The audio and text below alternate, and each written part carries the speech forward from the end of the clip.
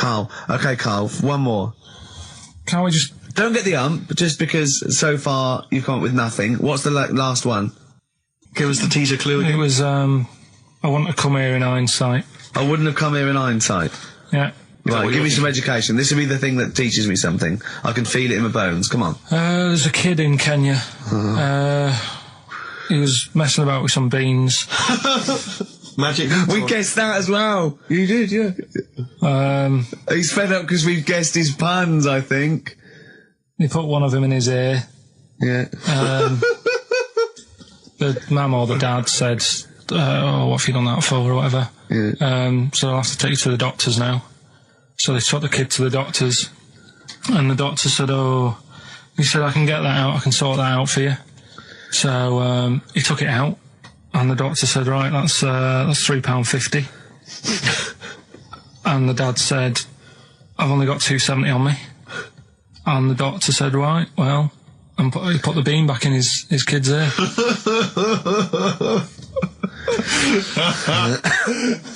I don't know what to say. I don't know what to say.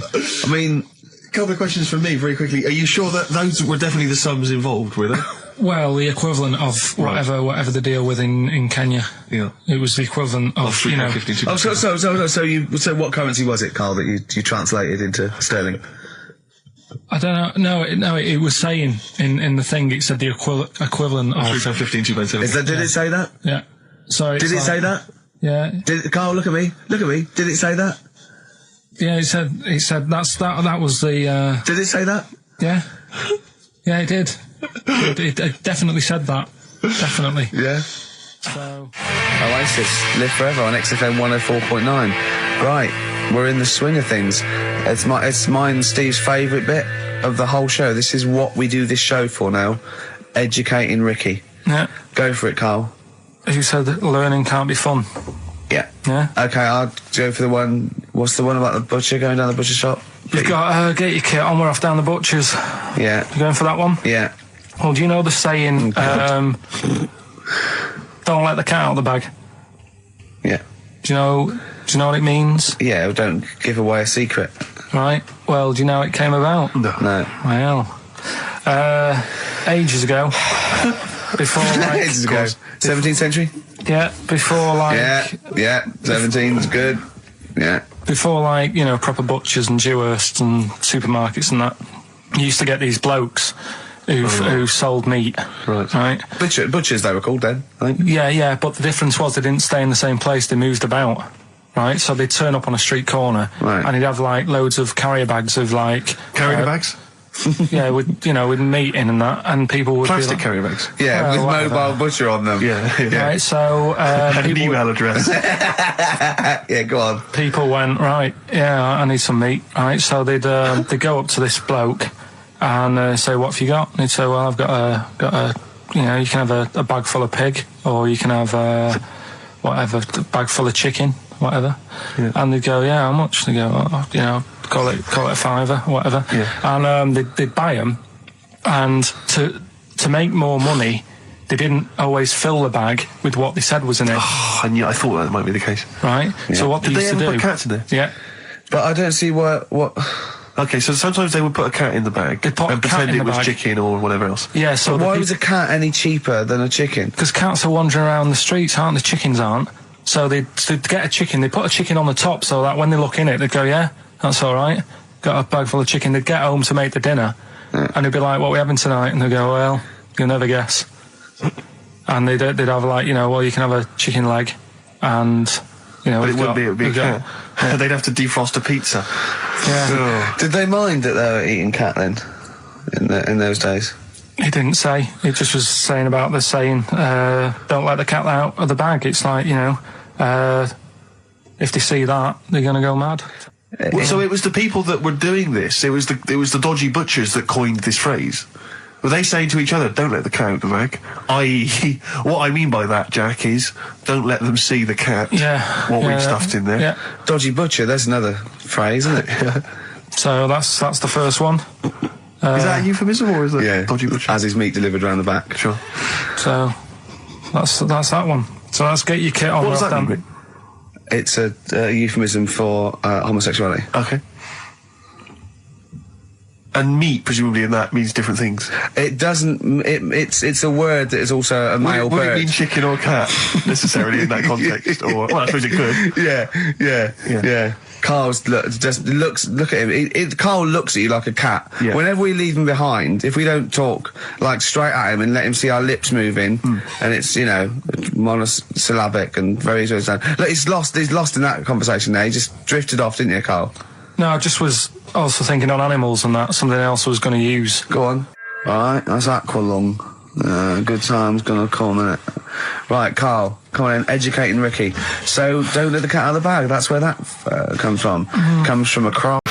Well, we've had calls confirming that there was indeed a fetus or a stillborn child. A pickled baby. A pickled baby. No wonder it died. Born without a brain. But everyone has, pointed out that it wasn't a little fella. It certainly wasn't a little fella. No. But because it had been in the jar for a long time, I think it had aged a bit. What are you basing that on? You do carry on growing, yeah. Well, your ears and your nose. Your ears and your nose. And your eyes don't grow, so you could probably, I'll dig it out for you. Yeah. Imagine if like, there was an experiment where they were raising a child just based on the information that we said on the radio. What kind of a person It was like would they download, be? yeah. And What kind of information would they and have? it took everything literally. Exactly. And I think, there's no irony or, it was just... They just, everything we said they assumed was fact. Everything that Carl said. And they any assumed was fact. question it had about the world, it could only ask Carl. Exactly. And it would See, be now, his- this worries me because without wishing to be disrespectful in any way, Carl, I think you're the best man on earth. When you have a child, we could be in a situation a bit like that. Is it a concern for you, do you think, that like when your son's growing up or your daughter and they're asking you questions, you're conscious, I mean, you yourself have admitted that you have a sphere of knowledge which you are an expert on. Ask your mother. You'd say ask your mother. That's good. That's great, fair enough. That's good. And I'd play with it. I think I'd be a good dad. Yeah, I think you would. But I wouldn't be the one who's shouting at it. No. Who would you get to shout at it? Probably Windsor Davis. He'd be good, wouldn't he? You horrible little man. Well, I'd tell it the rights and wrong. You don't have to be a really bright person to know the rights and wrong in the world. Yeah. No, I think you are bright, Carl. You are. And at what point in their life would you tell them about the evolution of the baguette, which you told us? Or the story of the bee. Yes. That you scored once. Or the two children. Would you ever get them to meet as maybe like that? They could be godparents. The friends you had at school. Yeah, with webbed the hands. big heads and Big webbed heads. They hands. weren't my friends. That weren't friends. I wish we could track them down. Oh, that'd be great. I imagine they're in a zoo. Oh, wow. Oh, Yeah. two big A safari jars. park, yeah. Two big jars. Industrial strength jars. Oh, dear. You're like our little fella in a jar. Yeah. It's In fact, that's what we should do with you over the 3 months. Keep it in a jar, and we can have it in alternate weeks, like step parents or whatever. Yeah, that'd be great, wouldn't it? Brilliant. Just you can. Oh, me and Steve will fight for custody. Yeah, it'll be a big jar though. You can put stuff in there. You can have it. Won't be like full of water or vinegar or whatever they do. Or You won't become pickled formaldehyde. Carl. No, it'd be like an big air chamber, and you're sat there, and it'd be like a little. What would it be, an armchair or something? It'd be an alarm chair, and we'd have stuff in there, and we'd bring your girlfriend like once a week, and she'd go. And we put a blanket over the top so we wouldn't, see anything. But like the intimate. Big Brother household. Exactly. Yeah. Now that's a hell of a documentary. Oh, that'd be amazing, wouldn't it? Carl in a jar. But anyway, you're starting to think that we're getting melancholy now that you're just gonna sit at home. What are you gonna do every Saturday? Dunno. Go shopping. Let's sort out a jar. 'Cause we've got to do the balloons before then as well. You've got to send you up in a balloon. Maybe we can send you up in a balloon and you come straight down into a big jar. Yeah. And they put a giant cork in straight away. yeah, and there's a big chair. I'll tell you what we could do. We could set you adrift like Robinson Crusoe set the ball and see where you end up. If you find me, yeah. Oh, you might go to an uninhabited island or something. People are phoning in go about into anything space. now, Rick. Yeah. We asked them to phone in about the jar thing. Switchboard lit up. It's crazy. You asked them to phone in about something sensible like Che Guevara or the life of Winston Churchill. There's nothing. That is really a demographic sort of snapshot of our fans, our audience. Ask them about a dead baby without a brain. Oh yeah, and straight they're on the reaching phone. with their phones. They don't mind what their bill is that much. We ask them for I don't know, great quotes or something from the great philosophers. Nothing. They're just ask looking them at the where phone. to buy meths cheap. Straight on the phone. Oh, you know. Someone just called in and said it's about putting. He went, "Hello." Carl answers the phones. And I said, "Hello." He went, "Hello." He said, "Yeah, about putting Carl in a big jar." And Carl went, Go on. And the bloke went, well, then you could call him Karl Pilkington. And he went, thanks. I love the bothering. I like Karl Pilkington. That's lovely. That's so sweet. He spent 50p to tell you that, and you were worried. You just saw you going up in a balloon and landing in a jar again, didn't you? I always, if ever I've got like a question on anything, the internet's sat there and I can just go online and find out. The internet is good. It's brilliant. But it's not all verified. What do you mean? It's not all verified. It's not all necessarily factually accurate. Anyone can put things onto the internet. It's it's freaks and things that put on things one, right? like... Here's one that I read in the week, right? Go on. About this woman. Yeah. She was a bit of a punk. And to get her hair done like she wanted it. Super glue? Right, no. She got lard. Apparently it's a popular thing, you might know. Put lard on your head. Yeah. And you put it in the oven. Oh.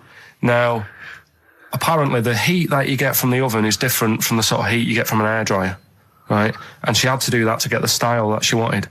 But anyway, she comes into money or whatever, treats herself to a microwave, right? It's not true. Opens the door, jams the things, like the little catch, so the microwave works. She jams it with a screwdriver or a knife or something. Yeah. Puts the microwave on, sticks her head in, boils her brain. Don't be ridiculous. Right? Well, why is that ridiculous? Boils her brain. She boiled her brain. She boiled her brain. And this is what's good about the internet. I went straight from that, and there was a subject about brains. And do you know that Russell Crowe, when he dies, is giving his brain to charity or something, some sort of some people who can do stuff with it. She gave hers to Pot Noodle. Vesta. Yeah. Oh, That's boiling the a sort of skull. Yeah. It's not true. No. It's not true, Carl. It's the same as the woman who put her poodle in the microwave, isn't it? And all Just urban myths. They're urban myths. But again, where does it start? Someone made it up. Yeah. For a laugh. They're just too convenient urban myths. Everyone said you can tell an urban myth's not true because it's always this happened to a mate of mine, and when you say what happened then, they go, don't know, that was it. Was it? Was that it? Was it? Someone boiled a brain and that was it. There was no more story. Well, were there any dates, locations, times? I think it was in Belgium. There's that one that a bloke, right, was going to get a phone call at 4:00 to find out if his business was, okay, right? And if he didn't get the phone call, he knew he was broke, destitute. So dead on 4:00, the phone didn't ring. So he went up to the roof, his office, and he jumped off to commit suicide. And as he was passing his window, the phone was ringing. Oh no. Carl, it didn't happen. Didn't happen. Think it through. Think it through. Who told that story? Who told that story? As he hit the pavement at 120 miles an hour. He's the only person who could have known that series of incidents. Also, why didn't he wait? Dead. As his life's at stake, why didn't he wait till 5:00? I'm going to give it 5 minutes just in case. In case the lines are busy. Yeah. And what sort of bloke goes out? I'll call you at 4. Okay, if your business. Well, call me anyway. No. If I don't call exactly 4, then no, you commit suicide. Commit suicide. I would, because if I don't call at 4, that's the end of it. Well, call me anyway. No, that's not the way I work. Why can't you just call me and tell me the other way? Well, I'm telling you how I do it. If you're bust, I don't call. Can't you just call to verify in case something goes wrong? What if it's engaged? It won't be engaged. Just commit suicide at 4, please. It didn't happen, Carl. The other one, right? A bloke, right? He's on a train station, and I'll tell you how I heard it. He's waiting for a cruise station, whatever, and he shits himself. As you do. And so he goes, my train's in 5 minutes, So he runs across to Millets and goes, quick, Levi's, 36. The bloke just puts it in a bag, he runs onto the train, he goes into the toilet, takes his trousers and pants off. His soiled trousers yes, and pants. Throws them out of the window, I won't be needing those again, cleans himself off, open the bags, it's a jacket. Oh. No, it didn't happen, Carl! At what point did he go into it and go, quick, Levi's 36? And the bloke went, sorry, Levi's 36, what, a pair? No. Shall I wrap them? Them? It. Shall I wrap? Just wrap whatever it is. Do you want to look? No, I'm not looking when you're putting it in the bag, please. Right? 36 ways to answer. Don't say anything. I've told you 36 Levi's. And put it in a bag and charge me for it. Yeah. I don't want to discuss it further. Yeah. There was one. Here we go. There was one about a woman whose husband died, and she had him cremated. Yeah. And made like a little egg timer out of him. Right. And she said, I did that so it can still help around the kitchen. Well, that might be true. That might be a joke. That's quite sweet. That might be true. It's a true story, again. It was all... No, not again, because the ones I just told weren't. Nor is the boiling the brains in a bag curry microwave. Head story true. Yeah. They're two... The rice is right. The rice is right. Now, just run the rules past me again. We had to identify whether it was a Chinese meal. rice or steamed rice. Well, Either basically, it was a Chinese restaurant or an Indian restaurant. But is it true that you played this at home with your girlfriend and it was clear you could always tell which was which? Because one had an Indian sounding name and the other was Chinese sounding. No, I managed to, it did work once. I managed to pick some sort of duck dish that sounded a bit Indian. Right. But then it wasn't Bombay duck, was it? Which is actually a piece of fish. You don't know. He wouldn't let me put, that whipped cream in the fridge. I saw that. I thought that's fun. Yeah, he wouldn't let me put it on him with shaving foam. Oh. Yeah, but every week we have this. Do you know the other week, Steve? I didn't tell you this, right? He comes in straight away. I'm trying to talk about sorting the show out, what we're going to do, how we're going to keep it good for 2 hours and that. Grabs a pen. He says, "Let me draw 666 on your head." Because you can see the scalp. I said, don't do that. He goes, all right, then how about we meet halfway, put 333. Every week it's the same thing. But I quite like the cream. Did you get any cream on him at all? No. Is it the spray cream in it? Yeah, he said no. Carl, can I just make some, just spray on some glasses? Just some round glasses on your face. Father Christmas! Hello. It's nearly Christmas, hello! Come on, it is Ricky Gervais' show. Yeah, should we play a record and then come back to this mayhem? This crazy mayhem. Yeah. Foo Fighters. All My Life on XFM 104.9. I'm Ricky Gervais with me, Steve Merchant, and Karl Pilkington. Indeed. Genius Karl Pilkington, as Heat magazine said. Really? Is that what he's referred to now? Yeah, yeah. Genius.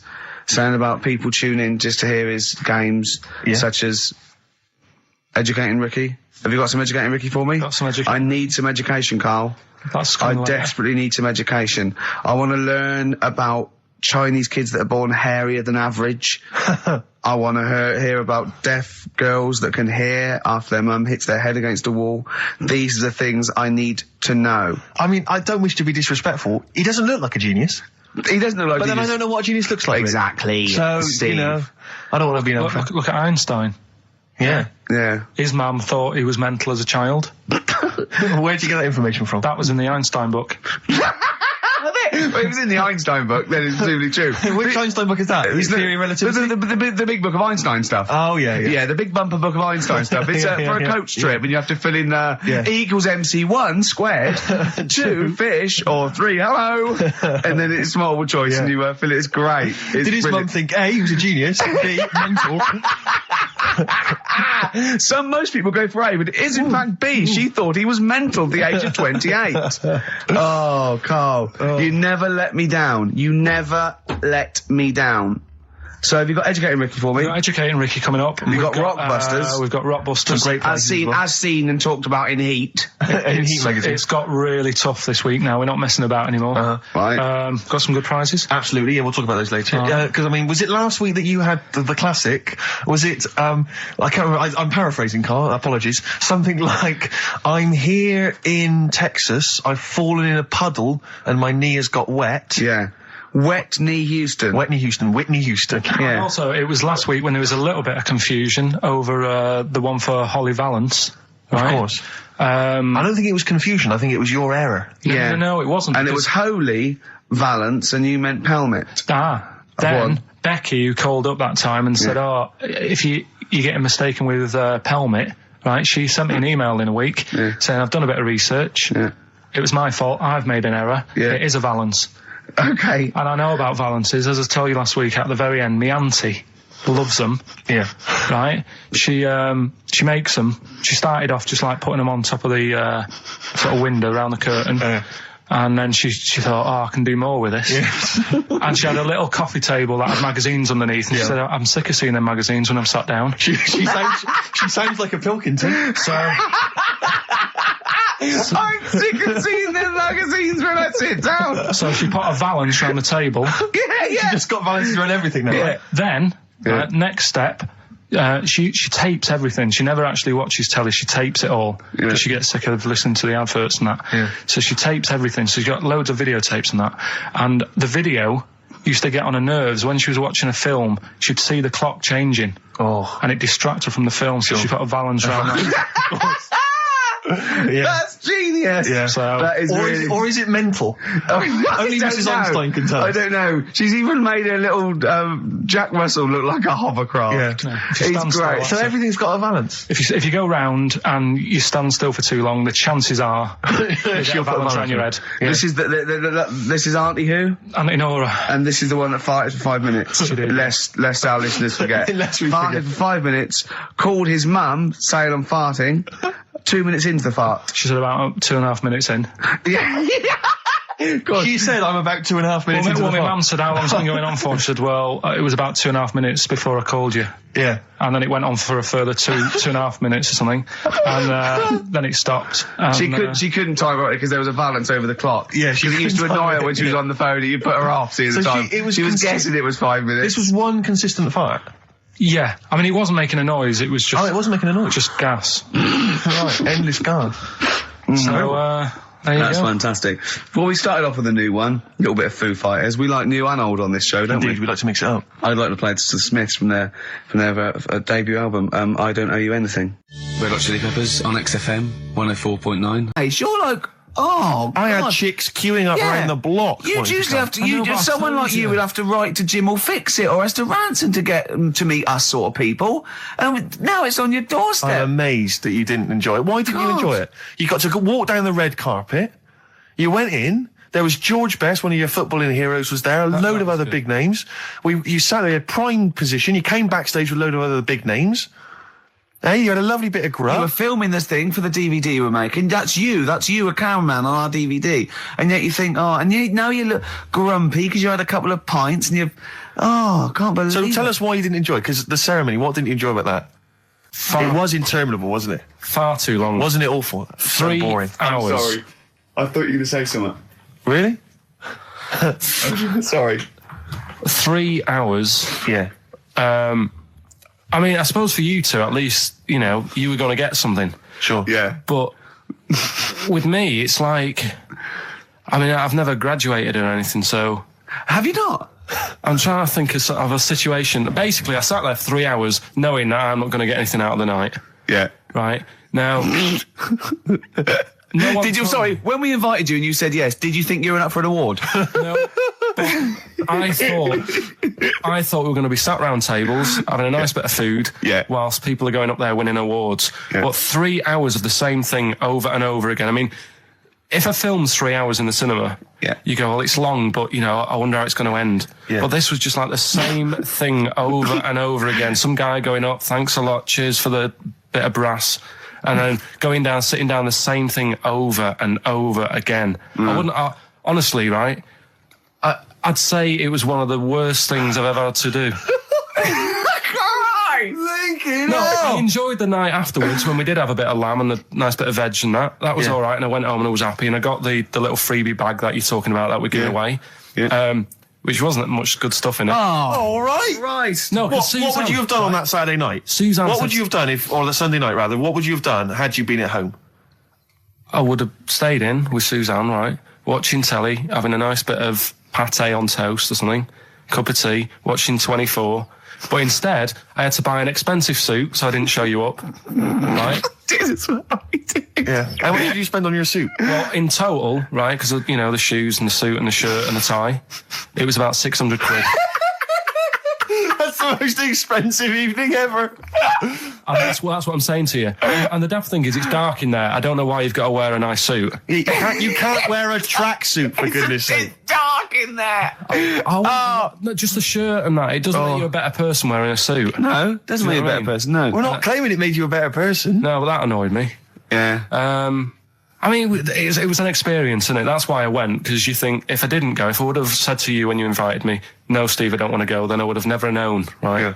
And that's my sort of thing in life, right? Yeah. If something comes up, you should take it, even if you're not going to like it. It's a bit of an experience. Right. Do you know what he said to me? I phoned him up because we had to meet up, and obviously he had to pose as my gay lover. Yeah. To get in, right? Yeah. He phoned me, what? You said something to me like, I bought a suit, I'm looking good. He said, I'm looking good. People will think, how on earth did he end up with that good-looking guy?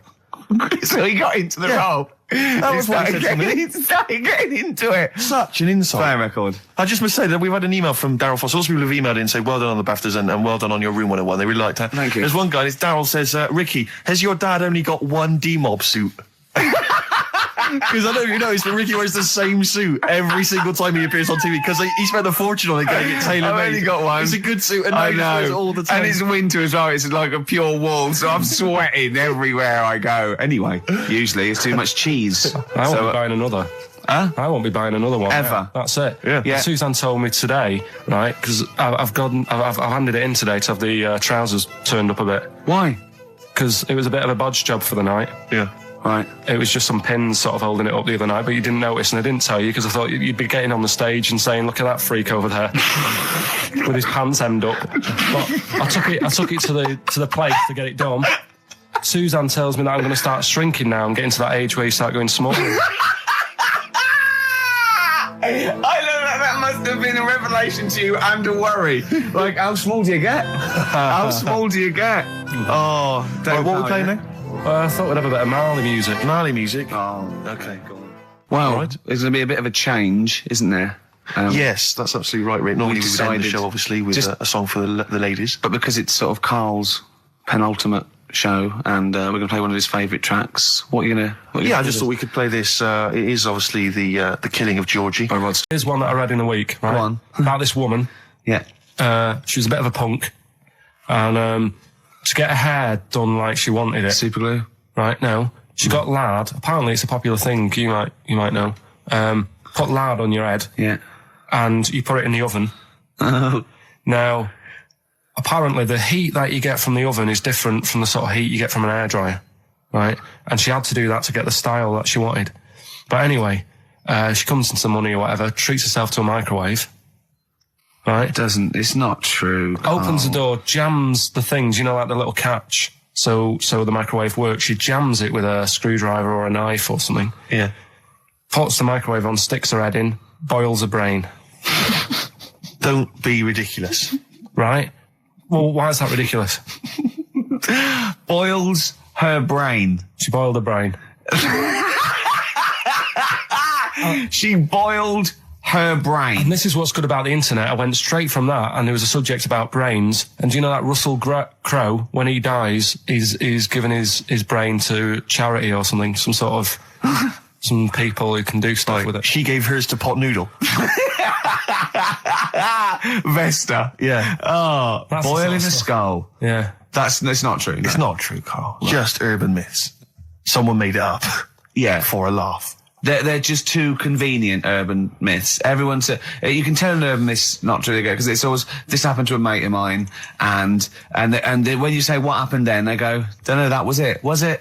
Was that it? Was it? Someone boiled a brain and that was it. There was no more story. Well, Were there any dates, Have you ever- locations, times? I think it was in Belgium. There's that one. There's that one that a bloke, right, was going to get a phone call at 4:00 to find out if his business was, okay, right? And if he didn't get the phone call, he knew he was broke, destitute. So dead on 4:00, the phone didn't ring. So he went up to the roof, his office, and he jumped off to commit suicide. And as he was passing his window, the phone was ringing. Oh, no. Carl, it didn't happen. Didn't happen. Think it through. Think it through. Who told that story? Who told that story? As he hit the pavement at 120 miles an hour. He's the only person who could have known that series of incidents. Also, why didn't And he he's wait? dead. As his life's at stake, why didn't he wait till 5 past? I'm going to give it 5 minutes just in Just case. in case the lines are busy. Yeah. And what sort of bloke goes, I'll call you at 4, okay, if you're busy. Well, call me anyway. No. If I don't call exactly 4, then, no, you commit suicide. Commit suicide. I would, because if I don't call at 4, that's the end of it. Well, call me anyway. No, that's not the way I work. Why can't you just call me and tell me the other way? Well, I'm telling you how I do it. If you're bust, I don't call. Can't you just call to verify in case something goes wrong? What if it's engaged? It won't be engaged. Just commit suicide at 4, please. It didn't happen, Carl. The other one, right? A bloke, right? He's on a train station, and I'll tell you how I heard it. He's waiting for a cruise station, whatever, and he shits himself.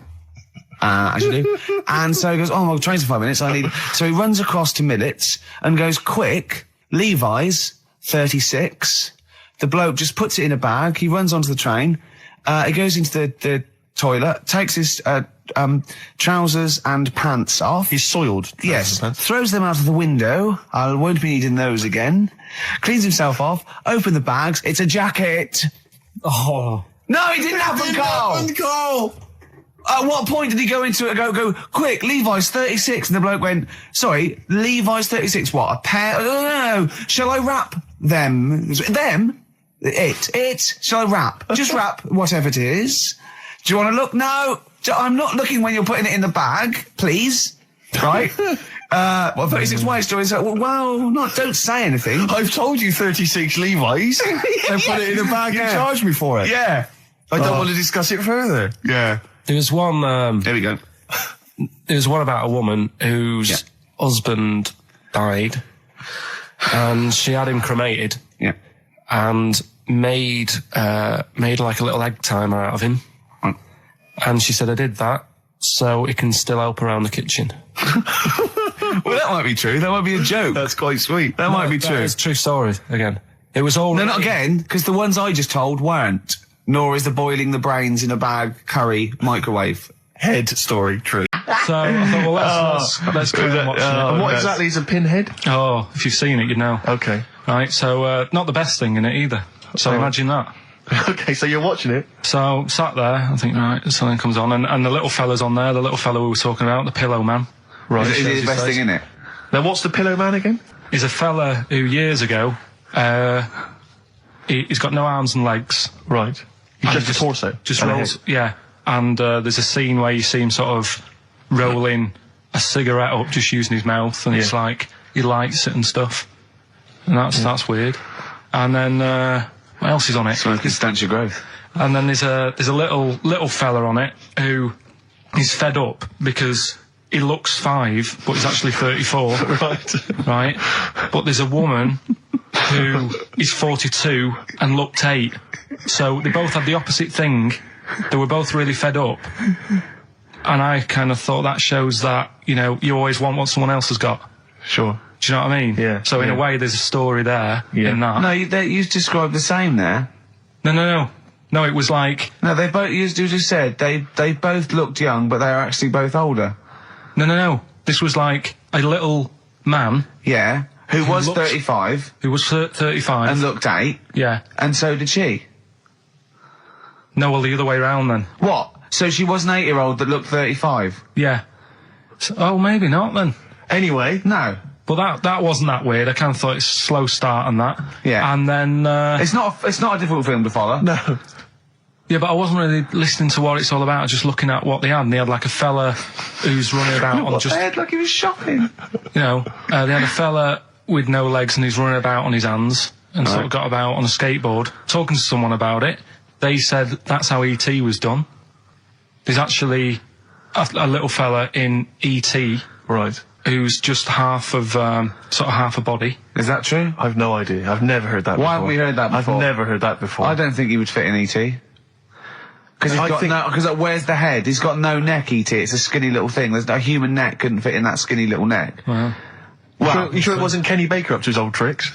What are you talking about, Carl? There's a fella with no legs in E.T. In E.T. they had two fellas, right? I think they had a little, a midget fella. Right. Who did it. And then I think he was off sick and they were like, oh, you know, what else are we going to do? So they saw a guy on a skateboard going by and said, "Do you fancy some work?" right. And he's done it. I think someone told me. I mean, it might be wrong. Exactly. Might be wrong. It might be, mightn't it? I mean, you've never been wrong before, so I don't know why you'd be wrong there. So what's the worst thing in it? Now, it's intriguing to me because here's a film called Freaks, featuring real-life freaks, and you're sort of a bit nonplussed by it. Just because it's built up. If you call a video Freaks, you've got to make sure that there's some good stuff on there. Yeah. What were you disappointed about? Was it that? Because there was a few things on it, right? There was a woman who said she was half man, half woman. And it's like, well, you're not, are you? It was just like she had some makeup on. I thought, well, that's rubbish. And then there was a woman who could eat using her feet. That isn't that freaky. Do you know what I mean? She's not hungry, she looks normal. Yeah. And that's when I was thinking, I mean, I'm not being right, Steve. You know I'm not being funny. Oh, here we go. No. But I'm just saying, if that woman wasn't eating and you were sat next to her in that film, Yeah. I'd probably be sort of drawn to you more than her. I'm not. I know you hate me saying it, but there's no point sort of pretending.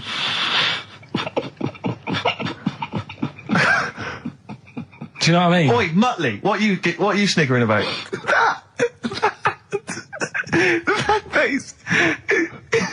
Well, you mean there were things in it that were less... What are you saying? I'm just saying. Play a record. Seriously, I'll slap you. I'm going to slap you live on air. Yeah, but you always get. I'm slapping you live on air. I swear to God. Alright, play a song then. He's playing a song. I'll play the song. Keep the finger up.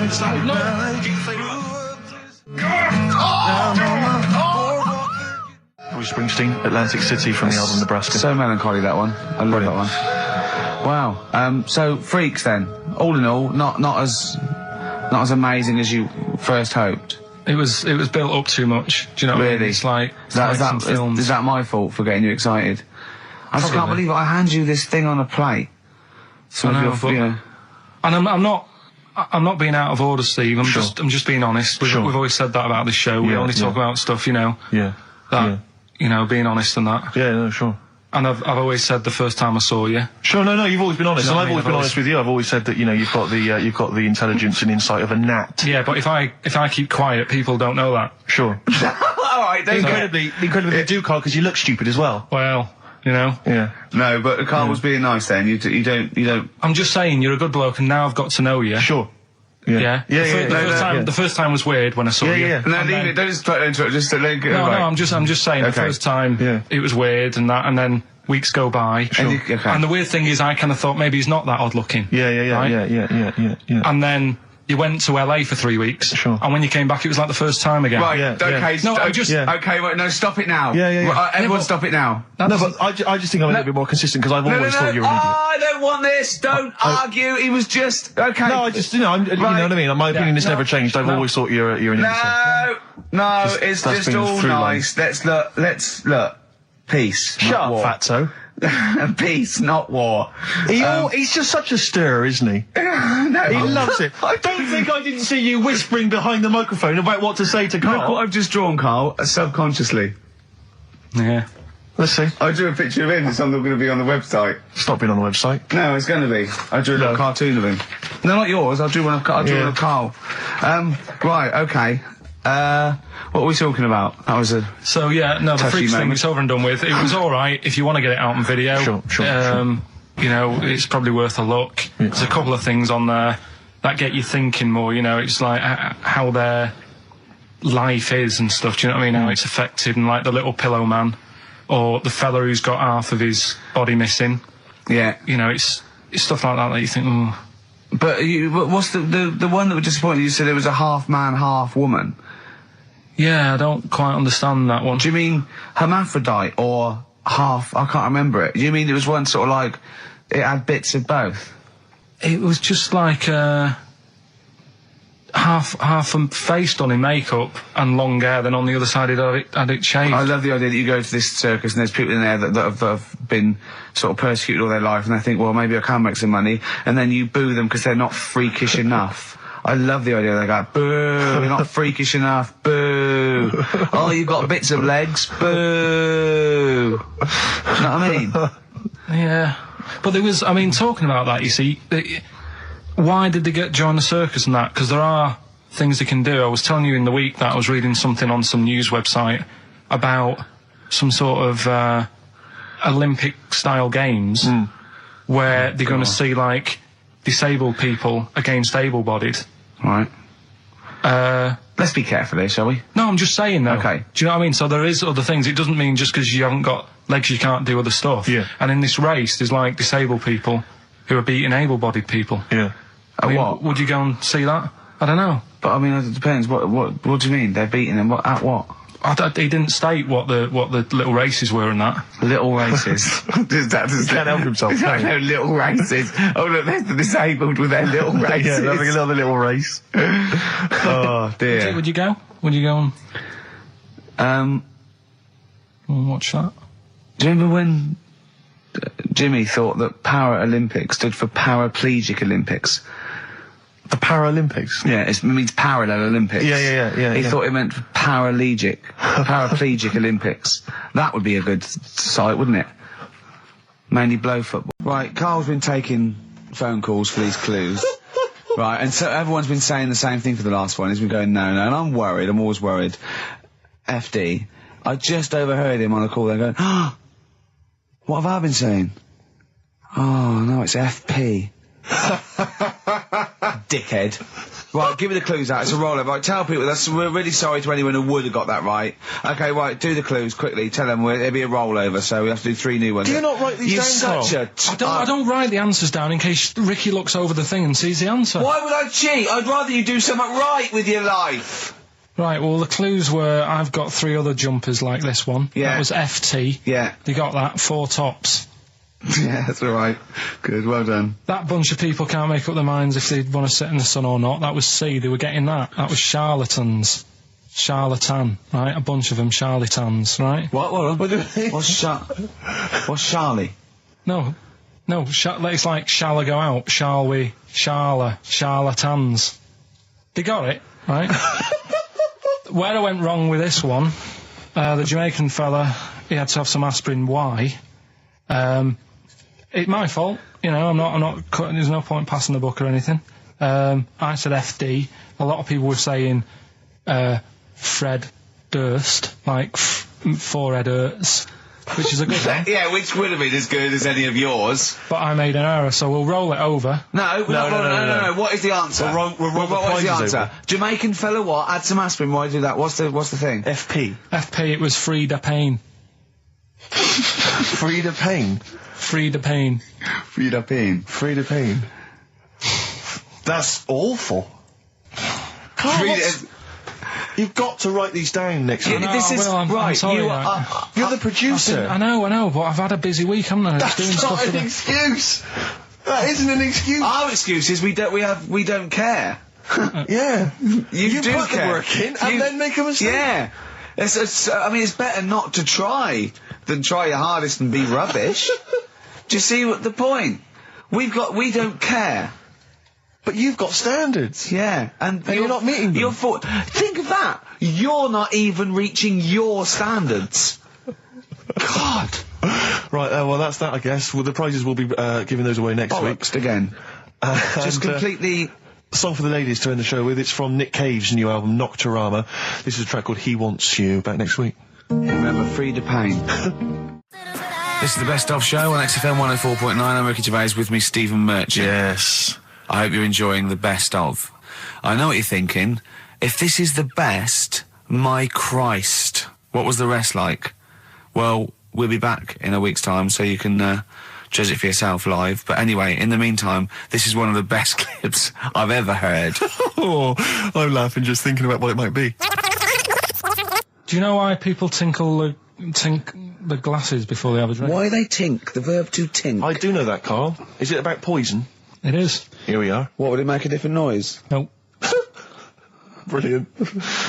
Go on, explain Why? it. You explain it, Steve. No, don't, Steve. You explain it, Carl. Go on. Oh, I've started, so I'll finish. Go on, Carl. Explain why they tink the glasses. Ages ago, Yeah. only people with money had drinking or something. That's like one of my film reviews. Years ago. Welcome to History Now. Now, ages ago, only people with money had drinking or something. Keep going, Carl. Keep going. Like spirit and stuff. So they'd it's like businessmen. It's easy for you to say. This is getting to be cruel, isn't it? This is amazing. Yeah, go on. Why Go did you on. open your mouth, Carl? What were you hoping was the best that could happen? Because you were trying to make me look stupid before with the planet, so I'm not... Whereas you know... Yeah, go on, no, come on. Businessmen with money. I've got to drink and ching. Okay, so then with all the drinks. So they'd nip round to have a chat about whatever they're earning money with. And they'd say, right, do you want a drink then? And they'd go, oh yeah, that'd be alright. So rather than like just pouring it out of a bottle into a glass and saying, there you go, it could be going, hang on a minute, it could be poisoning me ear and trying to like nip my business idea. Yeah. So what they'd do, it sort of pour a bit of his drink into the other person's glass and you get that tink noise. And that's like cheers, you know. No, Carl, I've just a slight amendment there. I think what it was you're absolutely right that they would then test each other's drinks to show that it wasn't poison. But over the years, that was reduced to just chinking the glasses by way of saying, let's not actually bother going through the whole rigmarole. They just did the chinking of the glasses. Yeah, that's good. It was exhausting though, wasn't it? I know. Was it worth it, do you think? Well, I like that because people carry that with them now. When they do that, they think, oh, that bloke's definitely not trying to poison me. Yeah. So the horrible thing is that now, when I do the glasses, I can laugh and go, they don't know I've poisoned them. Exactly. You should always do the pouring back and forth. It's a shortcut, it's a slippery slope. You know, just be careful. Karl Pilkington in the chair. Talked about the acclaimed Educating Ricky. Right, well, just in case anyone's new, doesn't normally listen. Yeah. Basically, I'm educating Ricky. Yeah. Do a bit of research in a week, find stuff, news, history, anything that's interesting. 3 stories, I give them a nice little headline. You take your pick. Yeah. Between now and 3, you're going to learn 3 things. Yeah? Yeah. So, the headlines are, I'll be no buying one of them.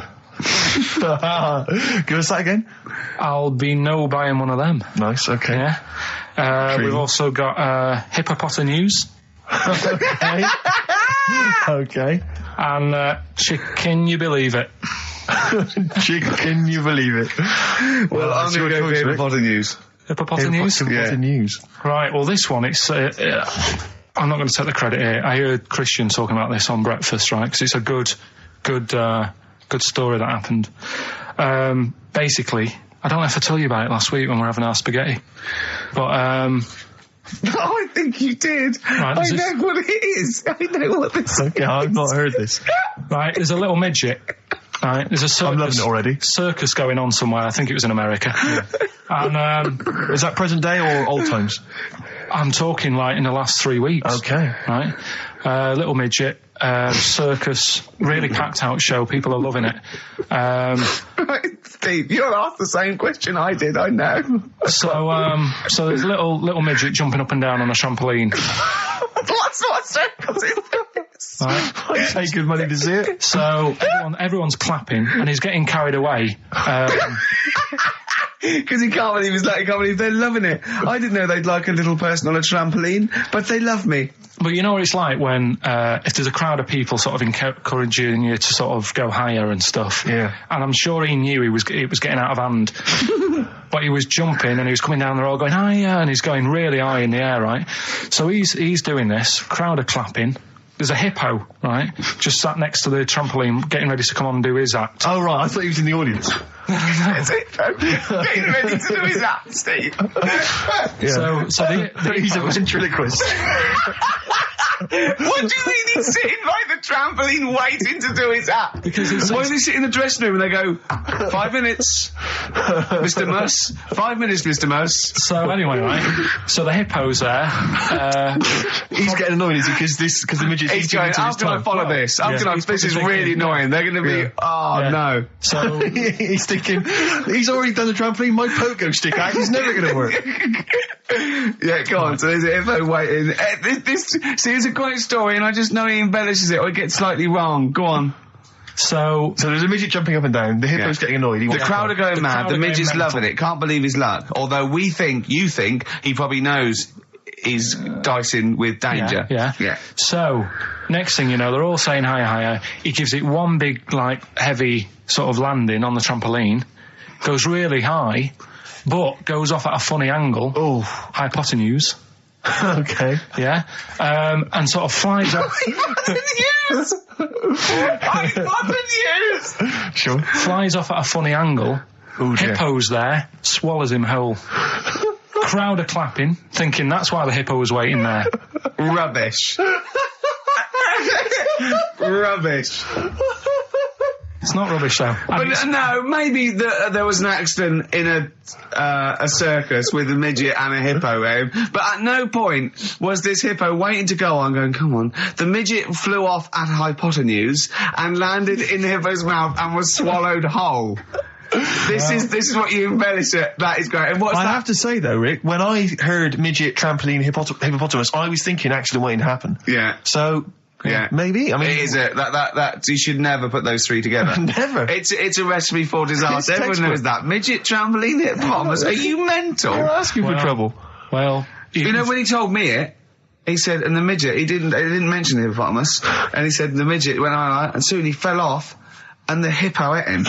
And I said, sorry, what was the hippo doing there? He went, it's a circus. I've never heard of a circus having a hippo. What do hippos do? What can they do? You can't train them, can you? What do you?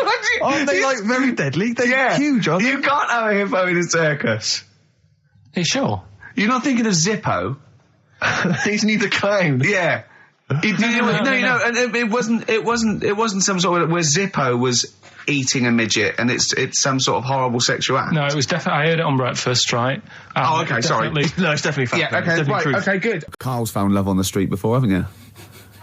How's it going with your bird, Carl? Are you married? No. How long have you been out with her? Going out with her? 7 years. Because, I mean, you're quite a simple man. Yeah. You're sort of a simple in a nice way. I mean, you're like Helen from Big Brother. Yeah, you're sort of nice enough, but I look normal. Well, yeah, you sort of do. But you could be one of those that just suddenly go mental with a pen. Yeah, do you know just what I mean? stab people through the eyes. Yeah, you sort of look normal. But if I wouldn't really want to wind you up to a point of frenzy. How did you meet your girlfriend? Through work. What, through her work? What, you phoned up and said We worked at the same place. Oh, you're right. Yeah. You're quite an enigma, aren't you? Could you give us more on that? At work, you met her at work. What, she came in selling sandwiches? She was going through the bins outside. What do you mean you met her Why at are you work? having an attack on me? You're the one who's sad and lonely. Oh, he's done you again. He's done you Yeah, again. but what I thought was interesting was I just scratched at him and he just went mental. Yeah, no, It's like a but bear caught in a trap. It's funny, isn't it? You'll never learn. Carl. No, I was just interested to find out what the story was, because it might be a really romantic story. Well, it's not.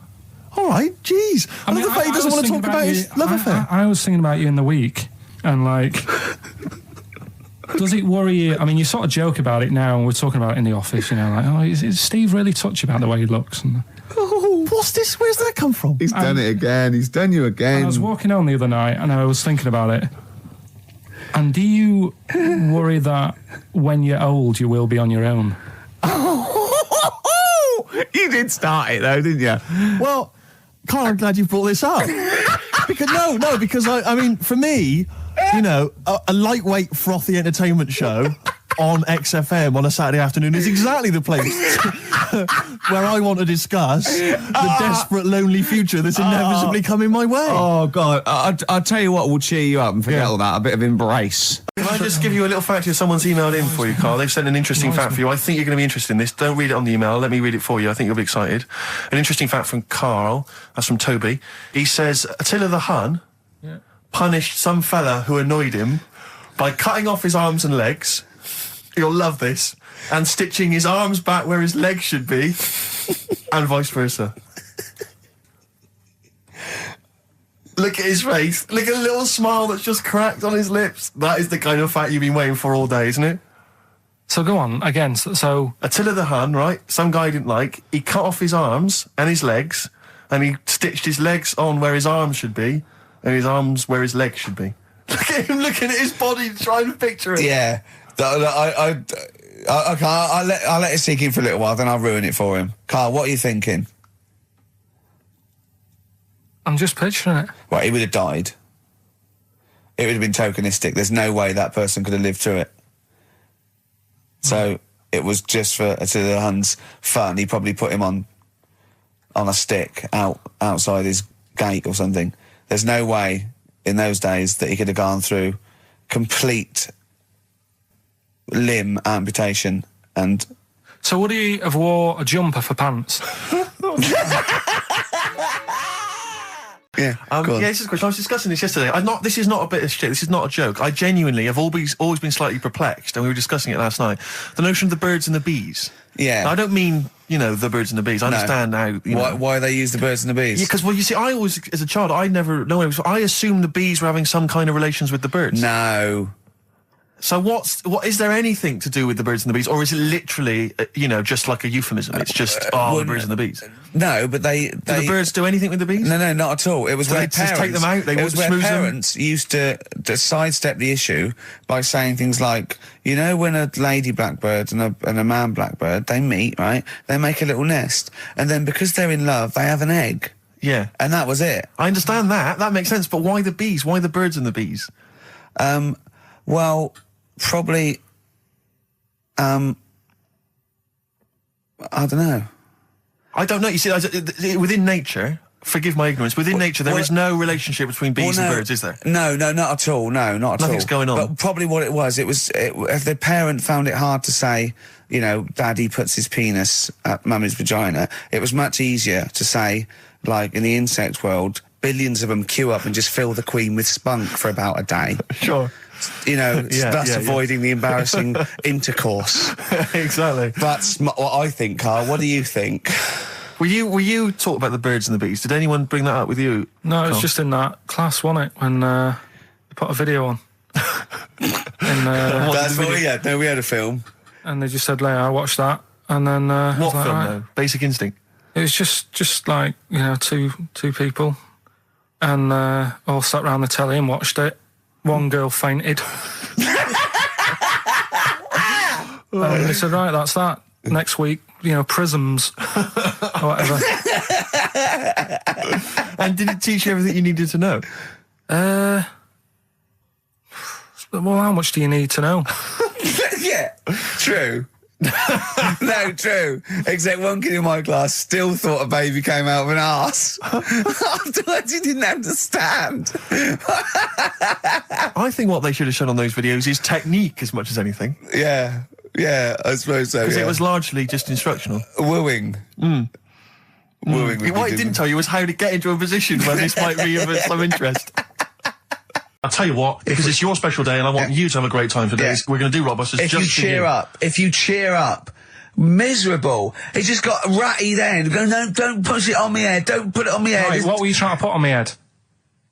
I was trying to put a pear on your head to knock it off with a ball, like William Tell, but it was because your head is so round and the pear was round, I tried to flatten it a little bit, and I didn't know it was a juicy pear. So I thought it'd be like just to crush it a little bit, and then he went mental because he had juice running down his face. Oh. Why is it my fault? The pear's a faulty pear. Exactly. Get proper fruit in here. It worked with the apple. That was fine. And then he gets ratty with me. Okay, let's not waste any time with Rockbusters. Can we really let's whip through it? Just whip through it. Just do the clues quickly. Quick, go Rockbusters. Right, go. Right, the first clue. Yeah, hurry up, faster. All the police cars are on fire. All the police cars are on fire. What's the initials? BS. BS. All the police cars are on fire. Good. What's the next one? The director of 28 Days Later is shouting about sleeping outside. Yeah, okay. What's the initials for that? DB. Right, okay. Okay, yeah. Right, go on then. He wants to be a sailor. Why is that? Yeah, well, what's the initials there? B. Brilliant. Okay. Give them again quickly, because I didn't quite catch the second one, but go from the top. All the police cars are on fire. Yeah, that's BS. BS. Yeah. The director of 28 Days Later is shouting about sleeping outside. Yeah, okay. DB. Yeah. Right? He wants to be a sailor. Why is that? Yeah. B. B. Okay, then brilliant. Okay, now Carl, you going to cheer up now? Email only, Ricky Gervais at virgin.co.net. Radio 1 Roadshow. Smiley Miley. Smiley mileage game. If anyone remembers that, I mean, here's a man, right, whose job, Smiley Miley was not a DJ, lest we forget. Smiley Miley was the guy that organised the vans that carried the equipment to and from the road shows. Because he was such a crazy personality. Because he smiled a little bit. Exactly. He got recognition, Carl. Longevity, lots of money, and lives where he wants to live. The town that he wants to live in. Why don't you just enjoy the town that you've chosen to live in because it's so good? London. What towns have you been to? Have you travelled at all? I've been about a bit, yeah. Right, okay, then what towns did you like? Okay, forget Manchester. That's safe. You like Manchester. Right, I'll do the big stop three. shouting. London, New York, Paris. Okay, you don't like London, even though you live here. Got flats here. Good, excellent. That makes sense. Have you been to New York?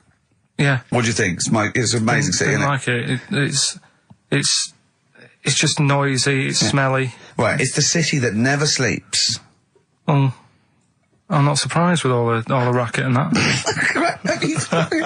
Paris, the city of love, the most romantic city in the world. Not really. I remember seeing an old woman in McDonald's in there, and it put me off. That's where that thing happened, where the old woman was.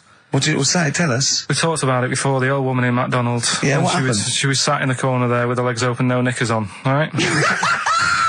Oh God! That's Paris. Did that put you off your cheeseburger? Next city, where next? Have you been to, I don't know, the most beautiful city, Venice? Yeah, I've been there, yeah. It's good? No. Why?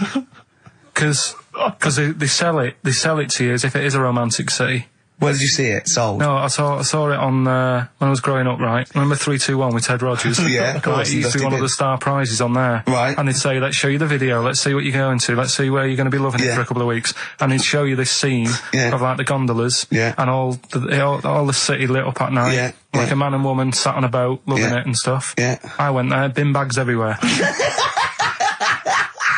Play a record. Yeah, it's a mess. Play a record. It's London. That flooded. is Wish You Were Here with Karl Pilkington. All right. It's London flooded.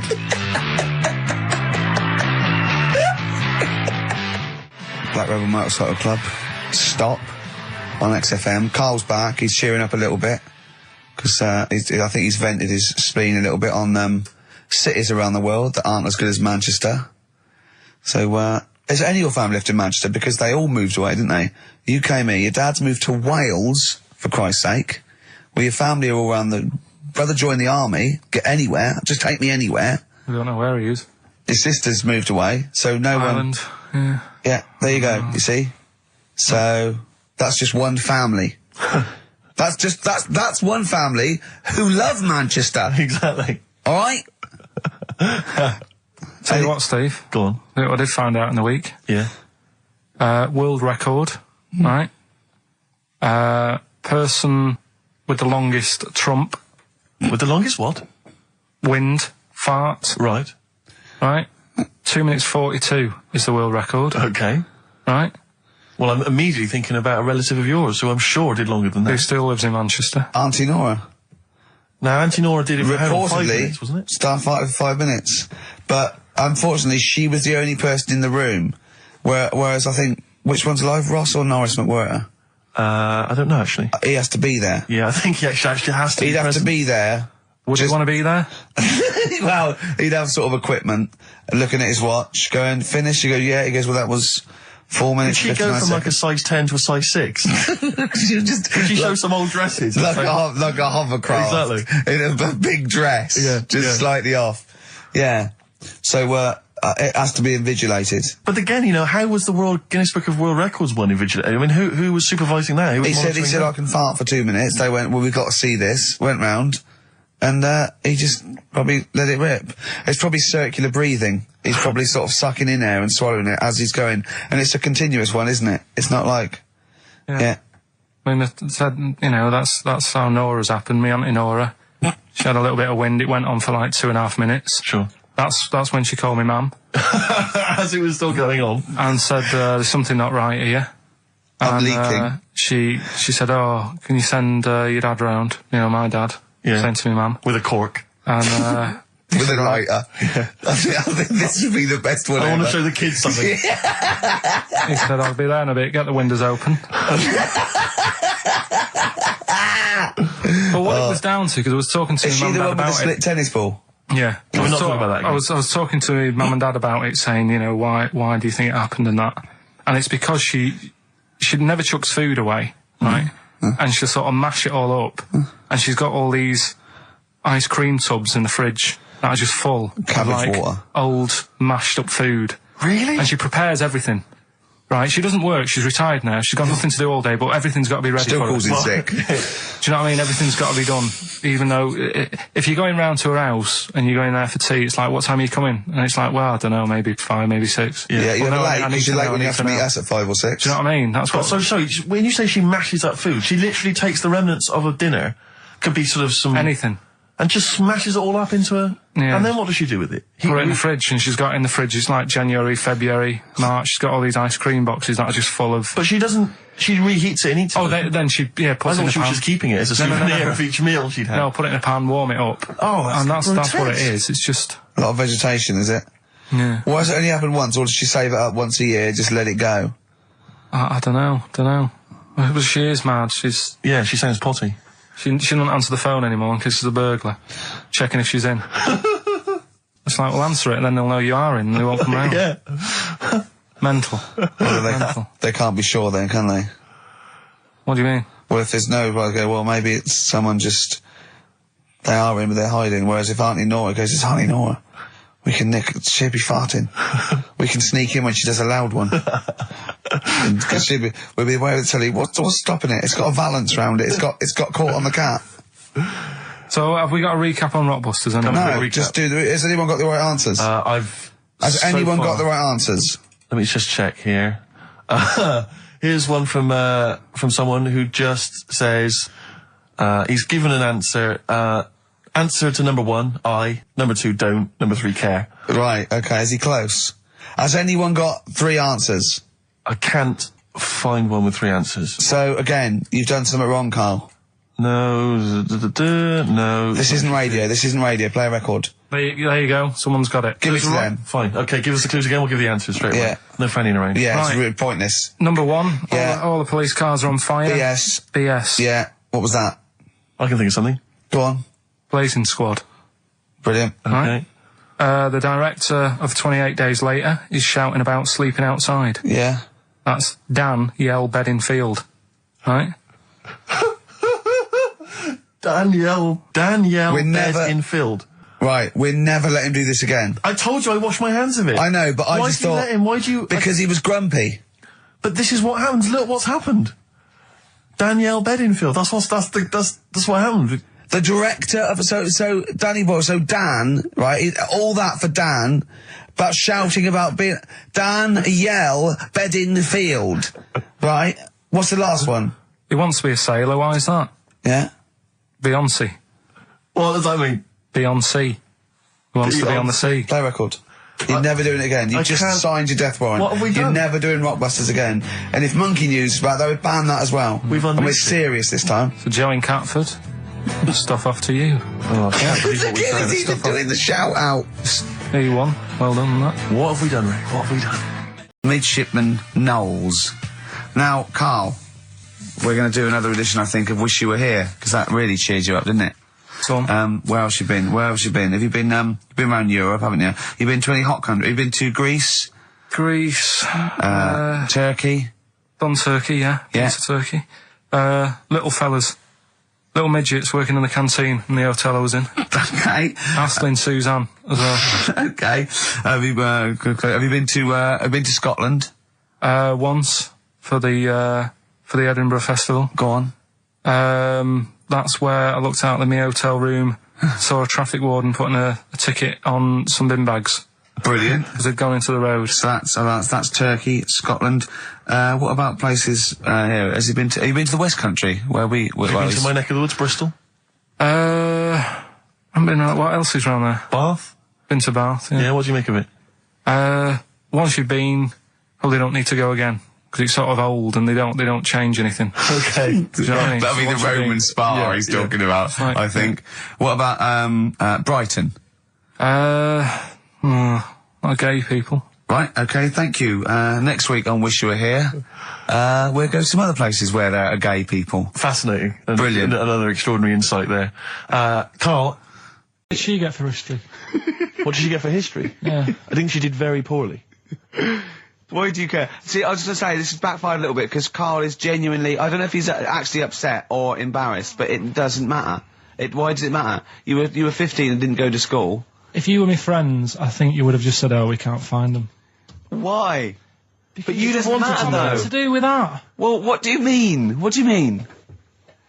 It's ridiculous. Do it again because you want to learn, because there's great things in the world to learn about. Don't worry. Look, GCSE is vocational. Is vocationally for a 15, 16-year-old to go on to do A-levels or whatever, or to get results. But you don't need that, because you've done very well.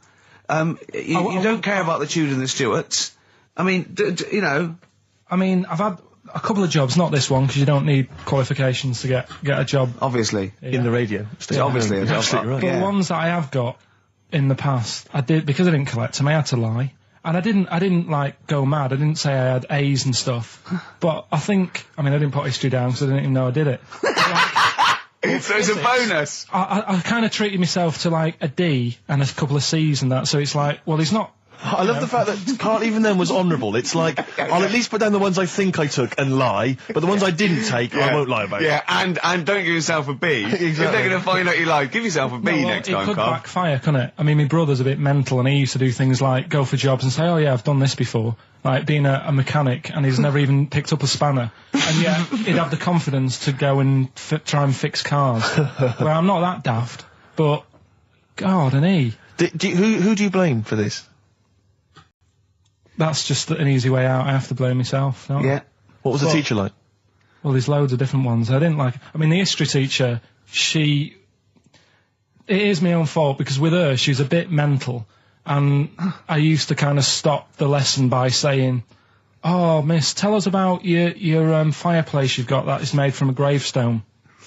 Because that's what That she would had. stop any English teacher in their No, tracks. and she loved telling you about it. So Yeah. it was like, oh, I learned brilliant. that from a So teacher, that's why I yeah. didn't know about divorce, head loss, and all that. Yeah. Dandruff legs. Horse, head loss, dandruff legs. But remember now, divorced, beheaded, died, divorced, beheaded, survived. That's all you got to remember. And what's that? That's what happened to Henry VIII's various In order. wives. In order. What does it spell out? No, it doesn't spell out spell anything, you just gotta remember the rhythm. In order in which he married. Yeah, but it helps. It's like when my mum taught me the alphabet. She taught me as like a song. A, And like B, C, Constanti- D, E, F, G. Yeah, constantly. No, not like that. Huh. That's how everyone else could do it, and I couldn't do it that way. Right. What That tune did she A, do B, it C, to? D. It was A, B, C, D, E, F, G, H, I, J, K, L, M, N, O, P, Q, R, S, T, U, V, W, X, Y, Z. Just remind us again what exactly songs or phrases, because I know a lot of people put it out of their mind week by week. It's a phrase that's, been said on the show a few times, right?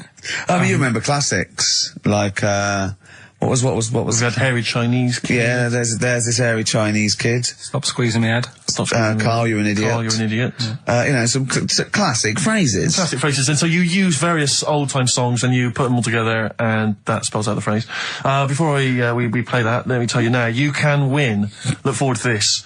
What's this? The new album from the Star Spangles. That's called Bazooka. Was that out, was it? Never heard. When's Bazooka out? Never heard of it. Never heard of it. The best summer holiday album in the world ever. You've got the treats on there include the Fast Food Rockers and Laz Ketchup. Yeah. I'm waiting for their second single, because I don't know what that's going to be about. Sure. Is it going to be a bit more fast food? Maybe like Pret a Manger? Yeah. Yeah, lovely. This is very good. Yeah, 2 disc set, the best of David Bowie. Inspiral Carpets, the best of them. Still don't know how they string that over 3 seasons. No idea. Bowie's is one. Yeah. We mentioned it last week, the American Song Poem Anthology. That's kind of a kooky collection of songs. And we've also got a couple of DVDs here. Stephen King's Rose Red. I've never heard of it. Straight to video. Yeah, made for television. Yeah. Will never be seen at the cinema. And I'm sure there's a lot of nerdlingers listening, so they will be loving Richard Dean Anderson in Stargate SG-1.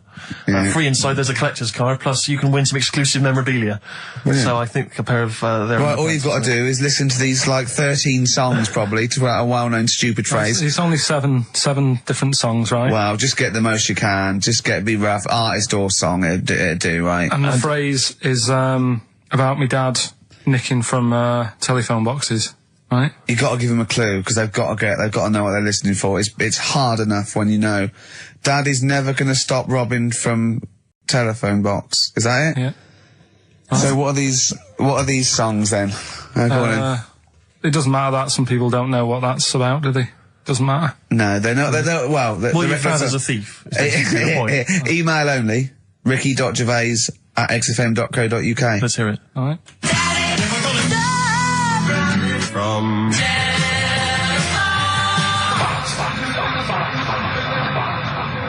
All right. Also not grammatically correct. No. But, so it's Daddy never gonna stop robbing from telephone box. Can I ask, because after last week's show, when you had your breakdown, you went off to Hastings with your girlfriend, stroke carer, Suzanne. Now, what does she... Because whenever we meet Suzanne, we bumped into Suzanne recently at the BBC, Ricky and I. She's always very nice to us, very polite, we have a nice little chat. But I'm always wondering, what is it that she thinks of us, really? You know, because I'm assuming you immediately go home and whinge. No, but they tortured me. You saw they tortured me on air. Now, what does she make of us? Did she listen to the show last week? Yeah, she did. Yeah, she knew I was annoyed. Right. So she sort of gave me a look like, you know what I mean, like that because we went to Hastings. That wasn't because you had like Marmite or something over your face. No, it was just like, so we didn't talk for a bit. I just was like, getting over it, thinking I'm sick of this. Yeah. Right. Is the new kitchen really worth it and all that? I phoned him up, left a message after the show. I said, "You seemed a bit quiet when you left. I just want to make sure it wasn't anything I said." Well, no one. You're still doing your Samaritan work? yeah. And did it ring or did you just ignore it? Let it go to answer machine. I think I turned it off. I left it off, didn't I? Yeah. Just left it off all day. And But what does she make of us? Does she genuinely think? Does she not really like us? I think it's weird because there's no one who she doesn't really like, which annoys me. Because she says to me, I'm the opposite. Do you know what I mean? I'm like, oh, everybody annoys you. Yeah. And it's like, well, but that's my choice, right? Sure. And that's why I don't bother getting mates and that. 'Cause Sure. it's just hassle. Yeah. Right? Yeah. But the problem is, sometimes me being like that affects stuff that she wants to do. So, if a mate... Like see her family and friends. Well, let's not say her family or friends, but say if one of her mates had a baby. Right. Right? Right. I mean, Naming no names. So this happened? well, I've just got to watch what I'm doing, haven't I, now? So, The builder who knows you're slagging him off and saying he nicks stuff. yeah. So, she's got a few mates who have had kids recently. Right. Yeah. So one of them had a kid. Yeah, go on. Right? And, she wanted to go and see it, right? And she said, you can come with us. And I was like, you know what I feel about babies. Sure. You've seen one, you've seen them all. Yeah. They all look like Mouse Smith. Why do I need to see another one? Yeah. Right? And she's like, yeah, but come and see it. You get on with them. Come and see them. And I was like, it's a long way away. Yeah. You know what I mean? That's probably narrowed it down again. Yeah. To be honest. So, and that annoys her because I can't be bothered. Do you know What I did mean? you say? Did you say, "Oh, no, I'm not coming to see him. I don't I'm like not him." going all the way to Swindon. What is he?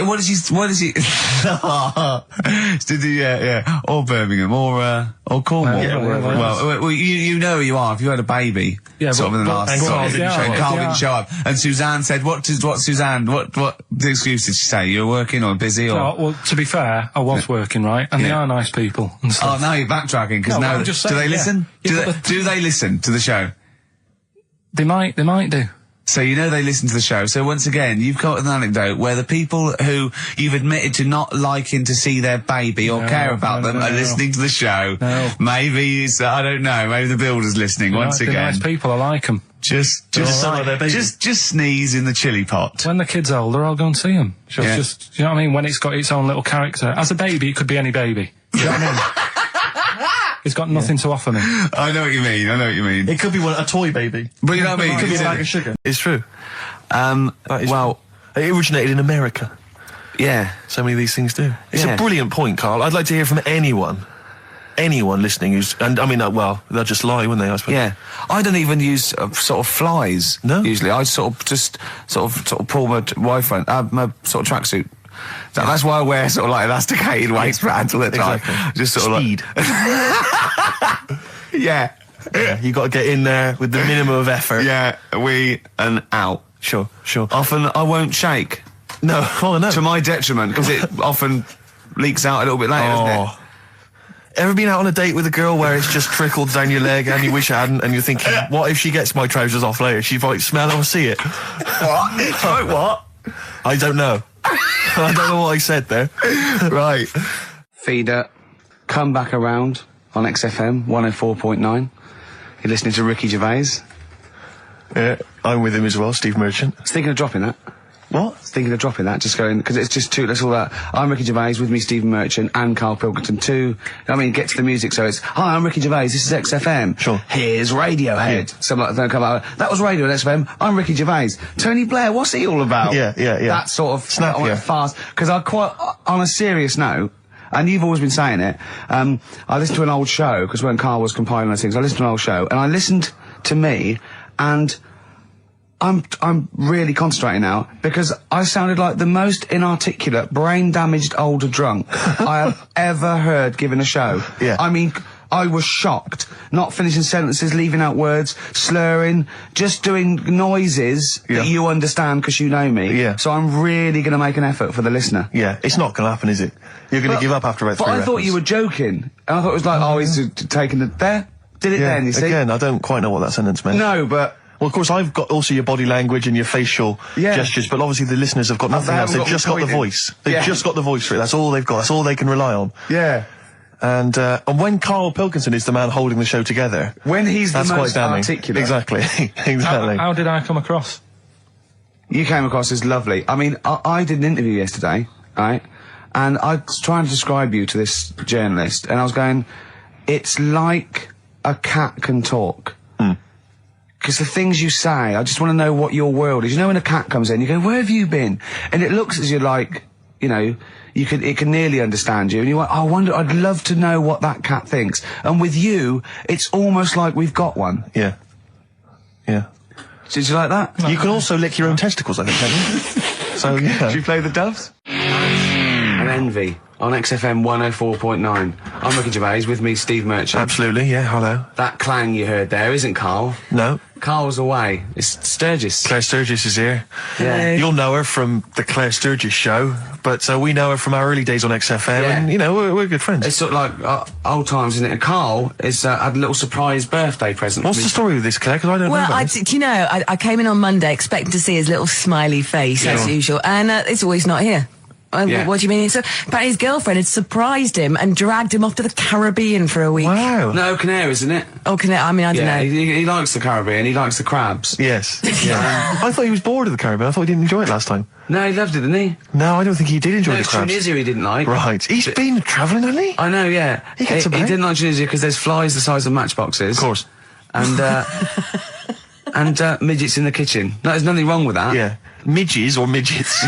Midgets, he said. Right. In It the was kitchen. midgets. He wasn't saying anything bad, he said that there were lots of midgets in there. Lots of midgets in the kitchen. Now listen, I'll give this one. This is an easy one. Now just think, right? Think just what it means. They're not that hidden. They're not that cryptic.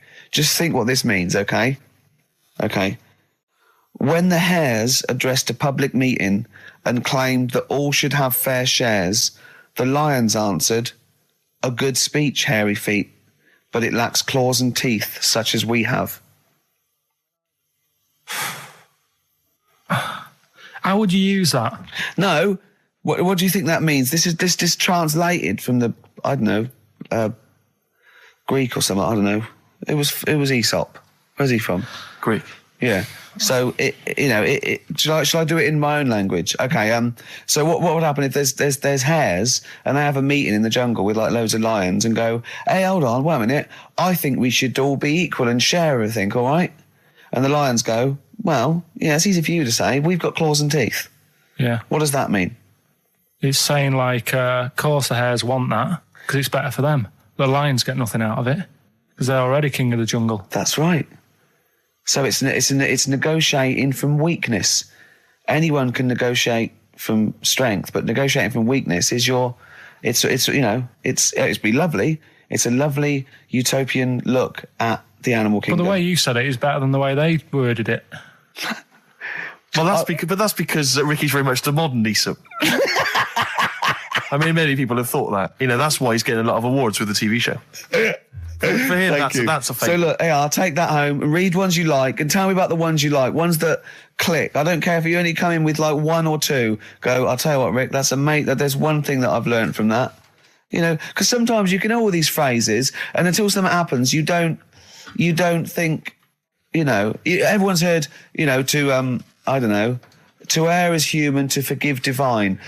And then something, you know, might happen, and you go, oh, that's what that means. That's amazing. So, you know. Do you know any, Steve, offhand? Wait, what's that? A fable. Well, I would imagine that the most famous one I've always remembered is the, you know, the lion with the thing in its hoof. Do you remember that? Paw. The lion, yeah, with the spike in its paw, and a smaller animal gets out for it, but it still attacks it anyway. Well, that's life, isn't it? Well, I read one the other day, actually, which was very interesting. It was one that the famous film director Orson Welles said. Oh, yeah? Which he said, apparently there was a bear going across a lake, wading through the lake, and a scorpion said, well, let me go on your back, will you? Come on, just let me go on your back, we'll go across, it'll be brilliant. He goes, well, no, you'll just sting me. You go, don't be stupid, if I sting you, you'll die, and we'll both drown. And he goes, oh, fair enough. Who was doing the stinging? The scorpion. Right, okay. And the bear's wading through the water. Yeah. So the scorpion jumps on the back, and they wade through the water, and halfway across, the scorpion stings the bear. And the bear goes, well, we're both going to die now. He goes, yeah, it's my nature. I thought he was going to say, I can swim. Oh, you're the best. What's the one about... Does that mean anything to you? It's my nature, i.e., you know, that's in my nature. That's the way it is. That's what I do. Yeah, I'm a scorpion. Yeah, one of my favourite ones. These don't mean anything to you, do they? I mean, one thing is you're not impressed by them. They're all right. What about Why this? not What about just this say one? Don't trust bears or Here's one of my favourites. What? He said, well, why not just say, don't trust bears? The bear's the one that was too trustworthy. Don't trust scorpions. Yeah. Right. Here's one of my favourite ones of all time. Okay. A lion is dying. It's an old lion. He's in the front of his cave, and all the animals come around, like the foxes and the hyenas and the rabbits, and they're all taking the piss out of him, and they're laughing at him, and they're laughing and going, "You can't fight us now." And just before he dies, he goes, "Fine, but I was a lion once." What does that mean? Don't know. Well, he's saying it's better to have lived and had what I had, because I was great, if only for a short time, and you lot are still alive, but you're nothing. You're rabbits and hares. I was a lion once, so you know. Are they always using animals for these stories? Well, yeah, I could change it to refrigerators and household appliances if it would make it help, but animals, you know. I remember the one about being ill a lot, and you say something about Go on. you know, if you keep doing that, if you keep having time off, well, I won't believe you. That's the boy who cried wolf. Is Yeah. that right? Yeah. Do you know that one? Have you heard the famous one? This is probably the most powerful one.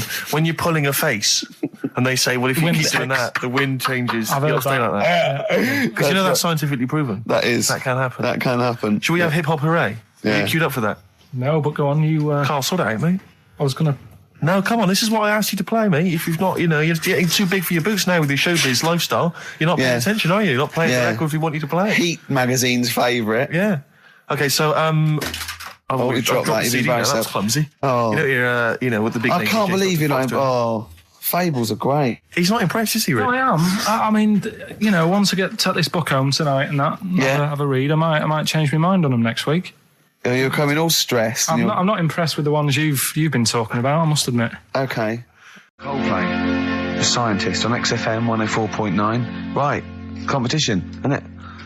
No, it's Educating Ricky Part 2. Oh, is it? Yep. I wasn't even listening. He's doing all the work. I wasn't even listening. I want to spill some water down on that.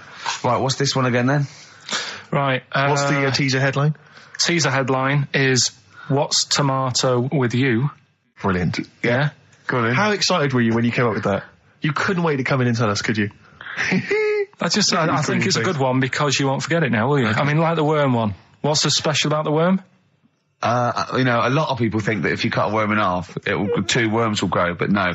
What happens is if you cut the head end slightly nearer the tail than the head, the tail will die, but the worm with the head will be okay. So, it's exploded a myth. It taught me something. Right, so the second one, part 2 of Educating Ricky. What's tomato with you? Yeah. What this one's about is, ages ago, It's scientific. There's never a date. There's never a country, a location. Okay, settle down, children. This is A-level history. Right. Once upon a time. Yeah. In a mental place with swords was a king. Forget his name, but he was a loony. So, and it was literally ages ago. Yeah. So, good luck in the exam. Yeah. Right. So, like, you know, all right, many years ago. Oh, yeah, cleared that up. Go on. They thought tomatoes were poisonous. Right? Because what hold on, are they going to be proved wrong at the end of this story? Well, because I don't want to give away the ending, but is it something to do with are they poisonous tomatoes? No. Oh, you're having a laugh. I don't believe it. Go on. They could have been eating tomatoes all this time. Oh, Steve, what's tomato with you anyway? Okay, so think a minute. Let's just recap quickly.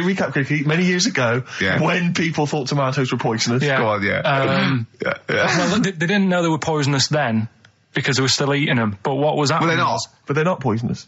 But hang on a minute. All right, and it's not. I'm just going to listen. I'm not even going to talk. Okay, I'm not going to tackle it anymore. If you remember, years ago they didn't have like pottery plates. They had lead plates. Right? What are you talking? Just let him talk. Sorry, what year is this? Let him talk. Come on. Plates made out of lead, and what they'd end up doing, they'd say, right, do you want a tomato? And they'd go, yeah, all right. And they'd put the tomato on the lead plate and cut it. And because of the acid in the tomato, right, it would sort of make the lead runny, and the lead would go into the tomato, and they'd say, oh, it's lovely this, and they'd be eating it. They'd get food poisoning, lead poisoning, what have you, and they'd be really ill.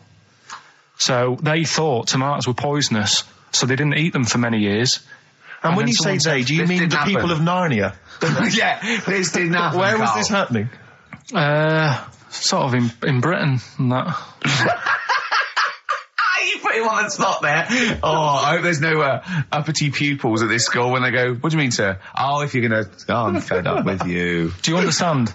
No. So the No, you've got... No, right, okay, first of all, Carl, where'd you get this information from? Where 14 times as well? Do you know... You can't remember? I don't know where I got that from. I don't know where I got it from. But why don't you think that makes sense? But what? Someone once got lead poisoning from a tomato? Not just one, loads, and then all of a sudden... No. Why is this educating me? Because I'm telling you that tomatoes... I can't take anything away from this. Yeah, I don't know what to take away from this. What have I learned? What have I learned? Don't mix lead with tomatoes. Why is this educational in any shape or form? What are you telling me? A long time ago in the land of Glunk, right, where the ninnies did slib, right, they thought tomatoes were poisonous because they ate plates of lead. What are you talking about? Yeah, but we all know tomatoes aren't poisonous. Is that what we're taking from the story? Is that the moral of the story? Don't believe these people that I'd never heard of before. What are you talking about, Carl? I think it's a bit weird. It's a bit weird, yeah. It's the same people that were spreading those malicious worm rumours. My hangover's coming back. I've got to get some water. Play a record that was rubbish. What sort? No. The Pope. Yeah. What semi-precious... Sorry, Mrs. Robinson, we're going to have to let you go. Yeah. Go on. You are the weakest link, Carl. Goodbye. Yeah, go on. The Pope. Yeah, the Pope. Yeah, we've got the Pope. Yeah, that's not strictly a question. He wears a... He wears a dustman's hat. He wears gore-blimey trousers. Yeah. Does he live in a council flat? Yeah, he lives in a council flat. He wears a semi-precious stone. What's the stone? The Pope wears a semi-precious stone. What is the stone? You mean, what is it called? Yeah. What is it called? What, is it got like a kind of papal name? I think it's like, you know, is it a 18-carat one? So we got to try and get the carrot yeah, of the Pope's big diamond. He calls it Dennis. He calls it Dennis the Stone. Do they want the type of gem it is? Like, or is there some kind of papal name for it? Or do they want it like the Rosetta Stone? Or I don't know. I can't actually. Play a record. Play 2 records. That's not... Where's your head at? Basement Jacks. Right, okay, let's get this right. Have we knocked this on the head then? It's just not happening. Oh, here he is. Look. Here he is. Come in. How have you... Oh, God. I don't believe that. Oh, that's pathetic. I do not believe that. That's absolutely pathetic. Now, they won't believe this, will they? No. Right, No. if I say that Jonathan Ross just got his massive member out, and he is a big lad, come and sit down. I've got your tickets, Mr. Gervais. Thank you. What's going on here then? I mean, why are you dropping off tickets? Well, because, you know, in the spirit of the Comedy Awards, we like to have the rising young stars of the British Comedy That's Awards. right, and that's me. Well, we couldn't find any this year, so we asked Ricky whether he would sit in the rising young star seat, and I wanted to deliver the tickets personally, so there's no excuses if he doesn't turn up later. Yeah. I always suspected that you were sort of pretty well endowed. Yeah. And now we've seen. You know, it's on webcam. That was just one of my cocks. That's the one you're wearing today. Didn't we? Did We you? got in Don't trouble say saying that. No, we were This is meant to be the happening young station. What's going on? No, you can't say stuff like that. You Yeah. can't. Just careful what you say. Look after Judy and Clary. What 10 years can in I- the wilderness, and he comes back in a person line. 10 years And in the that can wilderness. happen to you. That's Jesus you're thinking of, isn't it? Just because you're on everything at the moment. I walked in here and I came in there and I thought this is the young happening place, and what do I see in here? 3 old men sitting. What are you talking about? I'm only 28, 27. You all Yeah, look, you're Tracy. wrecked. You all look wrecked. You're Well, that's because we're always partying. I was looking for some youngsters. Where's the youngsters? I wanted to see some tight leather pants. I wanted to see some foxy chicks hanging on you every word. What is it? It's a bunch of old blokes and a bloke up there washing up in a sink. But look at him. He even dresses for radio. Look This at is him. ludicrous. It's amazing. Looks like you're I love the one fact step you were away. on the phone to Gervais last night, weren't you? Asking his advice Yeah. on clothes. Look at him. He's going for the man down the DSS. I like that look. That's a nice look. Have you got a single pair of trousers that aren't elasticated at the waist? They're maternity jeans, aren't they? They've got a whole frank panel that puts it The forward. thing is, what I do at the end of the week, I can pop these in a pan and I can make a nice soup with all the food that's encrusted in At them. his years as a homeless coming to the fore there. Look at you, But one why- step away from Lawrence Llewellyn Bowen. I'd like to be that bit closer.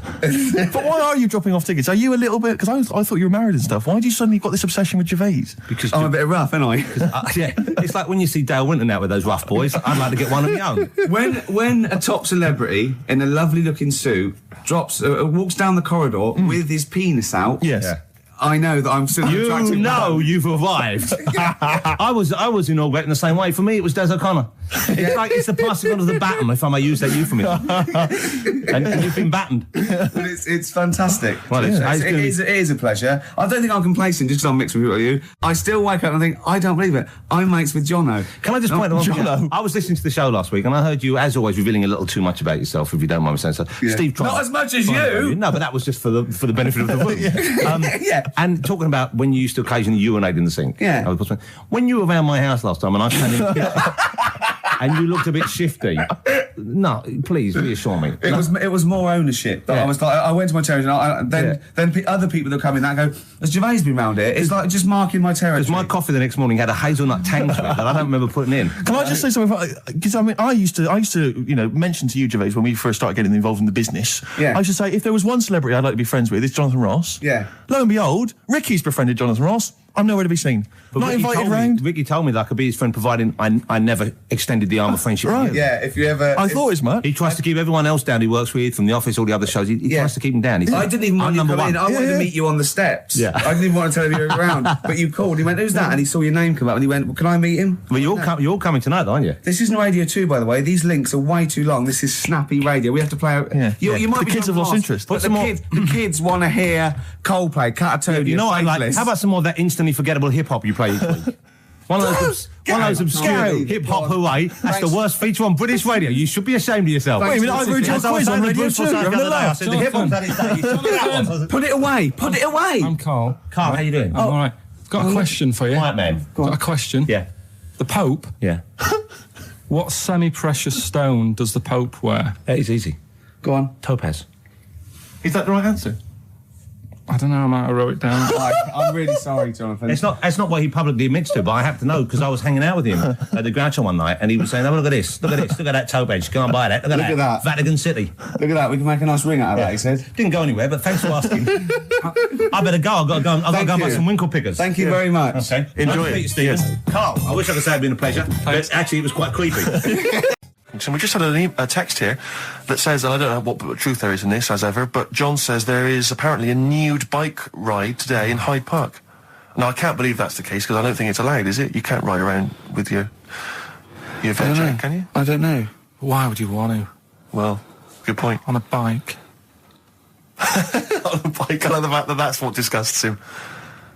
I want. Do you know what? If we did appeal for a nudist to call in, I'd want a very specific sort. I want a German nudist, a middle-aged man called Helmut. Okay. If there is any, or the closest one to it.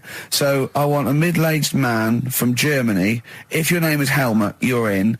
But I'll accept Hans. Carl would be good, wouldn't it? All right. Yeah. I think I'm wondering if the age might. Maybe we could we broaden it out Okay, a just little bit? a German nudist bloke. Right. Could he at least be fat? Could I find a fat German fella? If your name's Helmut, we're going to give you a big prize. Yeah. But, you know, any fat German fella who likes to get his sausage out. Sure. Okay? Okay, sauerkraut. Yeah. What's the phone number? 0871 222 1049. It'd be good just to get an email or a text with a contact, wouldn't it? And then I can just call them up in the week. Sure. And 83936 is the text number. I don't know what our audience demographic pans out like, Rick, but I'm suspecting that's probably a fairly small fraction of our listenership. I know, but, you know, fat there must be German someone out there, if you nudists. know a fat German who likes to get his tackle out, phones are going. Straight away. Just answer it, Carl. Just answer it. Just potluck. it could be anything. Well, just see what it is. To be fair, it could be a nutter. It could be a nutter. But just say hello. Just tell your turn. It's not If straight away. important, he'll stay there, won't he? He'll stay there. Well, answer it. Let's Answer leave it. Leave it. Answer it. Oh, you see this? It's gone. It's gone. There you go. He bottled it, so just as well. Well, you took too long to answer it. There's a vicar in Australia who started sort of doing his services and all that in nude. Hot, isn't it, out there? Yeah, Where'd but you get the churches aren't. Churches are pretty cold. It was on some website. Of course it was. Yep. Just saying about a vicar and that who's there's a lot of nudists and that who want to get married. Do it, you know. Don't mess about with the wedding dress and that. Just snip up. Cheaper, isn't it? Well, I suppose it's so. I suppose if you believe in God, you believe that that's the way to be, innit? Because Adam and Eve and that. Yeah, but then in Adam and Eve, the shame made us dress up, didn't it? Yeah. Eating the apple and things. Yeah, but God didn't want that, did he? No, he wanted to see it all. He was loving it. He was having a whale of a time getting a life full of all of that, and then the snake said, cover yourself up. Stitched him right up. No, I stayed up and watched. There was a thing on about Dracula, Right. What, Dracula? and I found a flaw in it. Go on.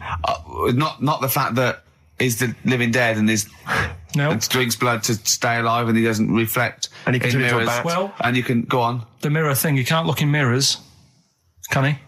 Well, he can look in mirrors, but he can't see himself in a mirror. Yeah. That still doesn't work. Go on. Go on. It doesn't work at all, Carl. It doesn't work. Go anyway. on. Well, Centre parting's always really neat. His centre parting's always... how does he do it if he can't look in the mirror? Blood on the floor or something it was called. Rubbish. I love the flaw in the Dracula film is that his centre parting's too neat. How did he do it without a mirror? Oh. Was it a documentary about Dracula? No, Yeah, there was the real it's Dracula. The real called- Dracula. bit. Yeah, the real Dracula, the It's true just a film. It had blood on the floor or something. It's called. Yeah. It's rubbish. Funny thing happened to me on the way here. Okay. Actually, it was about Wednesday or Thursday. I was walking along Charing Cross Road. I was on my way here, actually, to meet Carl for a drink. And this little fella came up to me. I think it was an overseas student. He's sort of like a student type, but he had an accent. And he came up to me and went, "Excuse me, are you one from the office?" And I went, yeah. He went, "Would you sign a script book of the office for me?" I went, "Yep, by all means, yeah." He went, "Can you come to the bookshop?" And I went, what, you haven't got it on you? He went, "No, but if you come, I will buy one for you to sign." And I went, "I can't really." He went, "Were you going to pass one?" I went, "I'm not, no, I can't." He went, "Oh, I was just in Waterstones earlier. I didn't go." I went, "Oh, sorry." He went, "You could just," I went, "I can't." He went, "Okay." I went, "I'll sign something else. Have you got something else I can sign?" He went, "Of course." And I signed a pamphlet or a brochure or something for him. But I love the idea. Imagine me going with him and queuing up, and I'm in the queue. He's going, "You're going, yeah, fine. Can you just hurry up?" And he gets there, and his switch doesn't work, and he goes, "Can you lend me £10?" Yeah. I mean, imagine that. I'm a little bit annoyed you didn't go with him, frankly, because that would have been a sale of our book, and I get a little cut from that. Well, behind him was Salman Rushdie going, can we hurry up? Because I shouldn't be out. I'm getting a lot of funny looks.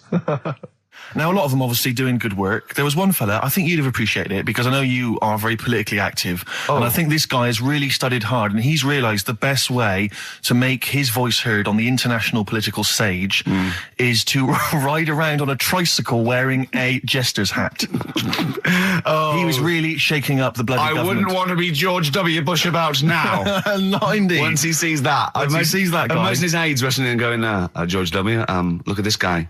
Where's that? That's in London, England. Okay, call off the forces. Is that a large tricycle?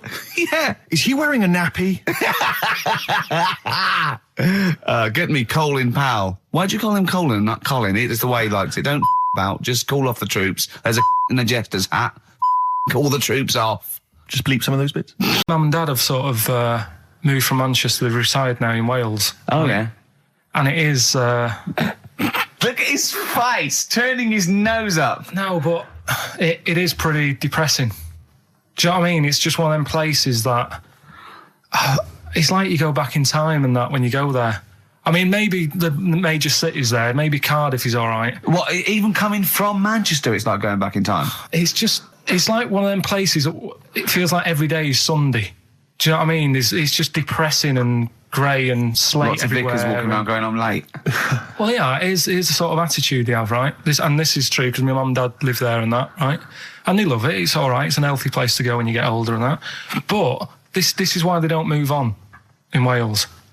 Well, I'd just like to make another... No. Sorry to any Welsh people listening. We're not saying you don't move on. Carl is. No, but... Sorry about the little Chinese shoes again. The thing as well. is, it's good that in a way that they do that and they don't want to be like, rushing about everywhere because the way London isn't that great either, is it? Because it's totally opposite here, right? Yeah. So I'm not having a go. It is a bit dull. I think even people who live there will agree with me, Okay. right?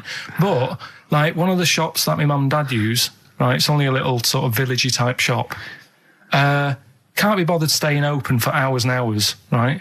Because there's not enough people who use the shop. Yeah. So what you do is, they get used to what you buy. And They leave it out. They put it in a phone box outside. They put it in a phone box? Yeah. So it doesn't get wet.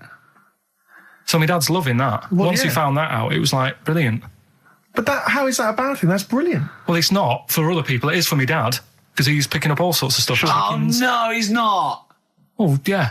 He's not nicking other people's shopping. Well, it's not like nicking, is it? Because it's not theirs yet.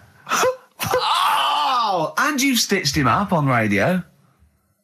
Well, of course, because they're going to think, who is there in town with a Manc accent who hangs around a lot? Who keeps making phone calls and is getting fatter. Yeah.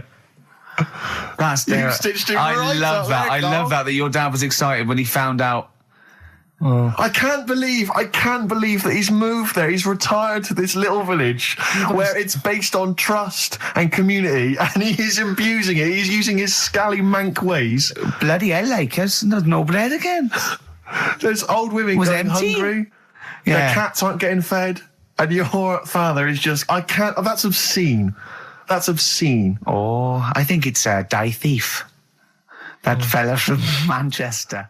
I found these things. Do you know what I mean? yeah. So explain this again. Right, so I got back off holiday. The first job I found out I've got to do is work with Ricky for a voiceover. I do a regular thing. I do X-Ray magazine, but I'm allowed to make the script up. And they said I could, so I did.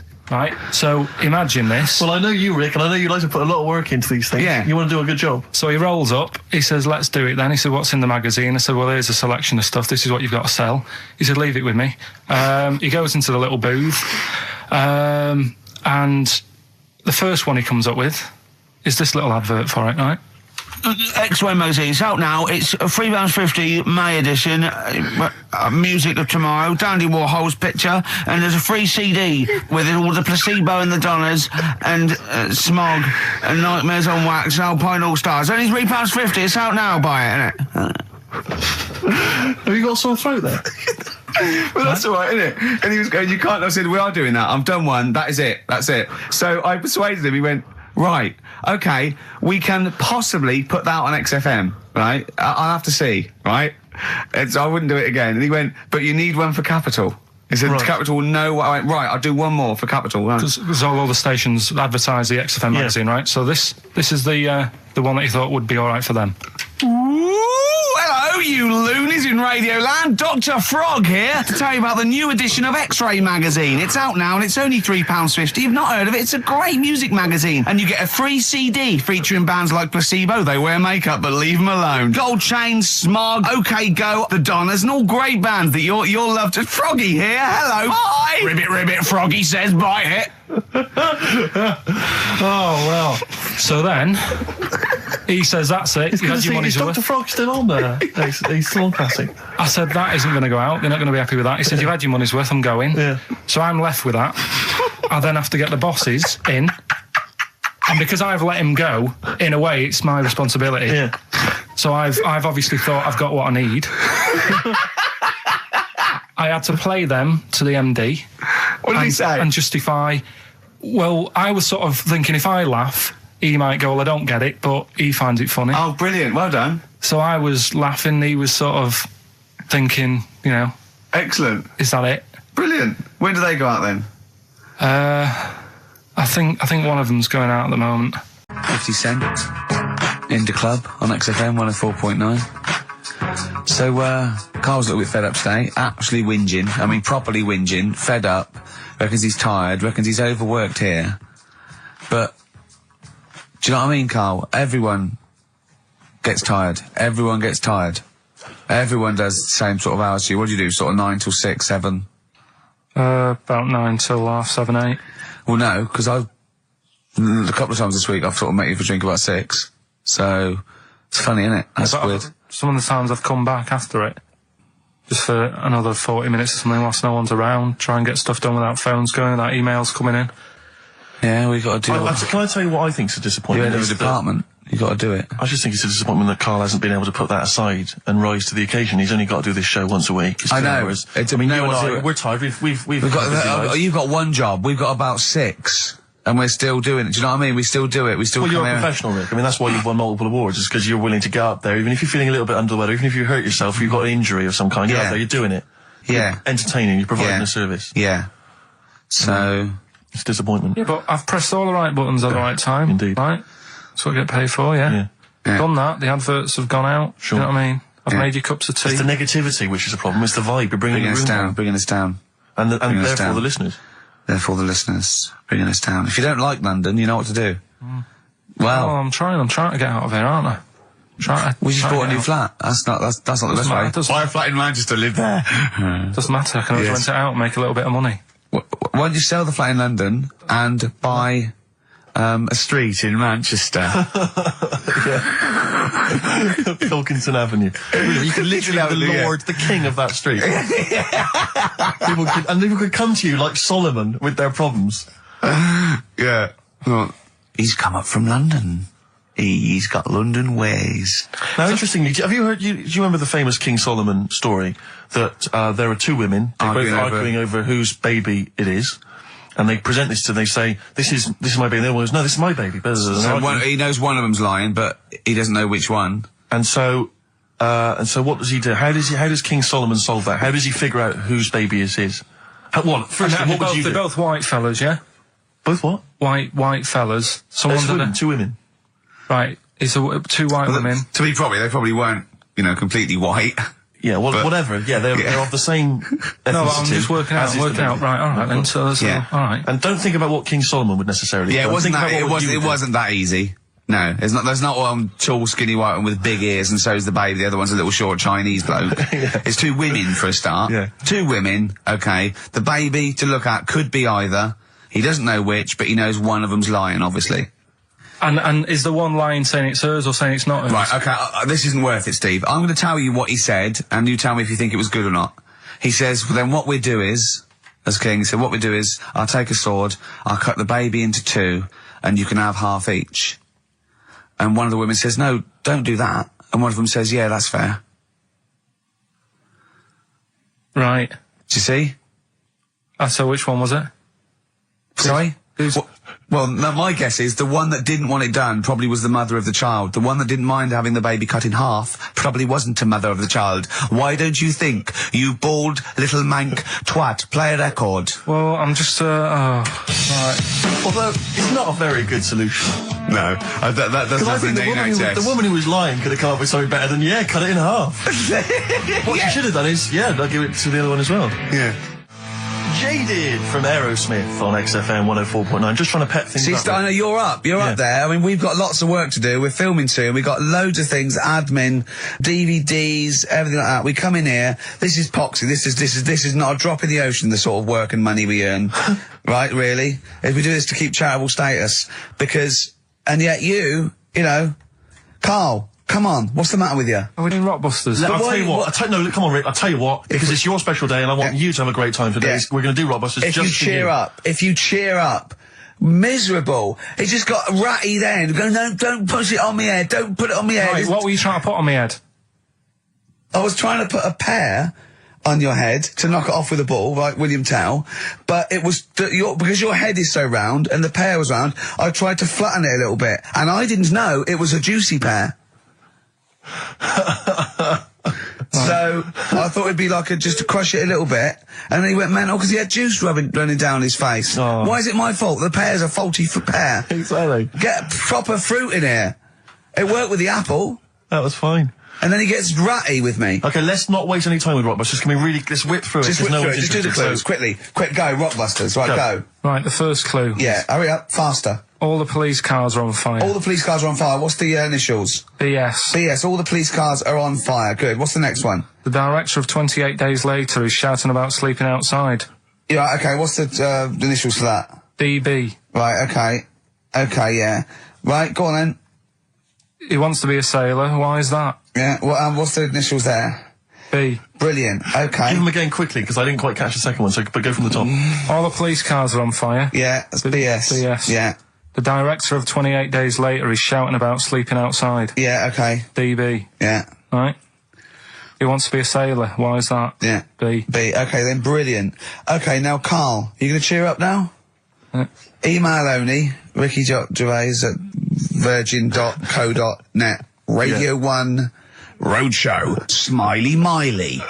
Smiley Miley's mileage game. If anyone remembers that, I mean, here's a man, right, whose job, Smiley Miley was not a DJ, lest me forget. Smiley Miley was the guy that organised the vans that carried the equipment to and from the road shows.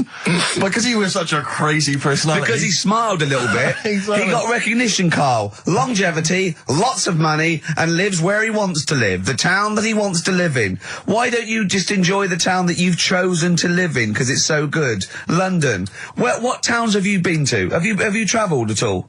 I've been about a bit, yeah. Right, okay, then what towns did you like? Okay, forget Manchester. That's safe. You like Manchester. Right, I'll do the big Stop three. shouting. London, New York, Paris. Okay, you don't like London, even though you live here. Got flats here. Good, excellent. That makes sense. Have you been to New York? Yeah. What do you think? It's an amazing city, isn't it? like it.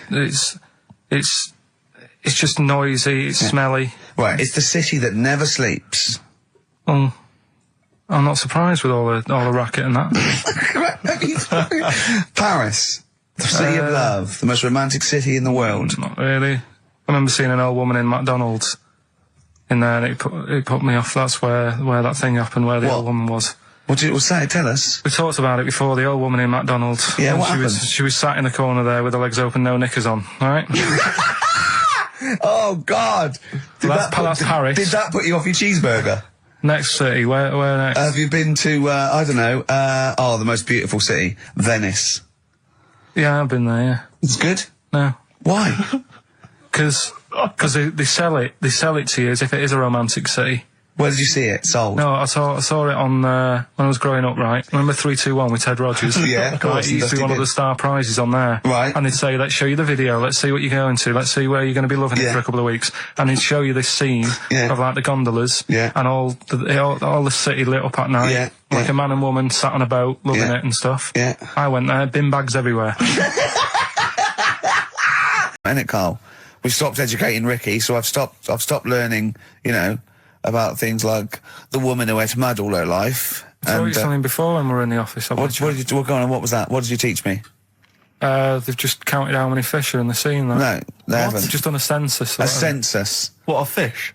Yeah, some fellas have gone in the sea and they've got to work out. There's about... Mrs. Spratt, is this your son? No, he's a lodger. Okay, well, let's mark him down. That's 2. Oh, I've lost count. 6,400,000. Oh, darn. So how many are there? Oh, there's a lot. There's Oh, well, there are more species of fish than bird, mammal, and reptile put together. Can I ask a question? That's on my DVD of animals. That's still available in the shops. Probably find it online. You'll get that slightly cheaper. $15.99. What? Go on, ask me a question. Features of Ask me a which question. include, Ask me a includes question. Karl Pilkington's also on the DVD. Yeah. That's a perfect Christmas gift. Yeah.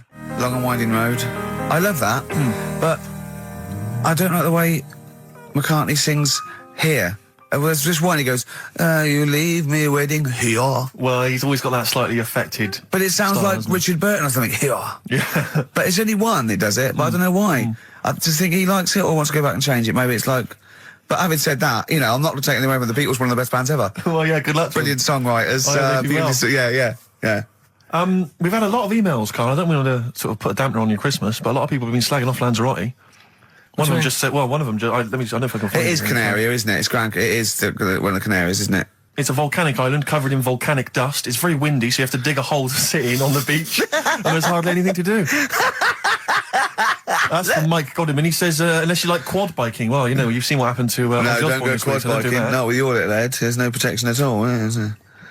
I don't know what you're thinking. I don't know. At least Rick Mann and Ozzy had lots of hair. Yours would be like Humpty Dumpty. It would crack like a little egg. And then we'd seen, there's no kings or king's horses. So, Yeah, well, they couldn't do the job anyway. No, if you remember. shouldn't really send them. They're not really qualified. Horses not equipped to put back Send an a egg medical man. man like Neil Fox in Yes. to mend But not eggs. some kind of military horse. I bet he's had the egg on his face a few times, hasn't he? What, Foxy? Yeah. Well, most of the series are Pop Idol.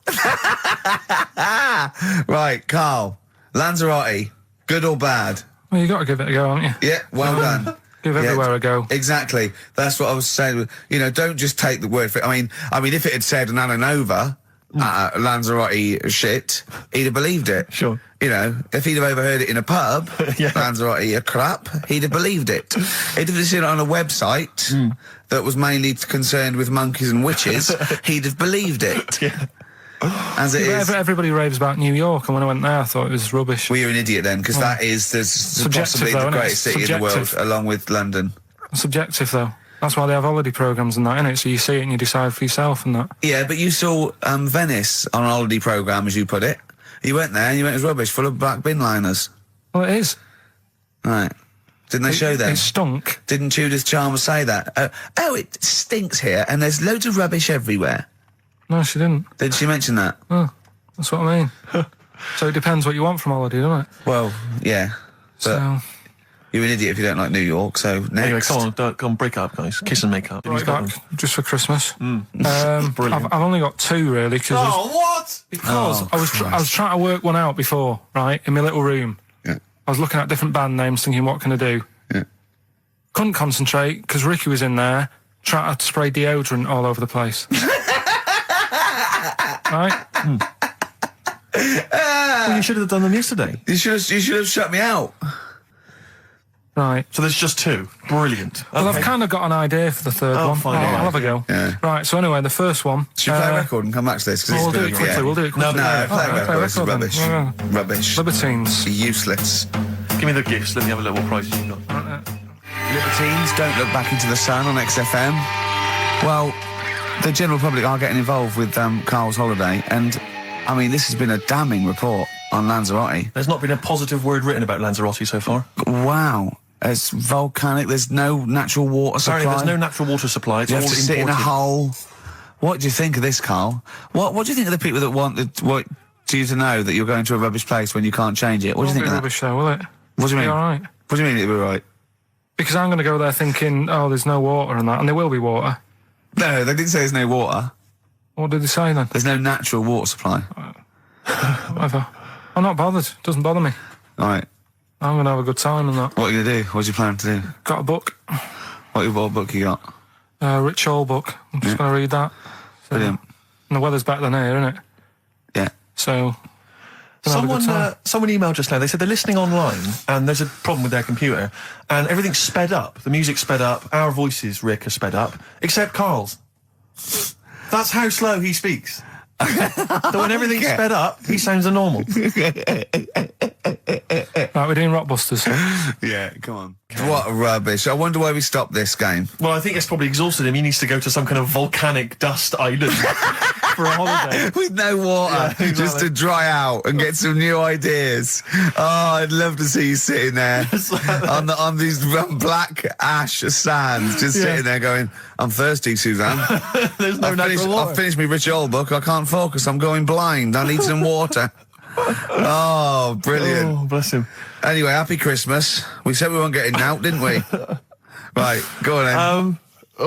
It was the premiere. Did you see the coverage? It was a premiere of Lord of the Rings Part 3. I can't be bothered. I mean, man alive, I'm sick of Lord I of the watched Rings. the first one and I was actually I've never been into all that sort of stuff. Never liked it. Gollum and Dungeons and Dragons and gatekeepers and weird magic and Harry Potter makes I want to punch his face in. I know what you mean. But I mean, it's sort of like, Well, Lord of the Rings, when I was at school, if you were into that sort of thing, you were a nerdlinger. They would beat you up, they'd shout Exactly. heckle abuse, all that sort of thing, you know. I wasn't a fan. I actually don't know anyone who admitted they were into that I know. nonsense. It was shameful. It was embarrassing. Now, the whole world's gone crazy for it. Even the tough guys, the hard nuts, the streetwise kids, they're loving it. Can't wait for the third one. I see people raving about it. It's Jonathan Ross, all these people going, it's the best thing I've ever seen. It's 3 hours and 10 minutes of trolls and goblins and magic spells and large feet and magic rings. I'm loving all that crap. What's wrong with I you know. people? I will smite you with my sword. It's just interminable. The orcs and the Norks.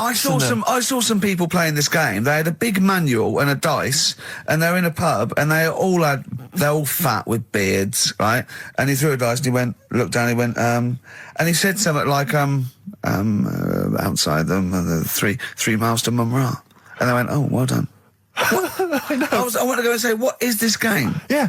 What? It's absolutely extraordinary. Well, they showed some coverage of the Lord of the Rings premiere on TV, and there were people dressed up as some of the characters. Yeah. There was a girl chatting saying, well, I just think Gollum's hilarious. What? People talking about telling me Gollum's hilarious in this new film. How is he funny, my precious? Oh, my precious. What's funny about this? I'm losing it. I'm genuinely... Is he like Yoda? I don't know what the joke is. I'm missing it all. And when the walking trees started talking... Oh, man, I love it. It's like something- Gollum's the little one that looks a bit like Gandhi. sort of yeah, exactly. The Yeah. computer-animated Gandhi. Yeah. Yeah. Is that all right? Yeah, I think that's how he's described in the book. But this is the other thing. I say, then they go, oh, Tolkien, J.R.R. Tolkien, he's a genius. You know he created his own language? Whoopee! Carl comes up with a new word every week that he's made up. He's not a genius. Yeah, well, the bloke, a look of frighteningness came across his face. Frighteningness. Yeah, Carl's new word. No Blue Sky, The Thorns. That's beautiful, isn't it? On XFM 104.9. Carl, you're losing your rag a little bit. What's the matter? Nothing, go on. See? What's the matter? No, what's the matter with I've Carl? got something to cheer him up. Someone's emailed in, Emma's emailed in, she said that for those that know, those in the know, they referred to Lanzarote as Lanzagrotte. Brilliant. He's a bit fed up. He's got 2 CDs for Christmas from a company that's been with for 6 years. He's a little bit grumpy about having to answer the phones. He wouldn't go and make Steve another cup of tea immediately. Selfish. Yeah. Carl, what are you thinking? Nothing. Go on, what were you doing? Come on, Carl, you're getting paid for this. Project. Out. We'll take one of those CDs away. All right. Right, okay. Are you in a film this week, Carl? We're doing that now. Yeah, go on. Get it over with. Hang on a minute then. Get it over with. Let's get this show over with. We can go home. You can go off to Lanzarote and sit on some ash. Some charcoal. He's not happy about that. That's annoyed him. The listeners have all ganged up on him. Yeah. XFM giving him 2 CDs. We've had more calls for his resignation this week than ever before. What do you think of that, Carl? What do you mean? There's another reason. Do you know what I mean, though? Because he's grumpy. He's not just giving it. He goes, well, I can't help it, can I? I don't want it. You're being paid well to do a job. People have tuned in to be entertained. Too much hassle. Yeah. Yeah. Yeah. Yeah. Yeah. That is my job. Friends that is the point of life to me. I can't wait to see them. I squeeze their head. I welcome them in. Oh, they're annoying. They annoy Friends me. are annoying. I love it. Friends are annoying. He's even scared of doing something with a friend or getting a gift because he goes after buying one back now. Yeah. It's sort of like life's a bit of a chore for Carl, isn't it? Well, anyway, all right, let's leave that aside. Obviously, you're never going to be entirely happy, although apparently you are already on the brink of happiness. All you No, had to I say told was you, your right. hair looked nice. I That's was all you at- had to say. Yeah, I it was- looks good, yeah. And that's it. End of story. What's the point in that? What is the point in Because that? she doesn't really care what you think, but she doesn't want to hear that she looks like Dave Hill from Slade. She's not having her haircut just to please you, Carl. Despite what you might think. He's taken aback by that. Sorry, happiness then, yeah. All right, So- the thing is, I was happy the other week, right? When I was going up to Manchester on the train, nice quiet carriage, I'm sat there reading about sharks and that, right? Nice and quiet. And I got annoyed, I texted you, didn't I? Yeah. When two fellas got on. Can we talk about it? Well, yeah, you've started it. Two gay men got on. Go on. Two gay fellas got on. And it wasn't the fact they were gay that bothered me. It was like, you know, each to their own. Let them get, you know what I mean? Let them do what they do. Yeah. And, Behind closed doors. but they started talking really loud, right? And they were going on about, That's annoying anyway. That's annoying whether you're straight or gay. Yeah, talking to you But do you know about that theory I have about they go out late? it. Yeah. Gay people always go out late. Yeah. Yeah. Right. When I mean, what time do you go out in the evening? 7:30. If you go out about 7:30, if you know, if I'm out of work, I might go out about 8 o'clock or something. Yeah. I guarantee I'll sort of be in bed by about 12:30. Sure. At that time, they're still sort of ironing the jeans, right? And the funny thing was, I've always said this, right? Dalton And on you to sort- ABBA. You sort of said that's rubbish. I'm sat on the train reading about sharks. These two are talking, and they're going, "Oh, we can't wait to get there." And his phone goes, and he goes, "Hello," and on the end he goes, "Anyway, I'll see you at 1 then," right? Right. So I thought, well, maybe that's tomorrow. Could Yeah. be 1 in the afternoon. That's when most people would meet. Yeah. And then he carried on talking. Most people would meet. Carried on talking, and he goes, "Yeah." So anyway, like I say, see you tonight. 1 o'clock is meeting someone. Yeah. I don't know You were why you go livid. out that late. Do you remember when his favourite record of all time is The Killing of Georgie? Sure. He said, would he have been killed if he'd have been back at a decent time? There's It's a no fair mention point. of the time in Sure. this song. And then the funny bit was actually that did make me laugh. Right, when he'd finished talking on the phone, he said to his partner, right, "Oh, there you go. Let's have a little chat." And the fella said, "Who was that?" And he said, "Oh, it's Dave." He said, "Which one's Dave?" He said, "You know, the one with the shaved head." I thought, in the gay community, Yeah. that isn't a good description. No. Do you know what I mean? Yeah, I know. They've all got little shaved heads. Before we move on, was the Sharks article interesting? Did you learn anything? It's pretty good. Was it? Go on, Yeah, what I'll was teach it? you something about that later. Oh, okay. Is this educating Ricky?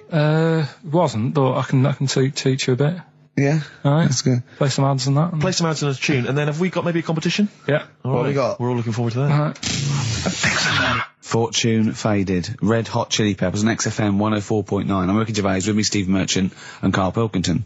Back for 2 hours a day, then a Monday off. Carning the management, baby, and sending this station spiraling down into the depths for his greed and selfishness. Yes. Okay. We were talking earlier about things that have happened when we were away. Quite a lot. Quite a lot, but there's one thing I heard. It might be a rumour. I hope it's a rumour. I kept it from you, Steve, because I want you to sort of have spirits out, because we've been at it in the office, and we've got to be okay. I'm just going to say it. I think Shed 7 have split up. Sorry, I didn't. Shed 7 have split up.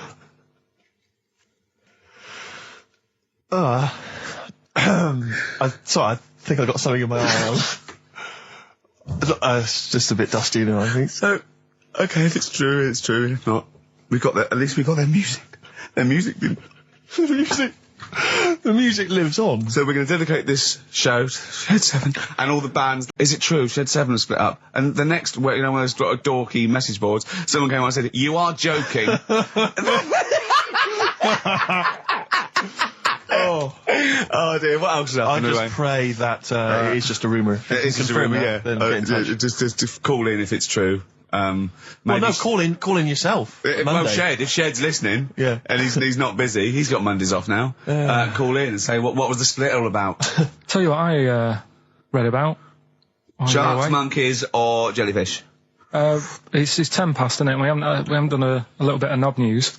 No, we haven't done none news. No, But it's been 3 months. there's It's been been- 3 months coming. there's this thing. I don't know the full story. I don't know how it happened, right? But little Russian fella. Yeah. He was sort of having sort of emptying his bladder, right? And Yeah. somehow electrocuted himself, Right. And sort of did a bit of damage. How did he smashed I don't onto know. some I don't live know. wires or something? Something like that. So Did anyway, it damage to himself or to an electric fire or something? no, to himself. To himself. Yeah. And so the doctor Didn't slip and took curling tongs went up his arse when he was pissed, because that's happened a lot in Yeah, we've all been hospitals. We've all shoved the old curling tongs up the arse when having a piss. right. So I can't even be bothered. No, go on, we're interested. We're interested. Come on, we're interested. Don't You give up. can't be bothered. You get Mondays off. Do some work. Right. So anyway, so the doctor says, "Oh, it's not looking good. We'll have to take that off." What? I was like, Novectomy? Yeah. Really? But the funny thing is, right? Nothing funny about that. They've done. You're doing me head in. You're doing me Just head tell in the today. story. Just doing me head in. Oh, you can chill out on Monday. I've only got 15 minutes, but I'm going to talk to you every Saturday. I'm going to get the money's worth out of this, because you get Mondays off, and I can't bear the fact someone getting away with something like that, because it's terrible. So you're going to stick this out, or you're going to have to work Mondays. So take it on the chin, right? Okay. Just finish the story. Yes. I command you. Just do it.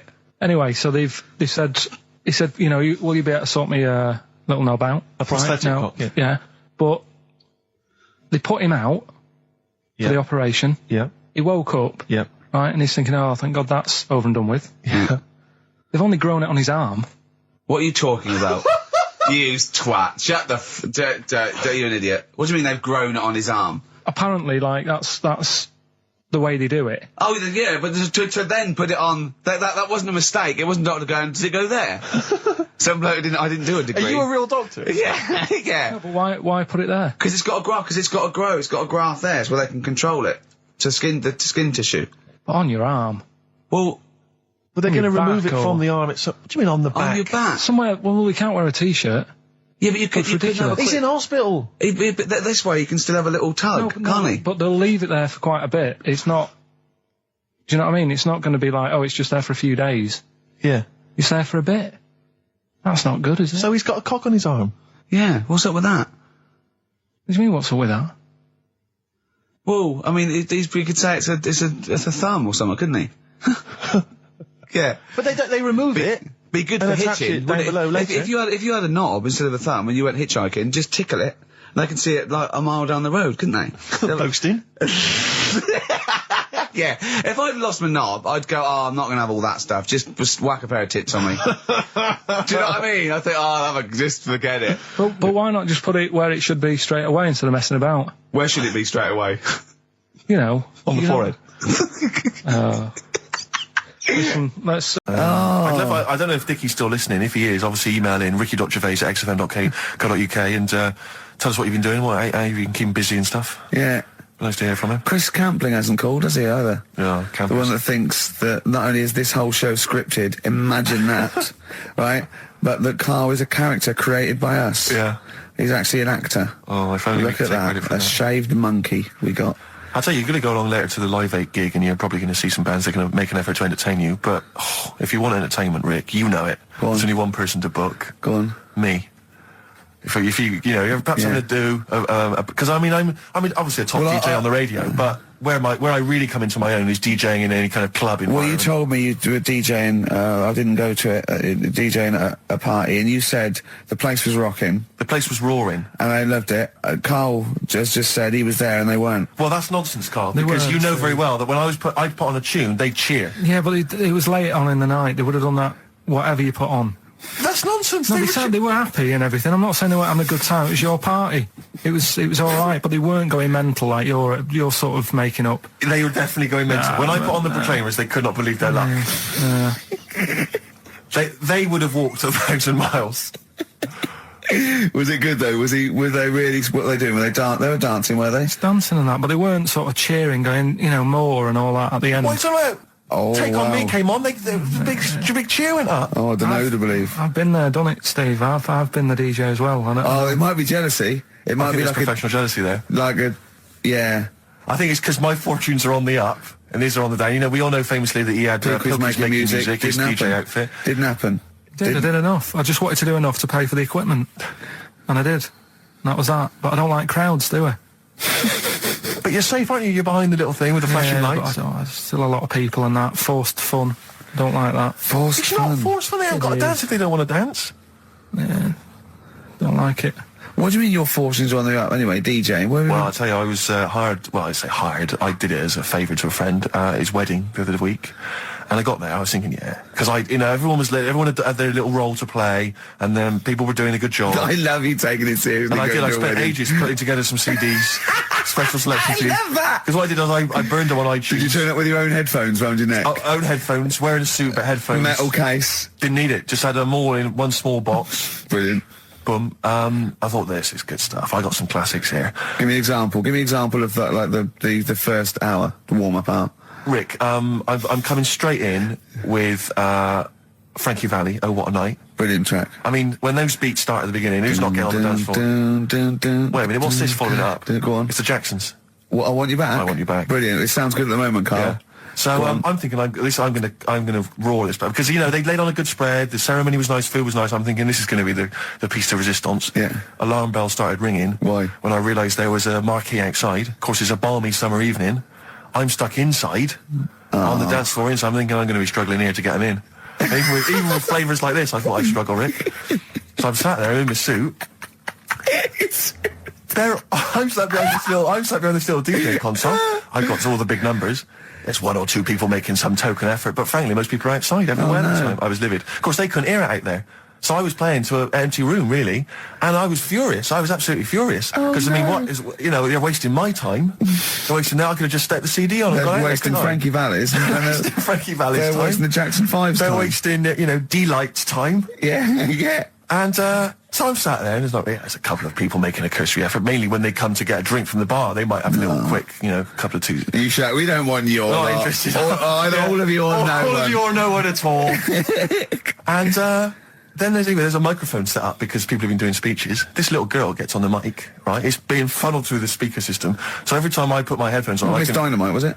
It wasn't sadly Miss Dynamite, although she decided to have a little go at MCing. She was screeching a little head How off. old is she? Oh, I don't know, 8 or 9. At their most annoying.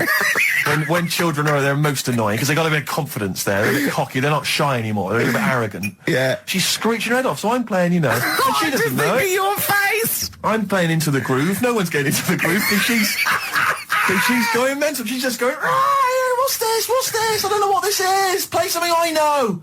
I'm thinking I haven't got any bloody DJ Otsu or Crazy Frog. I'm not going to play what you... So she's just screeching along, ruining it for everyone. I say everyone, there was no one there. So she was ruining it for me. I bet you were really I was angry. furious. But of course as well, every time she screeched, it went through my headphones. So of course and then her dad comes along, right? And I'm thinking, all right, he's seen I what's just happening. imagine you in your suit, sweating, getting annoyed at someone Livid. ruining your set that no one's listening that no to. one's listening to. I think, her dad's coming over. He's going to put pay to this. He's realised that, she's causing a disturbance. He comes over there, joins in. No. Sits her on his lap. He's just saying, she's having a well of a time. I'm thinking I'm furious. I'm thinking it's his responsibility to shut her up. He's not Yeah, going to do anything. I What can agree. I do? I can't step in. No. And I know very well that if I interfere, he's going to say, oh, well, she's enjoying herself and no one's dancing anyway, and we just got into a fracas. Yeah. I didn't want to start a fight. No. Because So, I don't know, but he'd have knocked you out, wouldn't he? Someone would have got knocked out. And I'm not saying who it would have been, but, but to bear in mind, Rick, there would have been 2 of them. And, so I didn't want to get into a fight with them. And, anyway, so I'm playing. Anyway, so my friend came along. He realised what was happening, and I didn't have the guts to unplug the microphone because he'd have known. You see. Yeah. So I got my friend to do it when she had her back to me.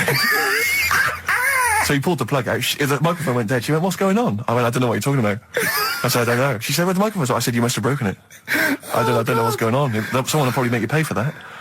Anyway, at least we shut her up. That is great! But it really went from bad from worse. And there's that thing when you panic, you start panicking, so you're putting on a lot of flavours that you would have saved till the last hour. What are we talking? Boom, boom, shake, shake, exactly, boom? you're throwing him in early. Love Shack's coming on way too soon. Really? Oh, Love Shack before 11.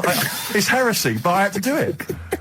But anyway, in the end, I made the bride go and get some people in. I said, look, it's your special night, all right, and they're going to enjoy this. I'll be honest, love, this is a washout, and it's up to you Exactly. to turn this wedding around, or I'm walking. I'm walking, and I tell you, they're going to have a sour memory of this evening, unless you bring some go people and in. get everyone in dancing. So she got him in at the end, and Brilliant. I'll tell you this, Carl, I mean, I don't know what you say, but they were loving it. They were absolutely loving it. A bloke came over and said, have you got Amarillo? I said, no, but I put on something even better, Delilah. I mean, wedding crowds always go for Delilah. A song, of course, about old man killing his wife. It always goes down very well, strangely, at weddings. They get into a sort of hokey-cokey thing. They went berserk for it. And I was following it up with, I had the monkeys, I had all sorts going on. Brilliant. Of course, you know what happens. What? I'm going great guns. People are absolutely loving it. They're rocking it. I throw in, I had something cracking on at the end. Come On Eileen, of course, was on. People were going berserk for it. Which is unfortunate because the bride's name was Eileen. Yeah. And then the bride pipes up. I'm throwing the bouquet. So they all traipse off outside again. I was furious. Oh, no. I plugged the microphone back in. I said, what are you doing? We got, but they went out. Then, of course, you can't get them back once they've done that because all the women are running around. I got the thing. And then they got to wave everyone off, throw the confetti. They ruined your day. I was having a great time and they ruined it. She ruined your special day. She ruined my special night. Oh, no. It's on her head. What would you put on about now, Carl? What if I was DJing? Yeah. Probably a bit of world party. Go on. Interesting. Put the message in the box, put the message in the car, drive the car around the world, and I'm imagining, Rick, that message is make poverty history.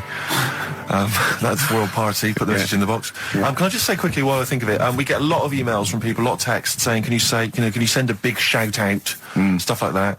I've just looked at one now, Scott and Julie in Australia listening, they want a big shout out, big shout to them. But there's so many people that do it, and I'm obviously just want to say, sorry we never get to your emails. We're very, very lazy. We never really get to look through them. But we obviously do appreciate you emailing in, texting in, stuff like that. And that Sainsbury's are bringing in square tins. Is that a true? concern for you? Is that true? Apparently so. Why? Dunno. Like it's easy to stack. This is what the guy in the Sun has said. That should be interesting. That should be... His comment on Sainsbury's are bringing in square tins is that should be interesting for meatballs.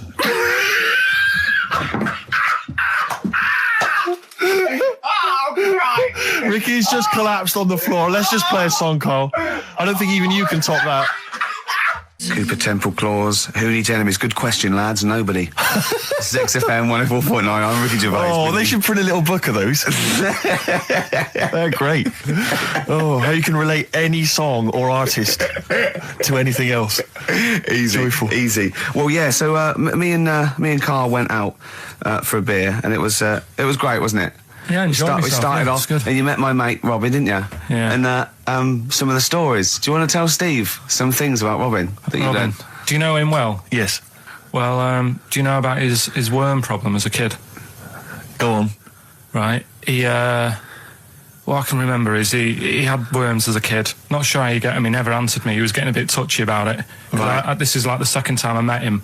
I think he was a bit annoyed that Ricky told me about his problem. What Yes. now? Straight away, you not being there, instinctively, what do you think went on with this story about worms? My suspicion is rather like when you told a group of people that Robin had once suckled milk from a cow's udder. Yeah. It's all that. Yeah. Did he mention that as well? Yeah. Yeah. My suspicion is that, like the cow story, the worm story is not true. But And why would he get so sort of uppity about it? Well, Because it's not true. imagine if that wasn't the first time he'd done it. Imagine if he did that every single time he was with somebody for the first time and Robin was just met them. He will tell that story to anyone. But they do say there's no smoke without fire. Oh, Robin! I also told him that the way Robin cured these worms was because the doctor told his mother, right, to hold a piece of ham or cheese near Robin's anus so the worms would come out for the food, and he believed it. I'll tell you why, though. I said to Robin used to sit on spam to try and get the worms out, and he believed it. But Steve, right, do you remember that story about 3 or 4 years ago where there was some bloke in the army? He went away to somewhere, Vietnam or whatever. He was messing about in the woods. Messing about in the woods? Shouldn't he have been fighting? Whatever. Yeah. Right, and he walked through some lake, and I think he'd cut his toe or something on something, and some worm of some sort crawled in the gash. Yeah. And it was in his body, and the doctor said, we've got to get this out of your body. So what they did was, they said, right, the thinnest part or something of your body that things can crawl through is on the top of your head. So they wrapped Where the skull is. So they wrapped some bacon. No, they didn't. He did. That's all right. thing. So Everyone, he's gone in via the toe. So what we do is, I'll tell you what, that worm's probably heading straight for the head. We'll put a bit of bacon on it. The thinnest part of the body is the skull. Of course, it's not the thinnest part of the body. It's where your brain case is, isn't it? It's the skull. there was a reason for it, and it was like they stuck some bacon on his head. And As ever, the vital piece of information, i.e. the reason, Carl seems to have forgotten. because the worm was in his body, and they said everyone likes to smell of bacon. Including worms. Even a Vietnamese lake worm. They love Remember bacon. Remember last week when I said about the little fella with the bone with no brain, and you were proved wrong? No. Please. No. We were saying it wasn't a little fella. We were saying it was a stillborn child. It wasn't a little You're fella. changing it now. You weren't having any of it last Right, week. hang on a minute. I'm getting confused. There was a Vietnamese... There was a Vietnamese snake that went inside of a soldier. A little, like, maggot or some sort that you have to get out of your body because it causes problems. Yes, and so in order to get it out of the It was a body, mop. they strapped bacon to his head. Yeah. That is great. This doctor. And did that work? I think so. They had a picture of him smiling. Oh, God, what, the worm or the bloke? The bloke. Oh, dear. Honestly, I hope someone knows the story. And Right. it was about 3 years ago, I reckon. Okay. And, yeah, it did work. G.I. Bacon. So this is why when So what, the worm burrowed out of his head to get the bacon? get to the bacon. Right. That's great. So this is why when Robin was telling his story, I was a little bit disappointed if it wasn't true. Right. Because in a way, You know Robin's never been to Vietnam. No, but what do you really think that Robin, well, as Robin said at the time, Carl, why would I sit on ham then tell Ricky Gervais? It's a very good point. because if you was a kid, you do daft things like that as a kid. Right. You know It's what I the mean? telling Ricky Gervais, though. Yeah. And then, Yeah. bless him. Okay. And then anyway, Robin left, and I tried to chase him, but he got away. He knows that and then we had a few pints, and then Carl embarked on some of the greatest stories ever told. Can you tell the story about your dad? Let me run it by. I haven't spoke to him all week, so let me run it by him. Okay, play records. Because What we got? we've got one of Steve's. Yeah, well, tunes. bizarrely enough, this comes from the Teachers 2 soundtrack, the soundtrack to the current TV series. There's a slight whiff of nepotism in the air. Yeah. Rick, would you like to explain why? Well, that's why you're doing it. No, my girlfriend worked on it, but Yeah. you were going to play this anyway, weren't you? Well, I was actually. Bizarrely enough, I was going to play some I Am Clute, and this is from, as I say, the Teachers soundtrack. This is called To You. It's a good track. That's I Am Clute, a track called To You from the Teachers soundtrack. That's also got, I noticed the Electric Soft Parade, The Hives, Star Sailor, Feeder, Turin Breaks, Mercury Rev on there. It's a good little collection. Lovely. Carl has just had confirmation. He's looking smug because someone phoned up and went, it is true. It's a Laogai chi worm. Starving. I went to what is meant to be the best restaurant in the world on Wednesday, yeah. Sure. You must be famished. Well, Jonathan Ross booked a table there. It came out, I think he's been trying to get there for a while, and I think there's a waiting list and everything, right? And Well, you've got over here, you're walking straight in. he's walked straight in with that, yeah. Me and Jane went along with him and Jane to the Fat Duck in Bray. As it was voted the best restaurant in the world. Okay. Right. And it was incredible. I mean, it's across from the restaurant and sort of Barnum. They do, just incredible food. But all the way there, I'm thinking, well, I can't eat stuff in normal restaurants. I don't eat red meat. I'm squeamish about things like seafood, anything that's got too many legs, or was a crustacean once, or feeds on worms. I knew that one of their signature dishes was snail porridge. So I'm thinking, I'm not going to be able to eat anything here. So I was thinking, I had something to eat before I went. And I was thinking that they better not have mucked around the bread, right? Got there, beautiful. And it was really quite fantastic. And I let them know straight away, that I was a Philistine, and they really accommodated me. You know, I didn't have the snail porridge. They put mushrooms in my snail porridge, which was more of a risotto, and there's tasting menus and that, and it was really fantastic. But Jonathan, halfway through, on the way there, I don't like travel well. On the way there, he actually phoned me and said, "Why are we taking you to this restaurant?" Good point. Very good point. They know, even if I go around there, they cook me sausage and mash. Yeah. or do you know what I mean? Well, you have the palate of one of those kids from the Jamie Oliver school dinners programme, they've got the lovely Jamie Oliver cooked, kind of ratatouille, but they're going for the sort of chicken Twizzlers. What's wrong with chicken? I love chicken. I like the chicken I can eat. I'm squeamish about red meats. There's nothing it's a mixture of, it's not morals. There's only one thing I don't eat morally, that's veal. But the other thing else is just like, if it's got eyes and legs and things sticking out of it, or it's But it hasn't got eyes and legs things sticking out of it. What are you talking about? I mean, it just infuriates me. I actually got to a point now where I refuse to eat out with Ricky, because I can't, it just sucks the life out of me. It actually makes me depressed. I can't enjoy the experience. If you go to an awards do, they bring out lovely food, 3 courses, always and lamb. You're whinging. You're always salmon, whinging. which is hardly cooked, followed by lamb. Lovely bit of lamb. Who doesn't think lamb is the best of all the meats? Oh. And you whinge, you complain, you look at Jane like a little boy who's like, oh no, why have you brought me here? You are just...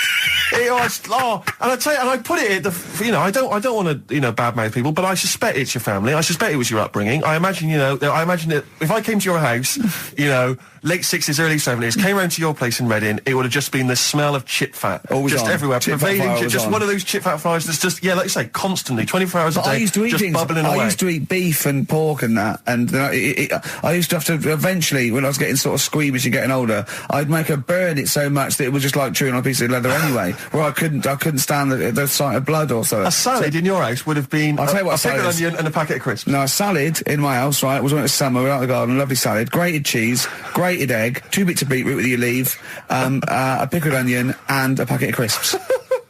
And that was a salad. But now, is that? Do you agree that is probably the reason why you've got this palate? And I don't even. It's not even a palate. That's too nice a word to use for it. I've got more squeamish as I've got older, because I say I used to eat beef and pork. What do you mean squeamish? I don't understand what you mean. Squeamish. If I suddenly think about it, I can eat like it has to be blasted. It has to be unrecognised to be an animal. You know what I mean? I mustn't see a bit of pink or a bit of fat. So if we were in biblical times, and you're there, and Jesus Christ has just fed 40,000 with some fishes and some loaves, you'd be going, I'm not into the fish, JC. I say take the head off, really cook it, take the skin off. I can see a bit of spine. And unless that bread is mighty white, I'm not interested. No.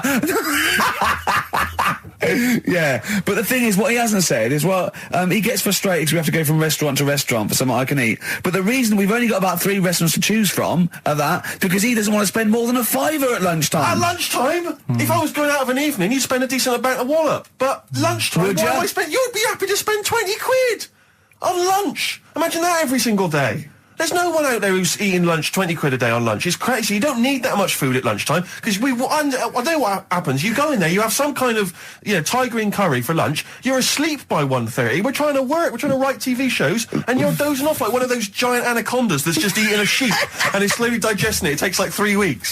He doesn't eat Carl. He does not like the spare. He'll walk a mile out of his way to get a sandwich that's mostly bread that only costs $1.20. It's about value for money, Rick. That is all it's You don't about. have to tell me. I remember Oh, come on, let's have having an argument over that 50p that time. Carl, I got a little email via my agent sent from someone here. Okay, sent from someone at XFM. Okay, and I won't say it was. She just said, I thought this might be good for Ricky to use on Saturday, and obviously what happened is Suzanne has sent you an email in the week. It was Wednesday. And you've returned it, but I think you've returned it to the wrong email address. You returned it to someone here who, of course, immediately forwarded it to my agent for ridicule on the show. Don't panic. It's nothing that bad. Okay. It's an email from Suzanne talking about your tea that night. Was Suzanne out on Wednesday night? Was the an England game or something? Yeah. So you were alone. You were home alone, were you, Wednesday night? Yeah. Did you enjoy your meal? Was it a quiche?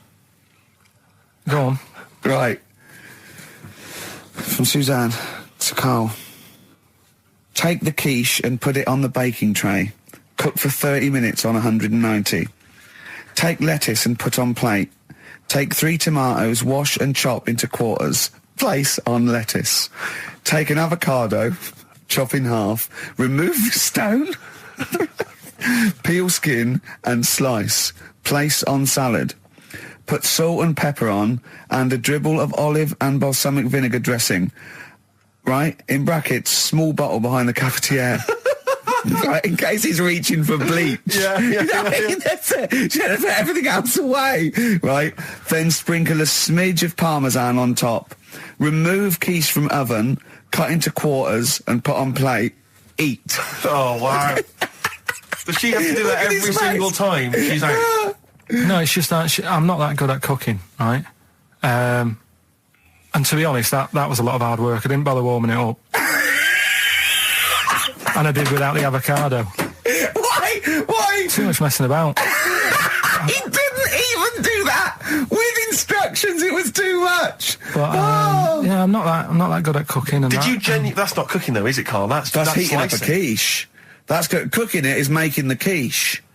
Yeah, but I'm just. Could you have figured that out if she hadn't left that note for you? Why did she have to tell you what the olive oil and balsamic vinegar was? Because I've put sort of cooking oil on my food once, and I said, oh, it's a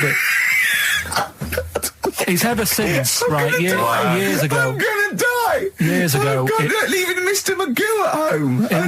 It was ever since I put sausages in the toaster that. What do you mean? I nearly set the flat on fire. Because do you know, like when you're grilling food in a pan and all that? Yeah. Sort of sausages spit and it goes everywhere, doesn't it? And it makes everywhere greasy. In the toaster. So I thought, well, just want to warm them up. Yeah. Bung them in the toaster. Yeah. What happened? And she sort of caught. They got stuck and they sort of caught on fire. I imagine. She came in just as I was sort of plunging it, and Marty came in from work. Said, "What are you doing? I said, I'm in sausages." Well, the oven isn't on. I know they're in here. What? You turn it off? Panicking and that. But I've never been into it. I've never been into cooking and that. At school and stuff, I didn't bother doing it. Oh, every time Suzanne comes home, she must think, please be the house still there. Yeah. Please not let me hear a fire engine as I come round this corner. Oh, God. She comes and goes, oh, God, thank God. I bet she's always happy to see you when she gets home and you haven't burned the place down or introduced some howler monkeys or something. Unbelievable. What I find extraordinary is there are people who are in sort of care in the community who don't need instructions on how to prepare food. Oh, they do. They can do it. Yeah, you show them once. Yeah, they and they've learned don't. it. Whatever you do, don't put sausages in the toaster, Johnny. Do you know what I mean? Yeah, and they've don't- learnt it. They don't put sausages in the toaster. Yeah. They put their fingers in. But, yeah. Carl, I got a little email via my agent sent from someone here. Okay, so sent from someone at XFM. Okay, and I won't say it was. She just said, I thought this might be good for Ricky to use on Saturday, and obviously what happened is Suzanne has sent you an email in the week. It was Wednesday, and you've returned it, but I think you've returned it to the wrong email address. You returned it to someone here who, of course, immediately forwarded it to my agent for ridicule on the show. Don't panic. It's nothing that bad. Okay. It's an email from Suzanne talking about your tea that night. Was Suzanne out on Wednesday night? Was the an England game or something? Yeah. So you were alone. You were home alone, were you, Wednesday night? Yeah. Did you enjoy your meal? Was it a quiche? Go on. Right. From Suzanne to Carl. Take the quiche and put it on the baking tray. Cook for 30 minutes on 190. Take lettuce and put on plate. Take 3 tomatoes, wash and chop into quarters. Place on lettuce. Take an avocado, chop in half. Remove the stone. Peel skin and slice. Place on salad. Put salt and pepper on and a dribble of olive and balsamic vinegar dressing. Right? In brackets, small bottle behind the cafetiere. Right, in case he's reaching for bleach. Yeah. You know what I mean? That's it. She had to put everything else away. Right? Then sprinkle a smidge of parmesan on top. Remove quiche from oven, cut into quarters and put on plate. Eat. Oh, wow. Does she have to do that Look at his every single face. time she's out? No, it's just that I'm not that good at cooking, right? And to be honest, that was a lot of hard work. I didn't bother warming it up. And I did without the avocado. Why? Too much messing about. He didn't even do that with instructions. It was too much. But yeah, I'm not that good at cooking. And That's not cooking though, is it, Carl? That's That's heating up a slicing. quiche. That's cooking it is making the quiche. Yeah, but I'm just can't. Could you have figured that out if she hadn't left that note for you? Why does she have to tell you what the olive oil and balsamic vinegar was? Because I've put sort of cooking oil on my food once, and I said, oh, it's a bit. It's ever since, right? Years ago. I'm gonna die. Years ago, leaving Mr. McGill at home. It was ever since I put sausages in the toaster that. What do you mean? I nearly set the flat on fire. Because do you know, like when you're grilling food in a pan and all that? Yeah. Sort of sausages spit and it goes everywhere, doesn't it? And it makes everywhere greasy. In the toaster. So I thought, well, just want to warm them up. Yeah. Put them in the toaster. Yeah. What happened? And she sort of caught. They got stuck and it's got caught on fire. I imagine. She came in just as I was sort of plunging it, and my Abby came in from work. Said, "What are you doing? I said, I'm in sausages." Well, the oven isn't on. I know they're in here. What? You turn it off? Panicking and that. But I've never been into it. I've never been into cooking and that. At school and stuff, I didn't bother doing it. Oh, every time Suzanne comes home, she must think, please be the house still there. Yeah. Please not let me hear a fire engine as I come round this corner. Oh, God. She comes and goes, oh, God, thank God. I bet she's always happy to see you when she gets home and you haven't burned the place down or introduced some howler monkeys or something. Unbelievable. What I find extraordinary is there are people who are in sort of care in the community who don't need instructions on how to prepare food. Oh, they do. They can do it. Yeah, you show them once. Yeah, they do. Whatever you do, don't put sausages in the toaster, Johnny. Do you know what I mean? Yeah, and they've don't- learnt it. They don't put sausages in the toaster. Yeah. What did they put their fingers in? But, yeah. Used to work for a magazine when I lived in Bristol, and I remember the editor said to me once, he said, "Oh, we got half a page to fill.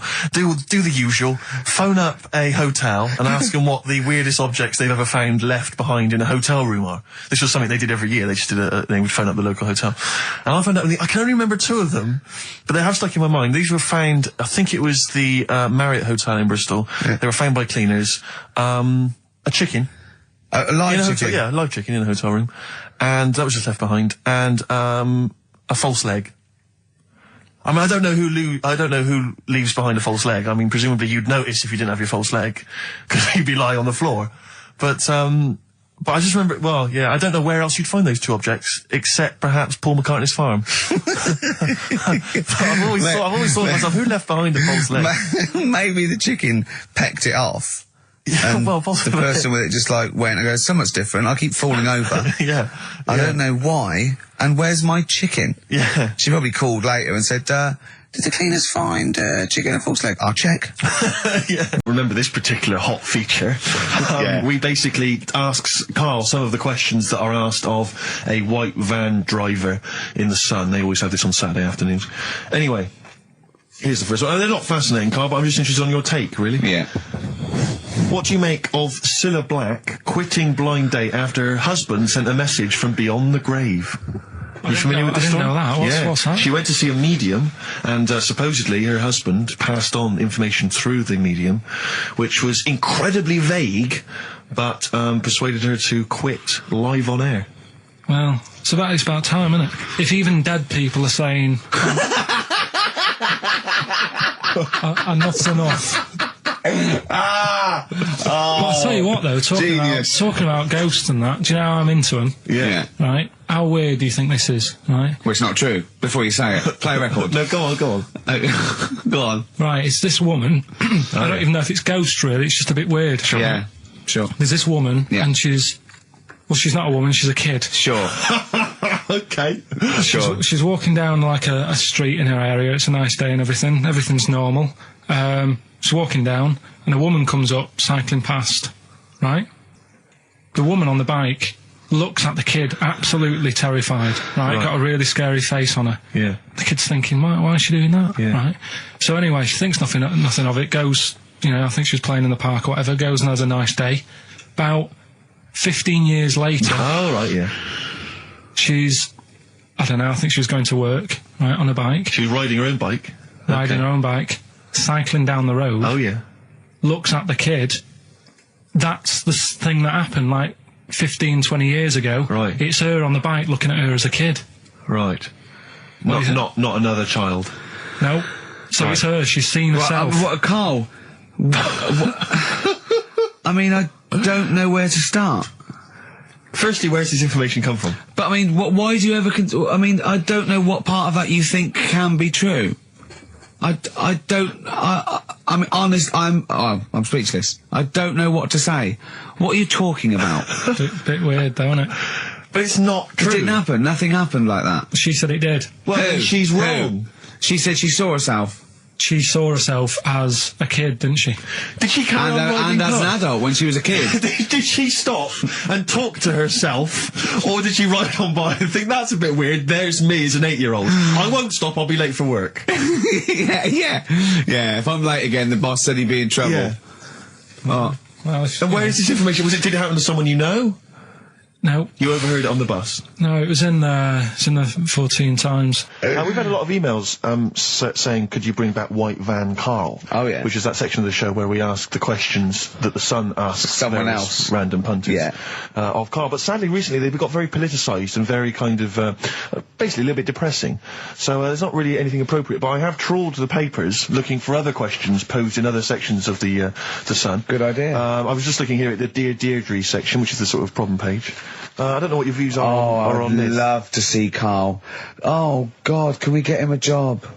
As Just an agony. ask. Oh, my God, that would be amazing. Right? Well, here's one. I'd like to see your view on this, Karl. I'm a happily married 42-year-old woman with 4 kids, yet I've developed a huge crush on pop star Darius Dinesh. Yeah. It sent my hormone levels through the roof, and Yeah. last night I woke my husband up at 4 a.m. for sex. We've been married for 20 years and he can't believe his luck. Recently I've been having I want to go to I'll stop you there. Why are you telling me? Right, carry on. Sorry. Recently, I've been having erotic thoughts about Darius morning, noon and night. Yeah. I haven't felt like this since I was a teenager and mad about Donny Osmond. My husband is amazed at the change in me. We had sex twice last night and again this morning. Again, why are you telling me this? Yeah, go on. He's just boasting. This is not a problem.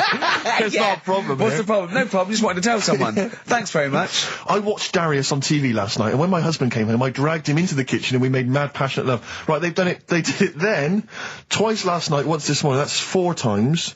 5 times she's mentioned it so far. Yeah. She's doing all right. My husband, this is a great bit. My husband thinks it might be his new moustache. Or that I'm going through the menopause, but I You know were thinking different. of growing a moustache? I was Just thinking thinking of of growing a changing moustache. luck with the ladies? I love the idea. That's what he thinks it is. He's telling his mates in the pub. You've should gone grow mad with to me. these. Grow The with old these, Tom right? Selleck. 5 times in the last 24 hours. Hooray for sexy Darius. So, what do you make of that then? What are your views on that? Hold on, though. If that bloke is reading that paper, that narrows it down It's a gotta bit. be, yeah. Who else did he know? His wife likes Darius. He's had sex 5 times that night, and he grew a new moustache. He's thinking, I wonder if that's me. Maureen. Yeah, go on. But what's your concern? Because I'll tell you what her problem is. She's worried that, the reason that she's now kind of overly excited and she's, having this great sex with her husband is because she's actually fantasizing about someone completely different, younger. She's having these wayward thoughts, isn't she? She's a bit concerned about that. What's your concern? What are your thoughts? I reckon she's going to start shoplifting soon, coming out in hot flushes. Go on. Just, they're both happy, aren't they? He's getting what he wants. She's happy. I'd say, yeah, whatever, get on with it. Do you think that she should confess? She wants to be honest with him.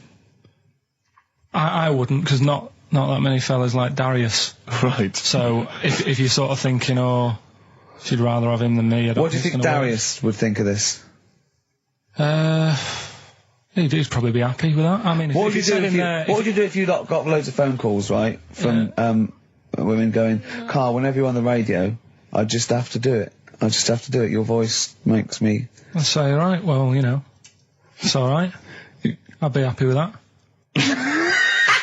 Would you? Yeah. I mean, just in case anyone is doing that. What would you do to sort of like egg them on a little bit to help them out? What do you think? What sexy things would you say? What do you think is your quality? What do you think people would find, pretty horny about you? Is it your sort of mank wine, do you think, that? Good evening, Steve. I've got some here brought in. It's just a normal soup. It's Rooster's Pride. What flavour soup's that, Steve? Oh, I know you brought that. And it's all it's a genuine article, and it's cock soup. Can I have a close look at that? Maybe there's some more humour I can draw. What, you want a closer look at my cock soup? Just a cock soup. Let me just. It says here delicious, appetising. Oh, 3 is to it? 4 servings. Oh, because you know what I'm thinking of when you're talking about the I soup? was thinking of innuendo. I'm just thinking of a man's cock. Penises, yeah. Let me just. It's the darkness. Right. This is going to be so annoying. No, it's not, honestly. Well, it is, because you're going to think it's science and it's going to be trite. Alright, well... Go on. Right, little story first, right? There's this funeral, right? And this girl was at a funeral. Same funeral? Yeah. Right. It was a mother's funeral. Oh, yeah. Right? She met this fella who she didn't know, right? But she thought this fellow who she met was amazing. She didn't know him, right? But she thought he was brilliant, right? Like a dream fella.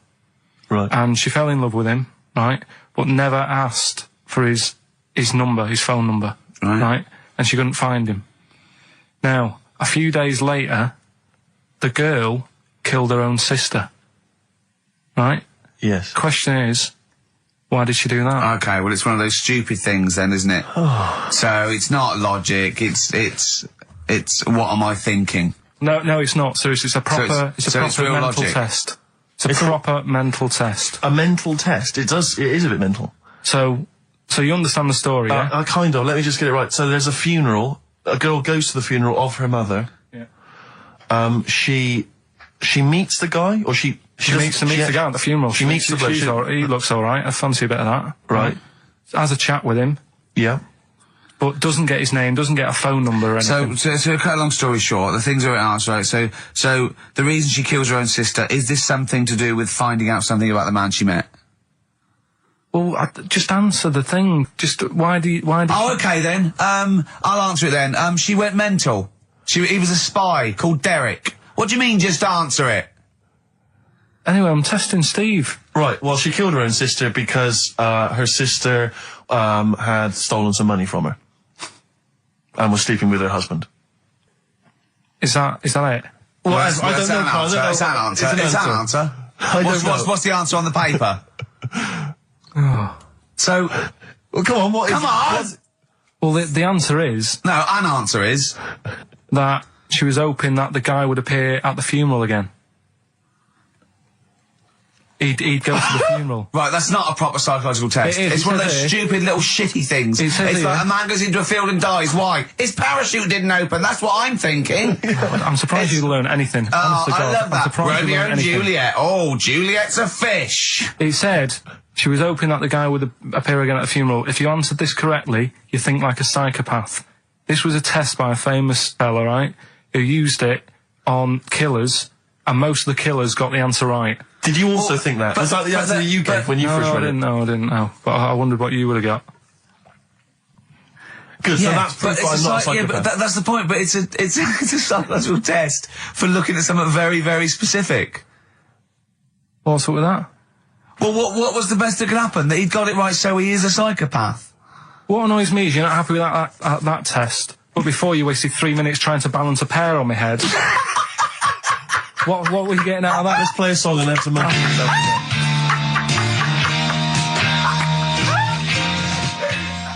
Joe Jackson. Is she really going out with him on XFM? Right, it's the time that most people, I imagine, have been waiting for.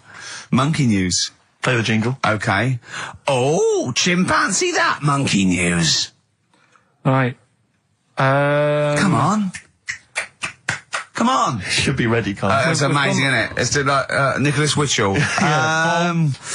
The bomb. No, that's not the first. Come on! No, it's always difficult, isn't it, to sort of find something that's good each week, right? Last week, we did the chimp. It is for us, yeah. We had the chimps who were running a health spa.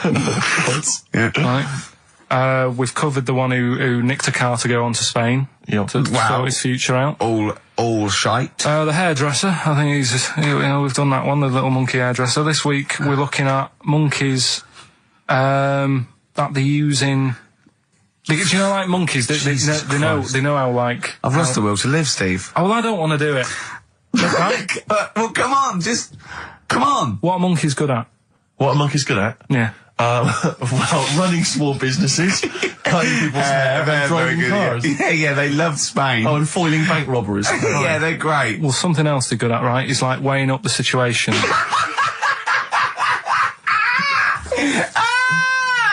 Oh, God! If you stick them in like a field with loads of like obstacles on it, right, they're good at sort of, I can get over that, and I climb over that, I'll swing from there to there, that sort of thing, right? Okay.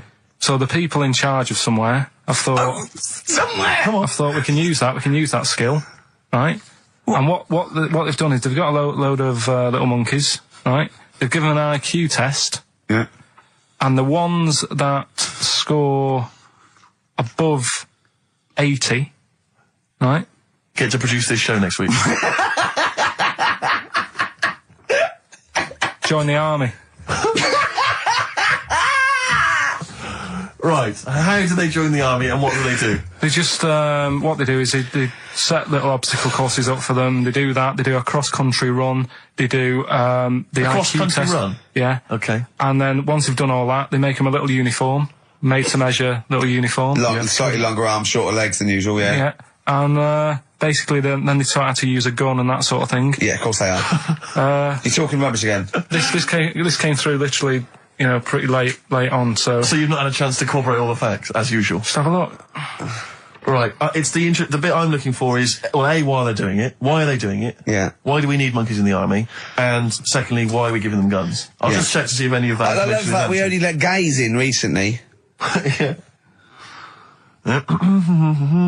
Talk amongst yourselves. Yeah. Just have a look. I can't read it. There's too much pressure. Well, it's rubbish. Just have a But it's rubbish. They don't get. It's the way that there are things. There are animal cores, right? There are horses. There are dolphins, sea lions. You know, there are lots and lots of animals in the army, but they don't have to pass an obstacle test as such, and they're not taught to fire guns. We'll You see. straight away assume that there's going to be loads of squads of men and then just one little monkey in the middle. Like, you know, he came second on the test. He's in, boys. What do you think, Steve? You've read it? Well, as ever, Carl, this is an arbitrary email sent by one of our listeners. You know what Ricky and I think of them. and so we're not really basing this on hard evidence. We're basing it on the ramblings of one of our listeners. Rubbish. Once again, lazy, rubbish, uncorroborated, nonsense. The stupid test that you got wrong. Rick, that sounds like monkey news to me.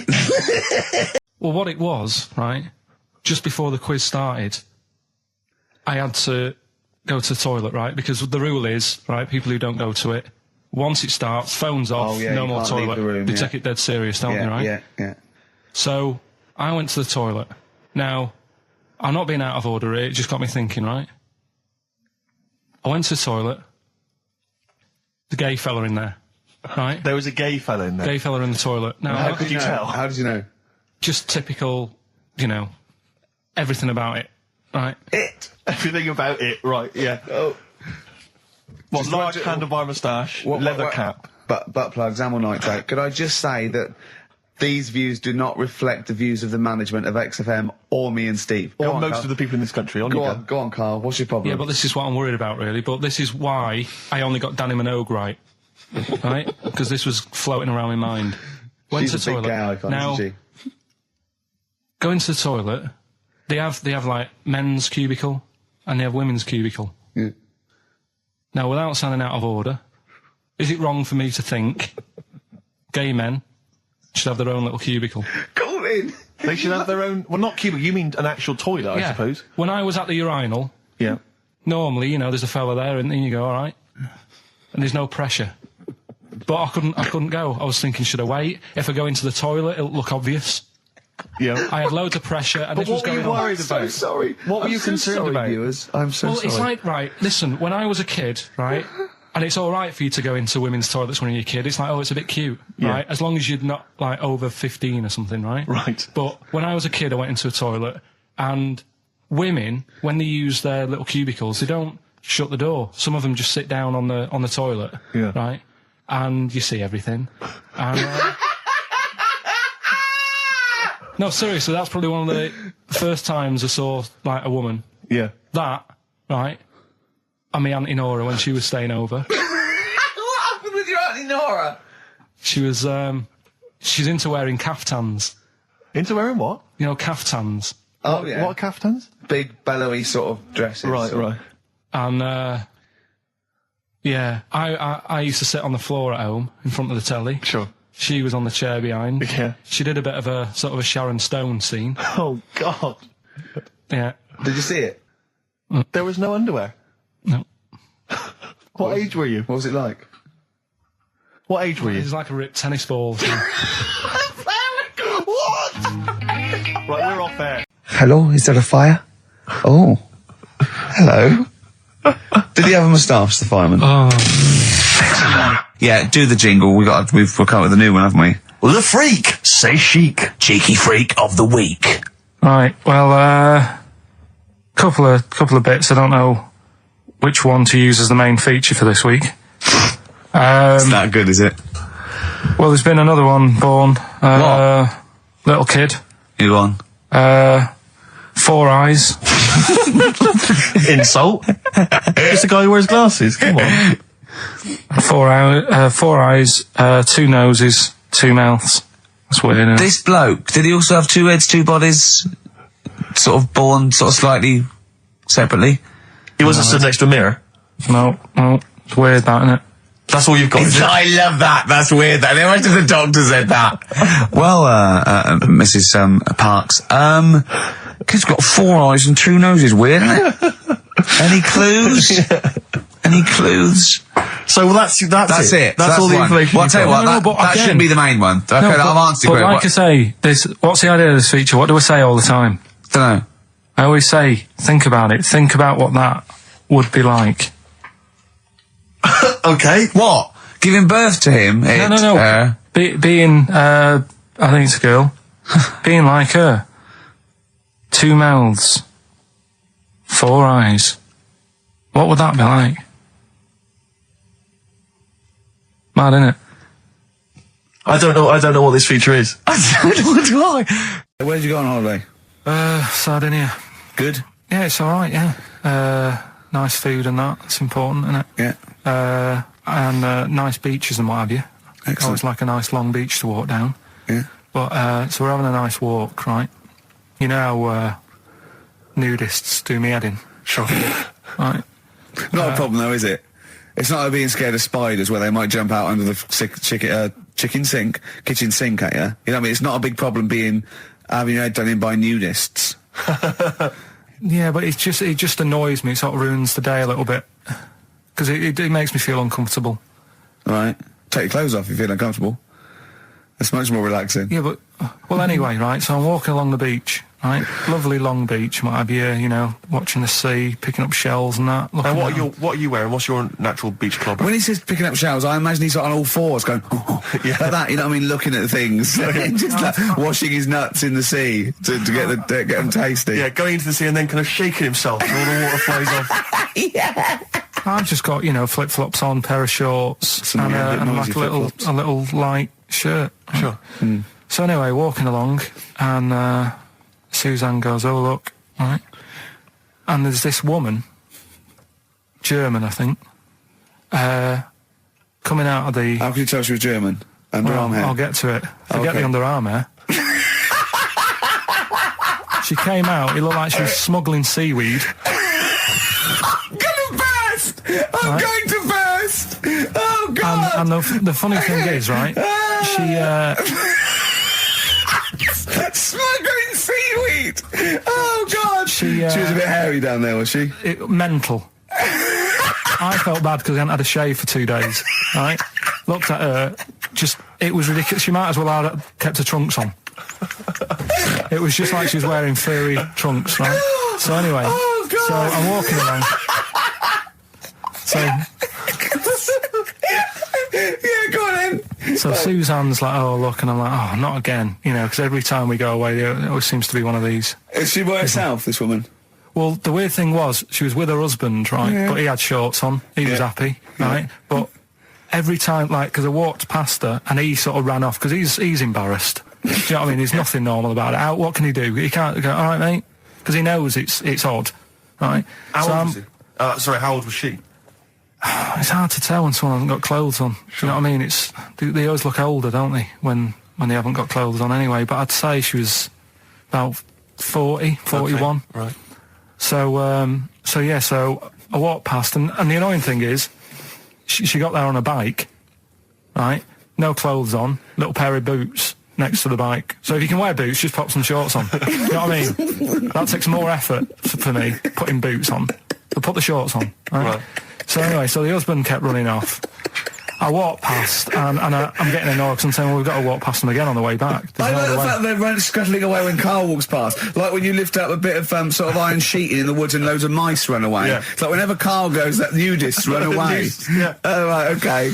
So, but no, so we sort of come walking back and what have you, and you know, I have another look and what have you, and he runs off again. Why are you another look if it offends you so much?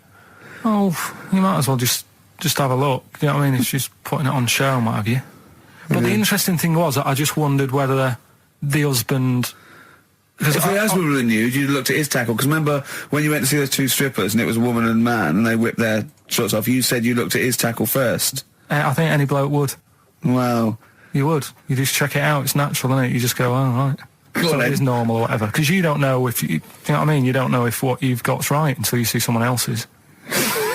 No, do you know what I mean? Yeah.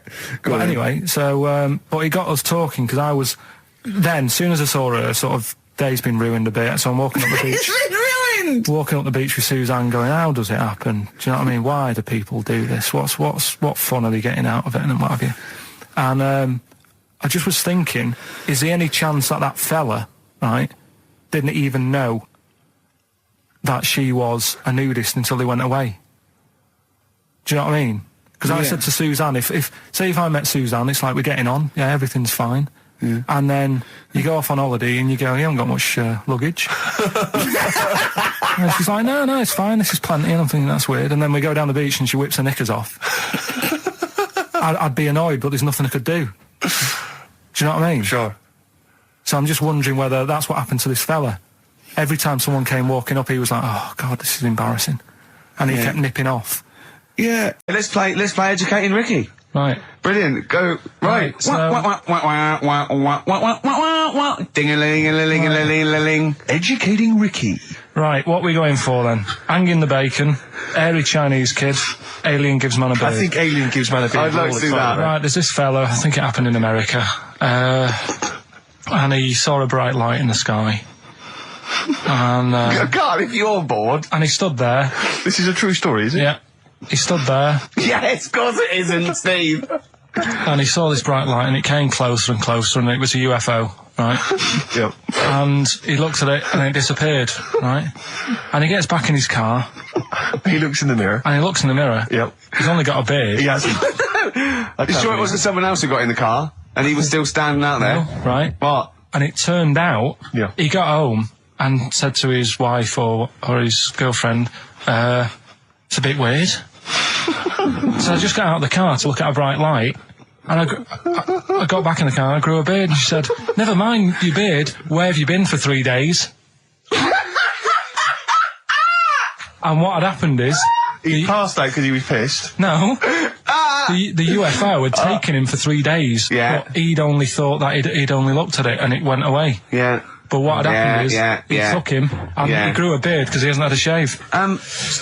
Right, okay. I mean, was Will Smith or Tommy Lee Jones anything to do with this at all? Did you see this on a video maybe and thought it was an educational film? No, it's from a book that some kind person sent in to me. Here. Can I just ask again, just again, I'm just throwing this right back at you. Do you think there's any other possible answer here? Right? A man is absent for 3 days from home. He's grown a length beard. of time that it could take to grow a beard, lest we forget. What if he hadn't actually seen a bright light in the sky? What if he was lying? What if he was lying? He'd got knocked unconscious. He'd had a car crash. Just lying. No, just lying. Or he was just lying. Yeah, he'd been on a bender, getting pissed for 3 days. And that with was his an mates. excuse to his wife. And they went, Dennis, what are you gonna tell your wife? Well, wait a minute. Wait a minute. She's not going to believe I was out with you, lads. Just say you're only away for a minute. No, she didn't know I wasn't away from it because of the beard. Oh yeah, look, it looks like you've been out for 3 days. Well, we have. That's exactly right. Okay, we've got to cover that then. Alien abduction. Great one. Okay, let's try that. Do you see? That's a little scenario there that could have been played out. So when you say educating Ricky, what have I learnt from this? Never listen to you again. That's all I've learnt so far. Never listen to you. Yeah, we'll add a little bit more in here, right? Well, no, what do you mean add a little bit more? We'll add a bit more to this what I'm educating you about. Go on. Right. There's only a law in America that says if you touch a UFO, you're going to get done. Now, why would they make a rule? I don't know that. Do you know, like, all their rules have a code? Carl, I genuinely do not know what you're talking about. Right. Do you know, like, how here they might have... Do you know I what? have no idea. Right. Okay. Do you know, like, over here? I'm listening to Capital and these headphones. I got Foxy on from yesterday. Right, let's bin that. No way, it's great. No, I want to hear about Airy Chinese Kid. let's play a tune. And Okay, then come play a back with tune, come back with Chinese Wait, Kid, definitely. Some doors. Yeah, I Yeah. just thought I'd go back, take it back to the 60s. This is a tune that a friend of mine sent If me. you touch a UFO, you get done. Soul Kitchen from the Doors. Shambles today, this. David Bowie, Slow Burn. Quite a Eno trilogy Yeah, feel not bad about at it. all, yeah. Lodger Is it and a sort new of tune? low type, yeah. But, yeah. Enjoyable. Now, okay.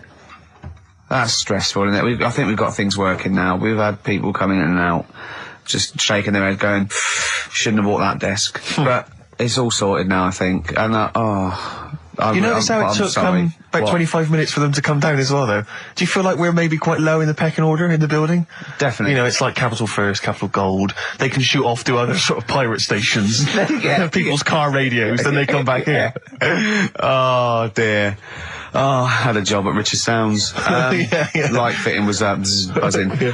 Now, but we've got, thanks for staying, listening. Right, okay, educating Ricky. What have we got? Airy Chinese Kid, go on. Right, yeah. This is the... I didn't want to do this. What do you think you want to do it? Well, I wanted to give you three, and I gave you one. It was like the alien man gets a beard or whatever. Yeah, And- which was total rubbish, so this one should be better, maybe. Hairy Chinese kid. Right, well, we've talked about hairy people in the past. True enough. Haven't we? Yeah. You know, the little kids who grew up in woods and hung around with wolves and that. Yeah, again, you're confusing it. Yeah, they're not, there were some people that were born very hirsute. They were not the people who were brought up with wolves. You just put that together in your Homer Simpson type mind. Right, well, this is like a sort of close to that sort of story. But the weird thing is, right, Chinese people aren't that hairy as a nation. No, seriously, that's a well-known fact. They don't have that much body hair and stuff. Okay. So this little kid who was born over there, he was like covered in stuff. Was he? And it was only his nose that wasn't hairy. The rest of his body was caked in hair, right? And his hair sort of What grew. sort of hair was it? Was Thick hair. No, what I mean is, was it sort of like a pony's mane, so he just looked like an Ewok? You know what I mean? Just like hanging down sort of straight, dark hair. In the picture, it looked like it grows was it from his downy? eyebrow. It grows from his eyebrows quite thick, and then it just goes all the way over You his don't head. think it was just really long eyebrows that he'd done a comb over? No, it was all over his body. It had a picture of like his back and that. Yeah. And Had he styled it? Had he styled it at all? Did he have it in a quiff or? no, it was just hanging everywhere. all over him. Yeah. And they were like, you know, this is a bit weird happening in China, where we're not normally that hairy. That was the scientist speaking there. And the local press and that were getting him down, calling him Monkey Boy and all this. Oh, And thinking Chinese press. but the doctor, Yeah. Oh. They're cruel, aren't they? It's like those game shows. That's Japanese, isn't it? Yeah. That's what. Yeah. and the doctor said, I was Carl talking through all that time while we were just like talking to each other then. Because I turned round and I still saw he was talking. So anyway, the local press came down to see the hairy boy, the monkey yeah, boy. and they were like being tight, taking the mickey out of him. And the doctor said, Showing him nuts. he's only hairy. Said he's a healthy young kid. The only faults he's got is he's got a little bit of eczema and a boil. And he said everybody should just treat him the same. And I think he grew up a healthy kid. Yeah, so that's the. That's the end of the story. That's not a story. Why? But I've got nothing. I don't know what to say to that. So someone in China was born slightly hairier than the rest, and he was normal apart from eczema and a boil. That to me isn't a story. But if it is, I've got a million. I mean, it's sort of like bloke from Manchester went a bit bolder than the rest, got a job on radio. He was normal. I mean, that's not a story, is it? Do you know what I mean? Dandy Warhols and Bohemian Like You on XFM 104.9. I'm Ricky Gervais, with me Steve Merchant and Karl Pilkington. Karl, What's the story then? Right, so what did you say you're going for? You've got your 3 titles, your 3 teasers. Well, I think I'm going to go for don't do that to it. You know it can't live without an edge. I'm looking forward to this. Right. Right. So this is educating Ricky for those that have just tuned in. Now, something that Ricky told me about when he was educating me was that a cockroach, if you cut its head off, it lives for a week. Yeah. Right? And the only reason it dies is because it can't take on water. Sure. It doesn't have a great time in that week, though, does it? No. I mean, it doesn't get much done, I don't imagine. It just needs water, and because it can't find any, like its eyes, it eventually dies. Yeah. Right? No. So what? No, it's not. That's not. It's Anyway. it can't drink. Anyway. So have you heard that one about worms? Okay. I have. Go on. If you cut a worm in half, Yeah. a lot of people have said in the past that it'll turn into 2 worms. Right. But that isn't actually true. Okay. Who said that? No, it used to be like, Kids at school said it on, kids at school and stuff. Yeah. So that, a lot of people think that. Don't pick him up on stuff, Steve. It's bad enough. Sure. So, but what they can do, if you get a worm, right, and you find out which end its head's at. Right. If you you've got its head there at the left-hand side, right, and if you sort of cut it in half, Right. but not in half, so there's more of its neck than the tail, if you know what I mean. Yeah. Yeah.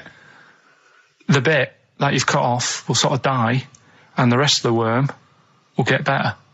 So in a way, you can cut it in half, and it'll survive, but only one half will survive. Okay. Yeah? What have you learned there? I wish you hadn't chosen that one. I know, because it's nothing, is it? Yeah, You know that joke, how would you tell a worm's head from its eye? You put it in a bowl of flour and wait till it farts. Yes. Right? I told my mate that, right? And he went, what if it coughs? Yeah? Yeah? Yeah. Yeah. So, there is a bit of truth in that myth of cutting one in half. Where did you get this information? I don't understand where you get this information That was from the Fortean Times. It was like the myth about worms. Yeah.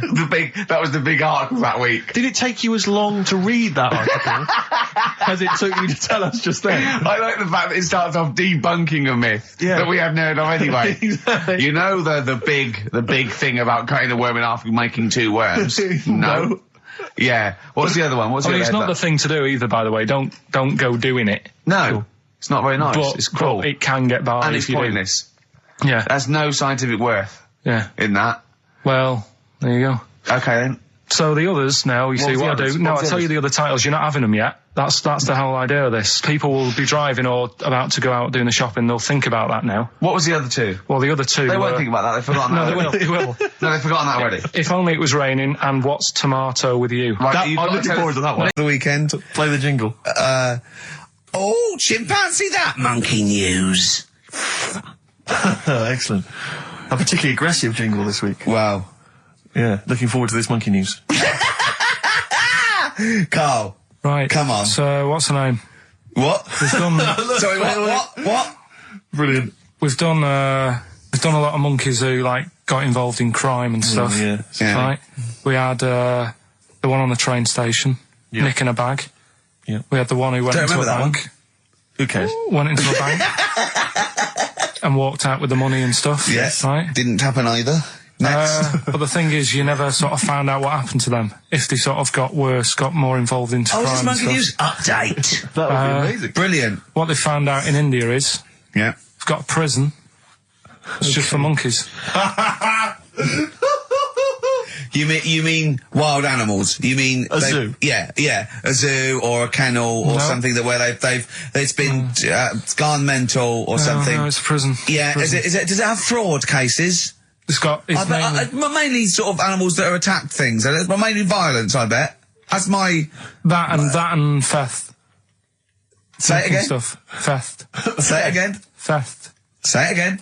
Robbing. No, let's go back to that word. We're going to keep doing it. We've got 6 Robbing. minutes. You're going to say the word right before you go to Hastings. Well, do you say it? No, Well, you no, say 'cause then it you know how first. to say it. Well, all right, Robin. Caught Robin. Say it again, though. So Who's anyway. Robin? Who's Robin? So they've got this prison, right? This is extraordinary. Say it again. No, you're not going to say it? Oh, go on then. So they got a prison for him, right? And there's 11 of them in there, 11 monkeys. Right. That are in there for life. Because that's... I think there's one just got out on parole, right? No time off for But good there's 11. I'll give you the bit of paper because I thought this was... Weird. You thought it was a bit weird. Now, Carl, what are they in there for then? Because, I mean, they're in there for life, so I'm assuming it's murder, is it? Premeditated murder? They're not crime bosses, are they? They're not... Are they the prostitution and gambling? Are you sure they're not just the pawns and the head sort of like orangutans up a tree going, remember, you don't know me. You're on your own. If I go down, you're all coming with me. You take some of your gorillas down there and sort him out. Oh, the great banana robbery. It's not. I wonder if they get them. Right, go on then. Okay, let me see. Now, I don't know what source this is, as ever.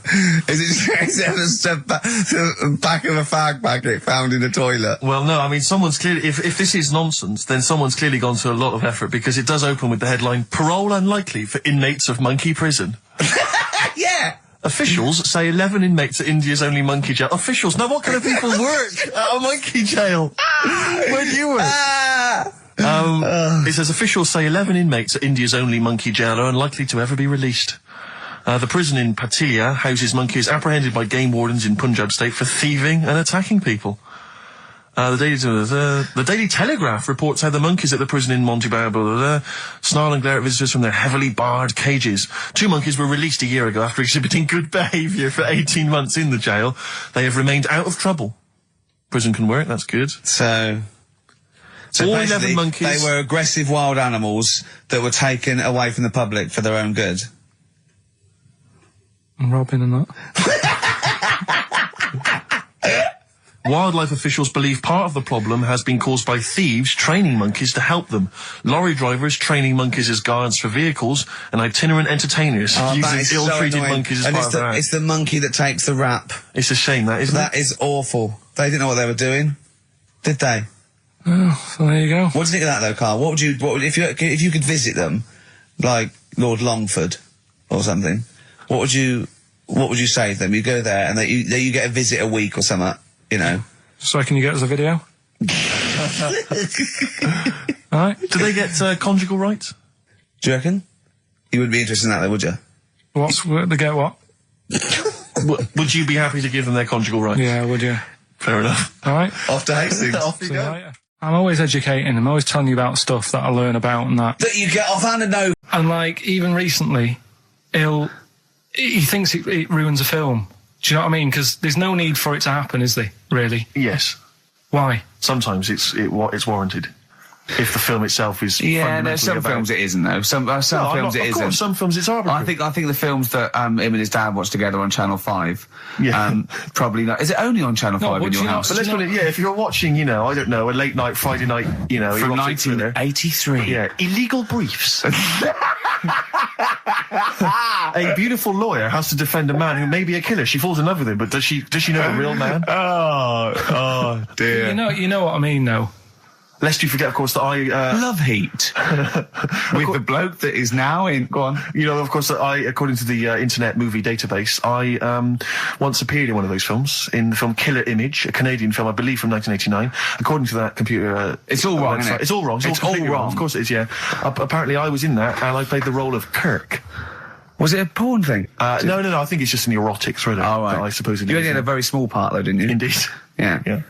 But no, do you know what I mean? Sometimes you don't need to go that far. Say, like in this Jesus program, right? Film. What's it called? The Last Temptation of You're Christ. just like talking. You know what? What's his name? Is it Ralph in The Simpsons? Yes. I drawed a kitty cat. It's like talking to that. Yeah. No, but right, this temptation thing, right? Do you know, often we don't get that many complaints on this show. We don't get very many complaints. And I think that's either because there's no listeners, or B, it's because most people agree with Carl, and that terrifies me. Or they let him off, because it's like, you can plead insanity, you can go mental and kill a few people, where they go, oh, he's a bit bad. No, but was it because, like, they're saying that he was having it away? or is it because you saw it? What got the complaints? The complaint was the very suggestion that Christ It was himself would be a having blasphemous sex. thing, not the fact that you saw an actor's knob. So what about if they just cut it down a bit and you like saw the little stable door closing? It wasn't the baby Jesus having sex. It was the grown man. The stable door shutting. No, but you know It's what the they do? nativity scene. Oh, that is brilliant. That is. then- The wise men saying, I can't believe we brought myrrh, we should have brought condoms. Yeah. There's 2 for 1 offering, Boots. Yeah, I don't know what we were thinking. It was frankincense. It's always awful. Should we isn't it? apologise now to the Christian church as yeah. well? So Sorry, can we- the little Chinese fellas, little Welsh fellas, and the little Christian fellas. We haven't said anything wrong. No. It's like, you see, when I was growing up, Stable door. I love the idea that in Carl's world, he was born in a stable, just thought, well, I love this place. Yeah. I'm just going to stay here the rest of my days. This is good here. Oh, brilliant. but when I was watching telly with my mum and dad, I mean, it still happens now, right? My dad will sort of go, oh, ruined, good film ruined, right? Yeah. If some sex scene happens. But why doesn't he But just what are we ignore talking it? about sex scene? Are we talking about a kissing or are we talking about penetration and looking at the camera? Well, Going, just- are you enjoying this, Pilkingtons? What are we talking about? What is sort of extreme levels we talking about? Right, last time I was down there, right? Yeah.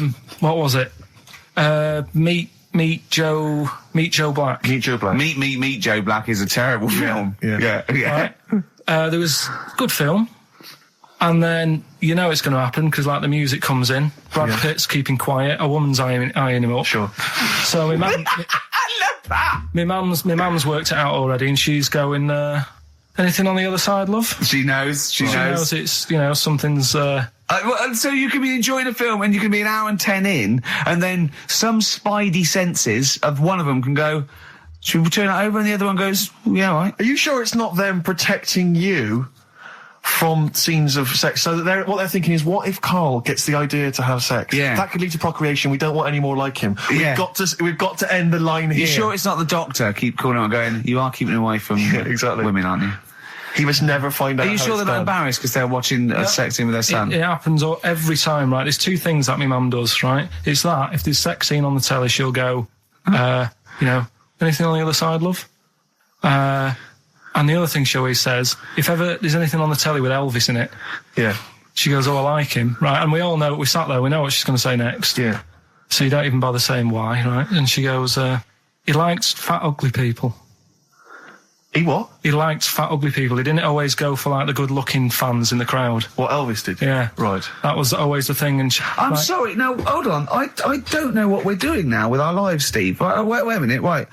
So your mum says 2 things, right? She either says...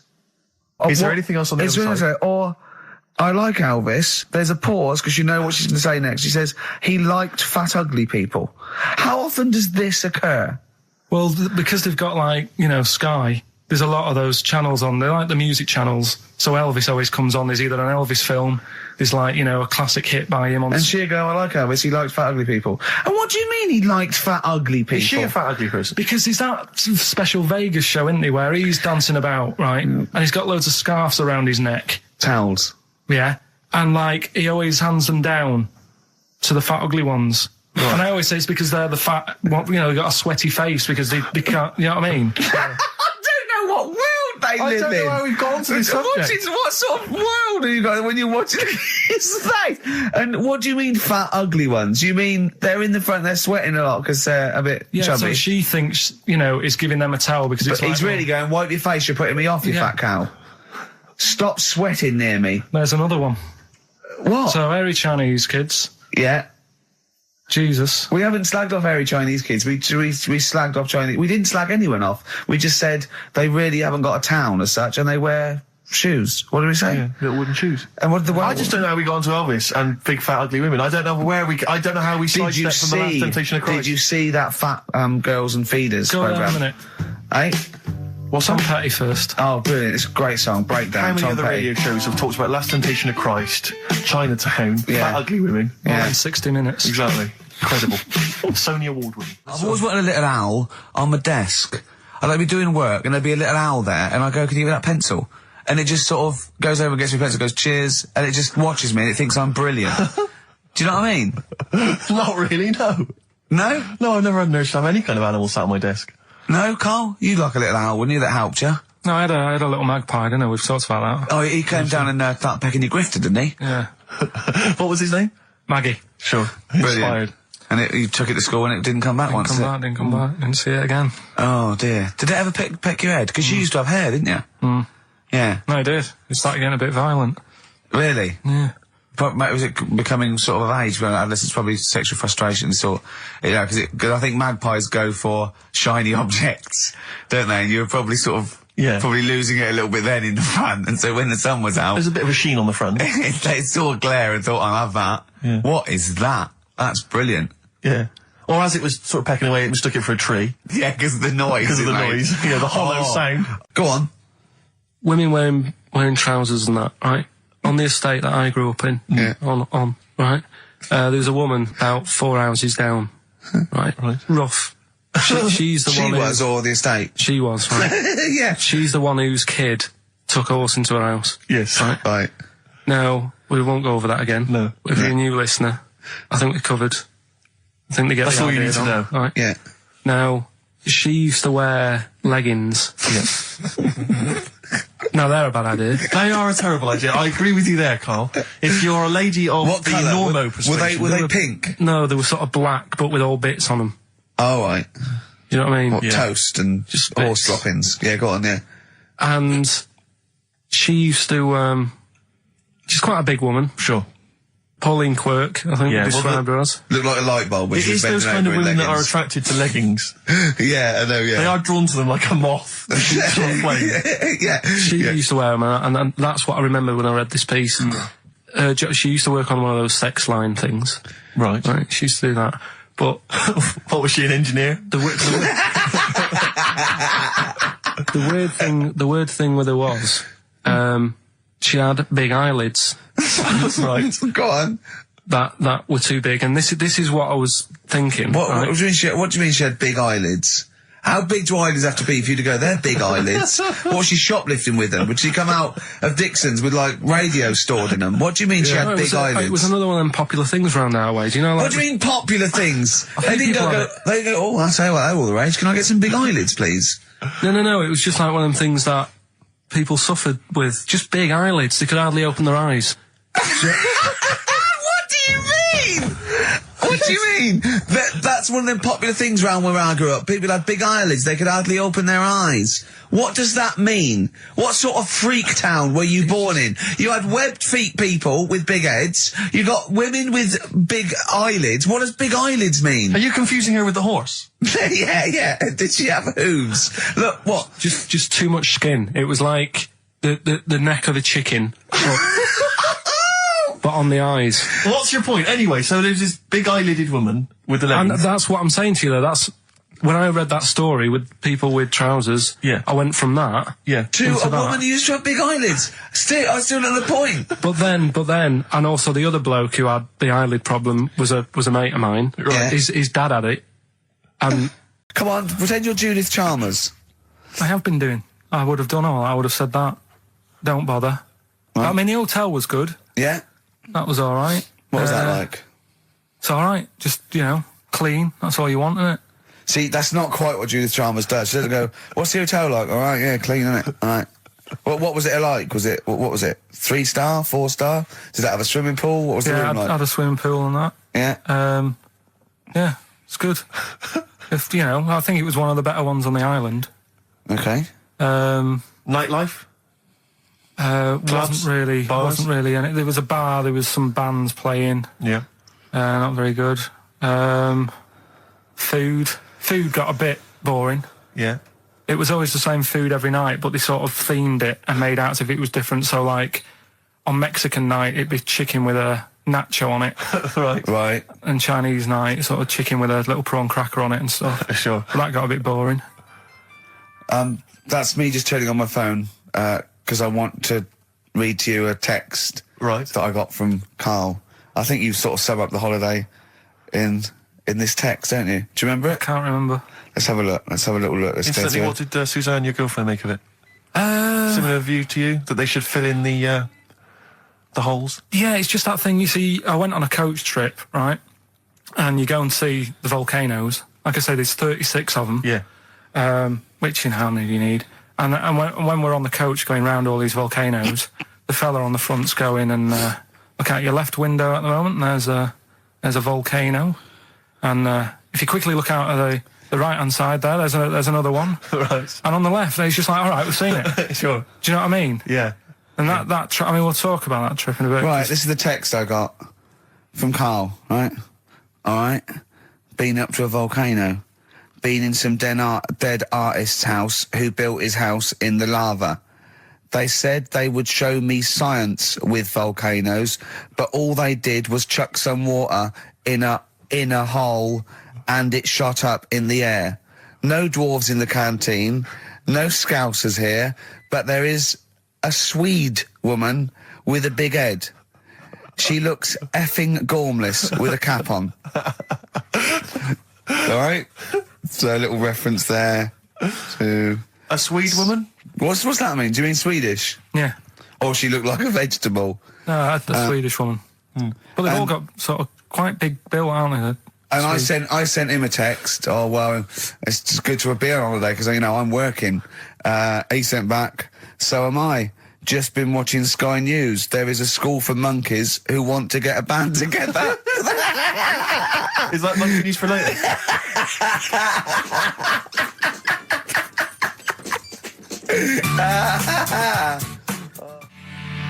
Oh My Corazon by Tim Burgess. I can't get enough of that. I love that chorus. On XFM 104.9. Ricky Gervais, Steve Merchant and little Karl Pilkington. But it was a nice holiday. Yeah, it's all right. It's just, you know, I went there to relax and that. Exactly. Did a little bit of that. Trying to think of some new, you know, features and stuff. Sure, always working. 3 holidays a year, Jesus. Oh, not really 3. Oh, two. It's all but Two holidays, really. one big sort of like work thing to me and Steve. 2 holidays, isn't it? Work hard, you need the holidays. So, yeah, the things that annoyed me was like, you get bored sat around the pool after a couple of days. I'd read my book. Yeah. You know, there wasn't much going on the... Not even any crabs to throw sand at, was there? No crabs or anything. They wouldn't bother with Lanzarote, right? So, decided to go on a little trip. That's when I saw the volcanoes and that, 36 of them. So, we go on the trip, and the thing that annoys me, it does happen every holiday that you go on. If you go on a sort of a package thing, they have these trips, right? And you pay about 40-odd quid, and they give you some wine to sort of make it feel like you're getting your money's worth. But, how many of these trips have you been on then? Loads. Probably about 12. More holidays than I've had. Go on. Yeah, so go anyway, on. so you're on the coach, right? And they take you for the volcanoes. They took us in the middle of nowhere. Yeah. Right. There's nothing else round there. Sure. It's like I say, it's like Mars, but with holes in the ground. Yeah. Right.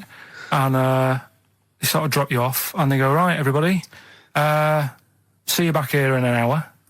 There's loads of volcanoes for you to look at, and a coffee shop over there. And you know for a fact, right, you don't need an hour there. You could just say, well, just keep the engine running because I'll have a look in this hole, we'll get back on, give us 5 minutes. Don't need an hour. Absolutely. Yeah. But you know that they've got something going It's a with it. backhander, definitely. What, with the coffee shop? Definitely, yeah. They go there and they get everyone to have an ice cream and a coffee, and they sit down and have a fag talking to the bloke. Yeah, and it's like cousin. Yeah. How much was the coffee? Was it probably about 3 each euros, so I think it was 3.50. Sure. Yeah. Which is, I don't know, what, that's about 2.5 quid. Yeah, they stitched you up. Well, it's like those people who, you're those cab drivers that you'll meet at sort of 3 a.m. who've just got a car. Yeah. And just went out with a car. Yeah. And just, I'll pick people up and charge them. Yeah. I got in one once. I said to him, a guy just pulled up. He said, I was in like East London. I'm going back to North London. I said, going to Swiss Cottage. He went, sure, hop in. We set off. He went, do you know the way? I said, well, not really, no. I thought you'd know the way. You're in a cabbie. And he went, no, don't really know the way there. I said, have you got an A to Z? He went, no. I thought, well, if you're going to go out just on the, just winging it as a cab driver, 2 things. Take a map and a torch. He didn't have either. He said, well, I'll probably get to Camden. I said, right, I'll direct you from there. Drove on for about 5 minutes, making conversation. About 5 minutes later, he went, do you know the way to Camden? I thought you knew the way to Camden. I don't really know the way. I thought I did. Oh, it was let me out. What's the best job you've ever had still, Karl? Talk like about it. Is it still Paper round. Is it still the paper round? Yeah. That's ridiculous. No, it was good though. If you look at it, like, you know, what I liked about it, you're your own boss. No, you're not. You're not your own boss. No, the guy who runs news the news agent is your boss. Alright. But then once you get out and you've got your papers and that, you sort of, you're on your Do own. what you want as long as you about deliver the stuff. papers exactly to the places he said you are in the time he said. Yeah. It's and I did. freedom, isn't it? Any jobs you wouldn't do? I just thought of one that you wouldn't do Go on. with your sort of mild homophobia. Well, I'm not. Proctologist. What's that? Basically sticking your finger at other people's arses. Right, well, no, I wouldn't do that, no. Why have you got to do that? What do you mean, why have you got to do Well, why that? does anyone need that doing? Does they got to look if they've got an arseache or something? Which trainee doctor makes that their speciality? Do you know what I mean? That must be, right, we got a place for proctologists, and it's you, Meadows. You came last. Oh, seriously, what? I'm not the arse doctor, am I? Yeah, you came last. Oh, I'm a bum GP. I can't believe it. Yeah, you got to, oh, I can't believe this. Yeah. That must be it, mustn't it? Well, presumably Or- no one would choose it. No one would purely. If they can have the brain surgery. Well, heart- what if you were brilliant but you were shy? You couldn't look people in the face. Yeah. You could you could do anything you want. No, I just don't want to look at them. I just want to do their asses. Yeah. Really? Just want to do the asses. Yeah. Yeah. Look at Carl's face. You didn't know there was such a thing as an arse doctor, did you? No, not really. Specialised, he does nothing all day but that. Well, he probably has a sandwich about 1 o'clock. Yeah. Washes his hands. What do you mean he does nothing all day but that? You don't say that about a brain surgeon or thoracic surgeon, do you? No, but that all day. That's not good, is it? I love the fact that I can blow his mind with just things that people take for granted. A dentist just looks in mouths all day. Yeah, but that's a bum What? job, that bum job. Just think of that. Oh. So what do you need to know then there?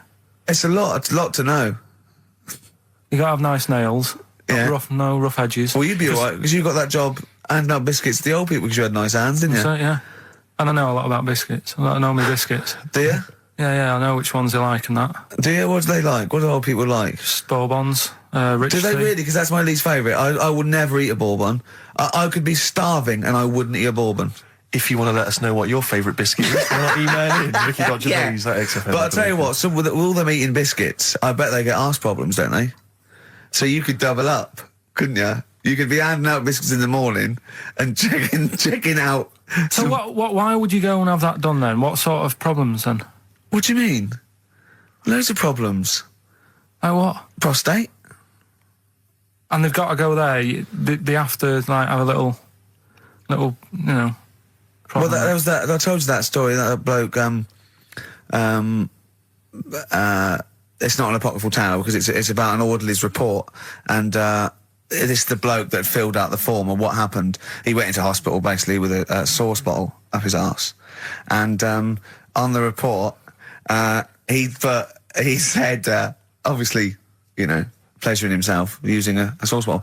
And on the report he said that he'd been shopping at Safeways and he'd come in with his shopping and he'd forgot his key, so he'd put his bags down on the step, right?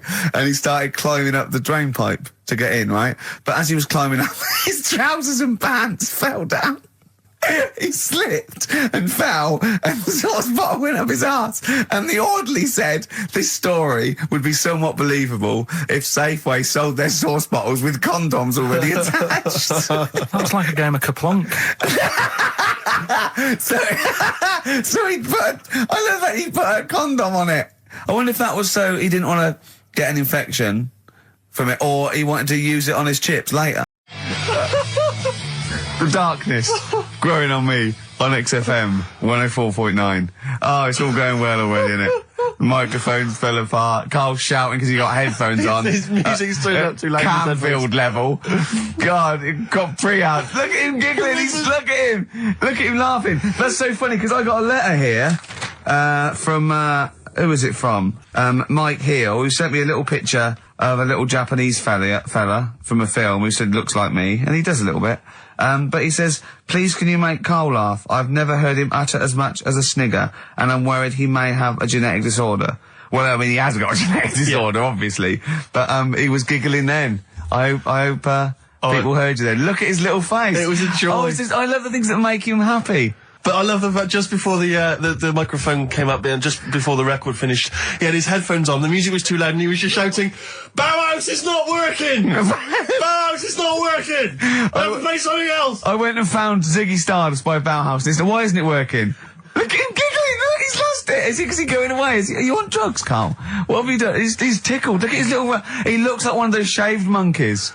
Look at his little, oh my god, I've never seen a forehead glow. I know, it's extraordinary. Oh. And he's got that red shirt on as well, so the whole of him is just a big glowing... Carl, what are you trying? What are you putting in? I'm going to see if I can get this to work. Go on then. Hang on. Brilliant radio. I hope Dr. Fox is listening because I think he's eating his words right now, Steve. Right, I think I've done it. Well done. That's excellent. Right, what Let's play Bauhaus now and let's try and compose ourselves. This is Ziggy Stardust by Bauhaus. That worked. That worked, didn't it? See, panic over. Calm now. You're on holiday soon, aren't you? Yeah. You got to go off early. Well, about. How many holidays have you had? Because I only ever have time off when I'm working, like doing another job, like, you know, filming or something. But you seem to have a lot of holidays, just like, and you were sick as well. You was just like, because you had wet trousers, which is a little bit. Do you not care about the job? I mean, I've got to ask because, you know what I mean? If I was in charge, I'd worry about your motivation or because yesterday we were trying to work out what you enjoyed doing, and we got to Manchester United and moaning, and that is the two we came up with. I don't know where you get the moaning thing You're from. always whinging. About what? Everything. When did I last have a moan? Just before we came on air. Right, and why was that? I don't know, I can't remember. Because we were in good mood. We were in a good mood, me and Rick. I'll tell you why. Go on. Because you brought a song in at 10 to 1. Yeah. With a load of effing and jeffing in it. Yeah. And saying, can you edit this? Yeah. But that's your job. You could have brought it in yesterday. No, I couldn't. Why not? I hadn't thought of it. But why are you whinging? That's your job. And I didn't come in 10 minutes before. It was a good 20 minutes before. It just took you ages because you were whinging and moaning to even get started. I'm not being dragged into this. You are always... I'm on my holiday now. Well, not yet. No, you're not on yet. You're still working. Well, that's what's funny. This isn't even work, right? And yet it should be. Compared to what I do in the week, this is a doddle. Well, it's because you're not putting any effort in, clearly. Where are you going anyway? Where are you heading? Cornwall. Yeah? What's happening down there? Well, there's a monkey world. You're excited about that? We'll go and see that. Probably go twice to that. Yeah. Whilst I'm down there. How long are you in for? The whole week? Yeah. Yeah. So, this is with your parents, isn't it? Yeah. Taking them out. Your father, what do you think your father will be up to? What's he going to be nicking on this holiday? Well, Tin. There's a lot of tin in Cornwall. Since they've shut the mines. He's just called Suzanne, said they've got there, said it's a nice little place. Mm-hmm. There'll be no towels when you get there. So what are you going to do? What are you going to do? Just going to chill out and sort of like go to the pub and stuff? Yeah, like I say, I mean, all I've got planned is probably probably Tuesday and Thursday at Monkey World. What about Wednesday? What are you thinking of Wednesday? Just wandering around? Just sort of think about, you know... King Arthur and that. Where he was down there, wasn't he? I don't know, but I'll tell Where you are you something. going? What town? I don't know. I don't know where it is. Suzanne sorted it out. Yeah, she's sorted it out. I joined the phone to her saying, well, pack 'em. Pack 2 pairs. Poor woman. She's packing your bags for you. Yeah. Guess what? I lost 400 quid cash this week. Gambling? No, that's tragic. This is why it gutted me. It wasn't even on your gambling addiction. No, I had a photo shoot, I had a suit, and I'd claimed back some expenses, and I'd had it in my pocket. And then when I took the suit home, it must have fallen out in the street or the cab. And I remembered it, and I went every pocket twice. And it was just the fact, I don't think about, oh God, that's terrible, that's a terrible blow. I think, oh God, if I had it back now, it would be free money. Yeah. If I suddenly found it now, I'd have £400 that was just free money. And I had a little nap to get over it, and I was... And you were fine. I was okay. But that was good. Someone just £400. found what a gift that is. Oh. Just, I mean, untransport. Was it in a money clip? Was it rolled up in a money clip? No, it was just literally 400 quid in an envelope. Oh, and that's so a that, treat. I know. See, I'd always hand it in. I genuinely would, unless I found it in the middle of a forest or something. If it was in a street. Do you know what I mean? No, because a bear dropped it. Yeah. But I mean, if I found it in a pub or a cab, I'd just hand it to anyone who was rushing through. Yeah, exactly. Yeah. But I'd hand it in. Well, but there's no way. If they found it in the street, there's no way they could do it. You know, it goes to the police station and it sits there for 6 months. But yeah, exactly. Well, it's a waste of time. Pocket it. But Because when I was younger, I remember being outside a post office once when I was about 10 or 12 and finding a purse and thinking, oh, that's nice. And opening it up, there was some money in there and a pension book, and so it was obviously an old lady. I found an address, I sent it to her, and my mum said, you know, you've been so good there, you'll probably get a little reward. She'll probably send you a little reward. Nothing.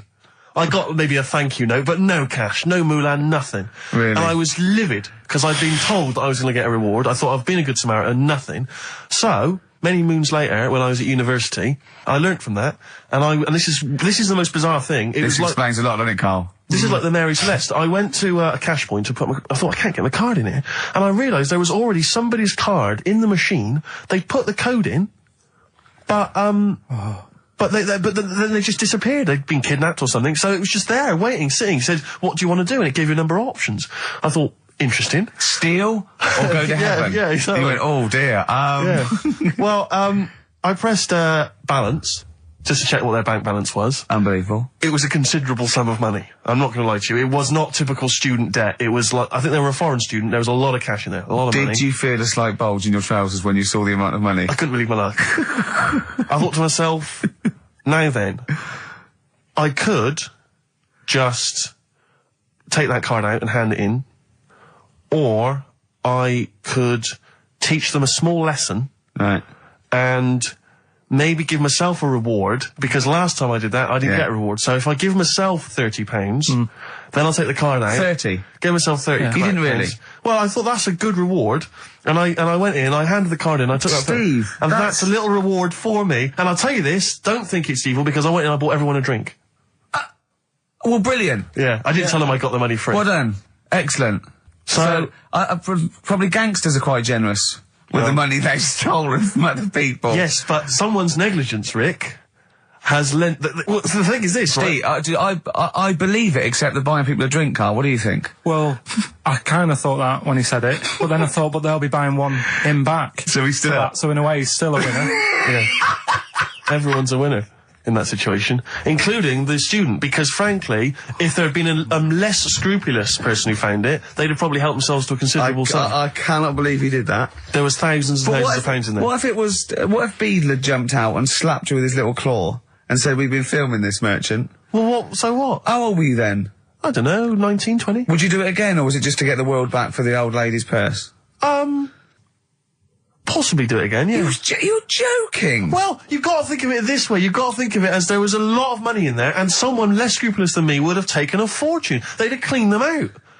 Whereas I just took a small reward, which I thought was more than enough for someone's negligence. And I've returned the card. They've got the card back. Everything's fine. Think of someone else. I could have gone on a spending spree. I could have been buying stuff, all sorts. Yeah, but it wasn't yours at all. Yes, but they probably would have given me a reward.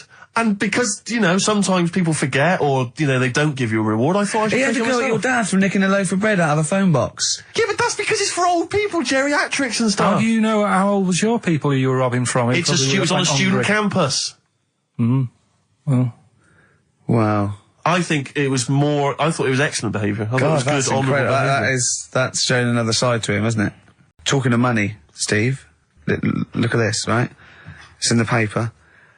A wife has had her beauty insured for £100,000 in case she grows ugly and her husband walks out. Nicole Jones, 26, of Chipping Sodbury, Gloucestershire, says £200 a year, pays £200 a year for a policy. She arranged it as a present for her husband Richard. Her beauty will be judged by a panel of builders. So, have they been selected beforehand, do you think? Do the insurance company know who they are? I assume they're complete strangers. So suppose, like, in 30 years' time, he looks at her and goes, oh, you've lost your looks. She goes, well, have I? Yeah. He goes, well, yeah. Well, have I? They're calling the panel. Some girls going, yeah. All right, get him out for that. Well, never mind that. It's she's lost it. Right, 100 grand. Well, 100 grand coming your way. They stand on some scaffolding. Yeah. She walks by. Yeah. And if they wolf whistle. That is amazing. Do you think they'd give her a quote first? Yeah, what if they say, actually, love, you've got nothing to lose. You're not oil painting anyway. Yeah, we can't come round and judge your beauty for at least I mean, that is just open to abuse, isn't it? £100,000. Because I remember, in Japan, they're mad on golf, right? And if you get a hole in one, you buy everyone, you throw a party. And it was costing them like thousands and thousands of pounds. So they were insuring themselves against getting a hole-in-one, and so miraculously, everyone was going, I got a hole-in-one. Did he? Yep. Yeah. Paying out insurance. I mean, they could be in that together, couldn't they? They're bizarre. not. I'm sure they're not. But They're probably more honest than you two that would take 20 quid out of a cash point. But, you know. No, 30. 30. Yeah, 30.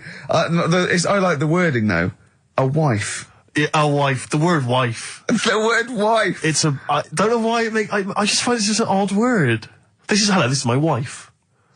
Hello, the wife. Yeah, the wife. My wife. It just seems a word that you have to say if you're 60. You can Yeah, go, I know. Have you met the wife? And even then, ironically, unless you don't know exactly, are you married? Yeah, my wife is from, you know what I mean? that makes sense, but it's the wife. People go, oh, better get back, I'm meeting the wife for dinner. But especially when you know them. I remember bumping into friends of mine somewhere at a party, a couple that I knew, and I'd known both of them before they got married.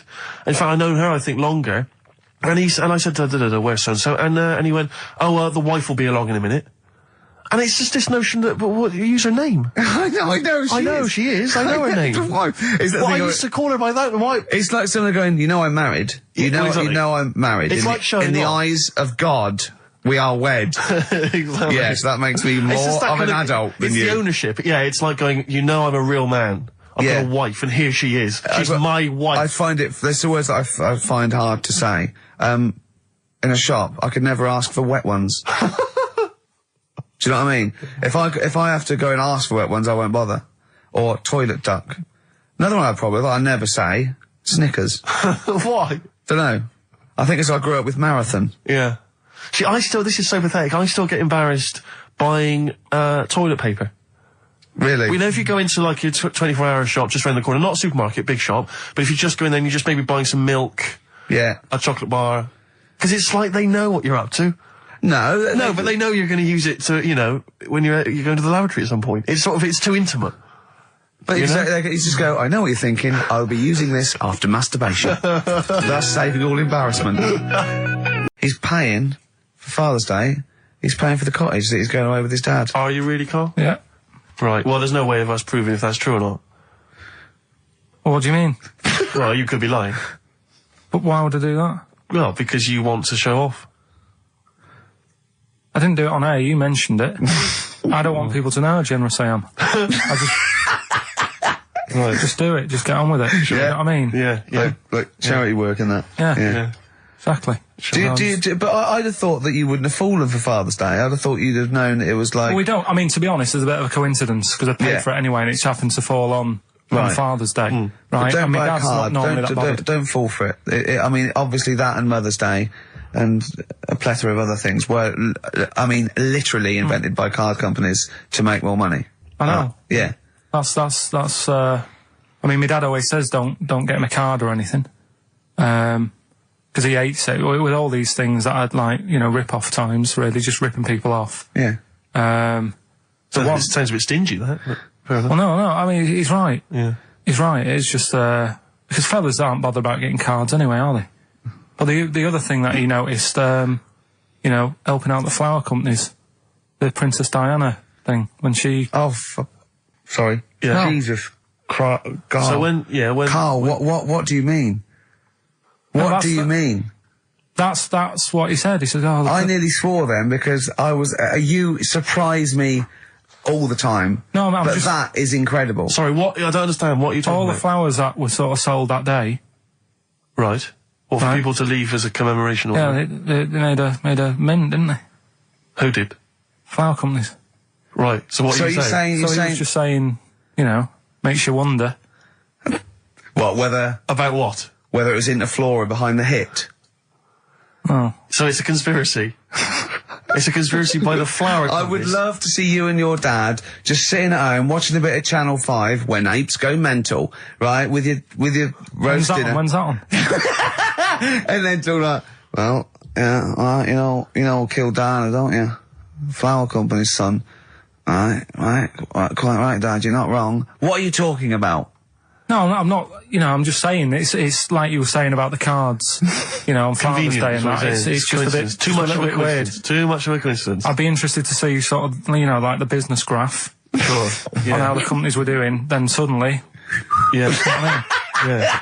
But then by the same token, Elton John. You know, he had the biggest selling hit record, didn't he, off the back of that? I mean, so, is he incriminated as well? If you want, I mean... It's a conspiracy theory you've not kind of analysed terribly closely. You've put it out there, and if people maybe who are investigating want to kind of add that into their inquiries, then they can. Yeah. Sure. But, no, that's all I'm saying. I'm just, you know... Because it's always the same thing, innit? Like, I was out shopping the other day, you know, treating Suzanne like I do. You know, I like spending money and that. Yeah. I was in WH Smith's. Yeah. Classy. Was it a big birthday? Was it? Was it a 30th? No, I was getting a. Was it 2 biros for the price of 1? I was getting a card for my dad for Father's Day anyway, because I'm seeing him. Yeah. Big Toblerone. Yeah. There was a giant who is it who said Father's Day? They love a Toblerone. I've never understood Toblerone because the only time I see Toblerone is in airports, right, and minibars. That is what the small Toblerone is for the minibar in a hotel, 3-star upwards, and the big Toblerone. Well, the big Toblerone is a gift, isn't it? It can only be a gift. You wouldn't buy a big Toblerone for yourself. Yeah, a duty-free gift. The Toblerone. It's next to Chanel No. 5 Toblerone and a bear. But who specifically would you be buying that Toblerone for? I don't know. Someone who's clearly never had it before and would think it was interesting novelty. Yeah. Well, this gift's interesting. I'll tell you what, though, Toblerone is brilliant. I mean, if whoever makes that, if they want to send sort of, some Toblerones, I will eat Toblerone. Well, yeah. I think very much the same about, I think very much the same about fags. And of course... cigarettes. If you've got any boxes of cigarettes and that you don't want, duty-free or whatever, send them. I'd just like to say that, in no way do I endorse Carl's dad's theory that flower companies were behind the death of Diana. No. Maybe I could say that on air as well, just to save any complaints. I'll tell you what, though, talking about fag packets and that... Kind of, you've probably got experiences of your own that you might want to talk about, but people ask me what Ricky's like in real life. And I don't want to get grotesque. It's Christmas, people are listening, people are eating sandwiches, but he has a flatulence problem. I don't know if you're aware of this. It is... It's not a problem. Right. Well, it is for us. Yeah. You may not. Yeah. I think the problem with Ricky is Ricky hates to miss out on anything. He's terrified that there's going to be something going on that he's missing out on. A conversation, a joke, someone falling over, And he daren't spend any time in the lavatory because it's too... any period of time he spends in there, he could be missing out on some fun. So he kind of tries to get his lavatory, occupying time down to a minimum, an absolute minimum. Plenty of pissing. There's loads of that, but none of the other activity, really. I mean, you keep that, really, it's like you're in, you're out, and sometimes I don't think you've done the full job, Rick. Yeah. And today, I'll tell you this, my eyes were bleeding. It's intense. It's just a word of warning, because the kitchen at XFM is out of bounds now. No one's going in there until the new year. A to J in the library. A to J in the record library. I'll tell you this, I don't know if, Tony Blackburn's in the building. His wig will fall off. But seriously... not that he wears a wig. He doesn't wear a wig. But if he's going down there, maybe he wants to play some Beach Boys. I mean, seriously, forget I'm a celebrity, get me out of here. Good time's gonna come, innit? Right, Carl, come on in, educating Ricky. So, don't let the cat out of the bag, that's where that comes from. Comes from a crafty butcher. Right, go on then. So the next little headline is, Wash Up With You. Wash Up With You, go on. You want to know about that? Yes. It's a survey that they did this week. They? Yeah, some university did some survey. Brilliant. Did a world test on washing up. Yeah. And each country were given 140 pots to clean. Brits were the quickest. Yeah. Yeah. Turkey were the slowest at washing up. The Turks. It's not because the little fellas that work in the kitchens with no... Is it? They can't reach. Spain were the cleanest, and the Germans were pretty good as well. So... I don't know where to start with this. Honestly, Steve, I don't know where to start with that. Sorry, what was that? Wash Up With You, that was it. But was that it? Survey of washing pots and pans. I didn't understand. You said Italy were the cleanest. No, Spain. No, Brits were the quickest. Yeah. We were the quickest, but Italy was the Spain was the cleanest. Turkey were the slowest. Yeah. Spain were the cleanest. But why weren't we clean then? Because we were washing up. Why were we not paying attention to the... We did it rubbish. We did it quick. We did it quickly, but I don't understand why it was being rated on. Who was doing it? Was it Annette Newman or Ainsley Harriott? She's quick. Both of them are quick. Yeah. Well, they've got kind of slaves that do it for them. Did we use fairy liquid? Don't know. It didn't have. Did we use a whole bunch of Boy Didn't Scouts? say that. Just Like said, Lynette. it just said, that. Who had the softest volunteered hands? for that? Who had the softest hands? So it didn't say. I didn't. Why is it we don't get notified that this is taking place? I don't know. When I was a kid, no one ever said, we need recruits because we're doing a survey on who can wash up the quickest. Are you disappointed in yourself with that one, Carl? It is pretty dull, to be fair, and that is why we've got to bring in either con merchant or a wine merchant. Or shut up at your face. Yeah. Well, it's funny you say that actually, because in a survey, it came up this week. It's quite extensive. Mancunians take more sick days than anyone else. Mancunians take more sick days than workers in any other city in Britain and Ireland, according to Manchester-based employment firm. Survey by Peninsula found employees in Manchester take 11 sick days per year, whereas closest rivals Edinburgh and Dublin take an average of 9. Liverpool, Newcastle, Birmingham, and Cardiff only 8. Is Reading mentioned there? Or no, Bristol? it's not even in there. They don't take days off. London is only 7. So the point is, I mean, I don't know you can take anything from it, but if you're an employer and you had a Mancunian and a Liverpudlian and they were equal on everything else, but you really couldn't afford them to be away, Liverpudlian's going to probably be away for 8 days. Sure.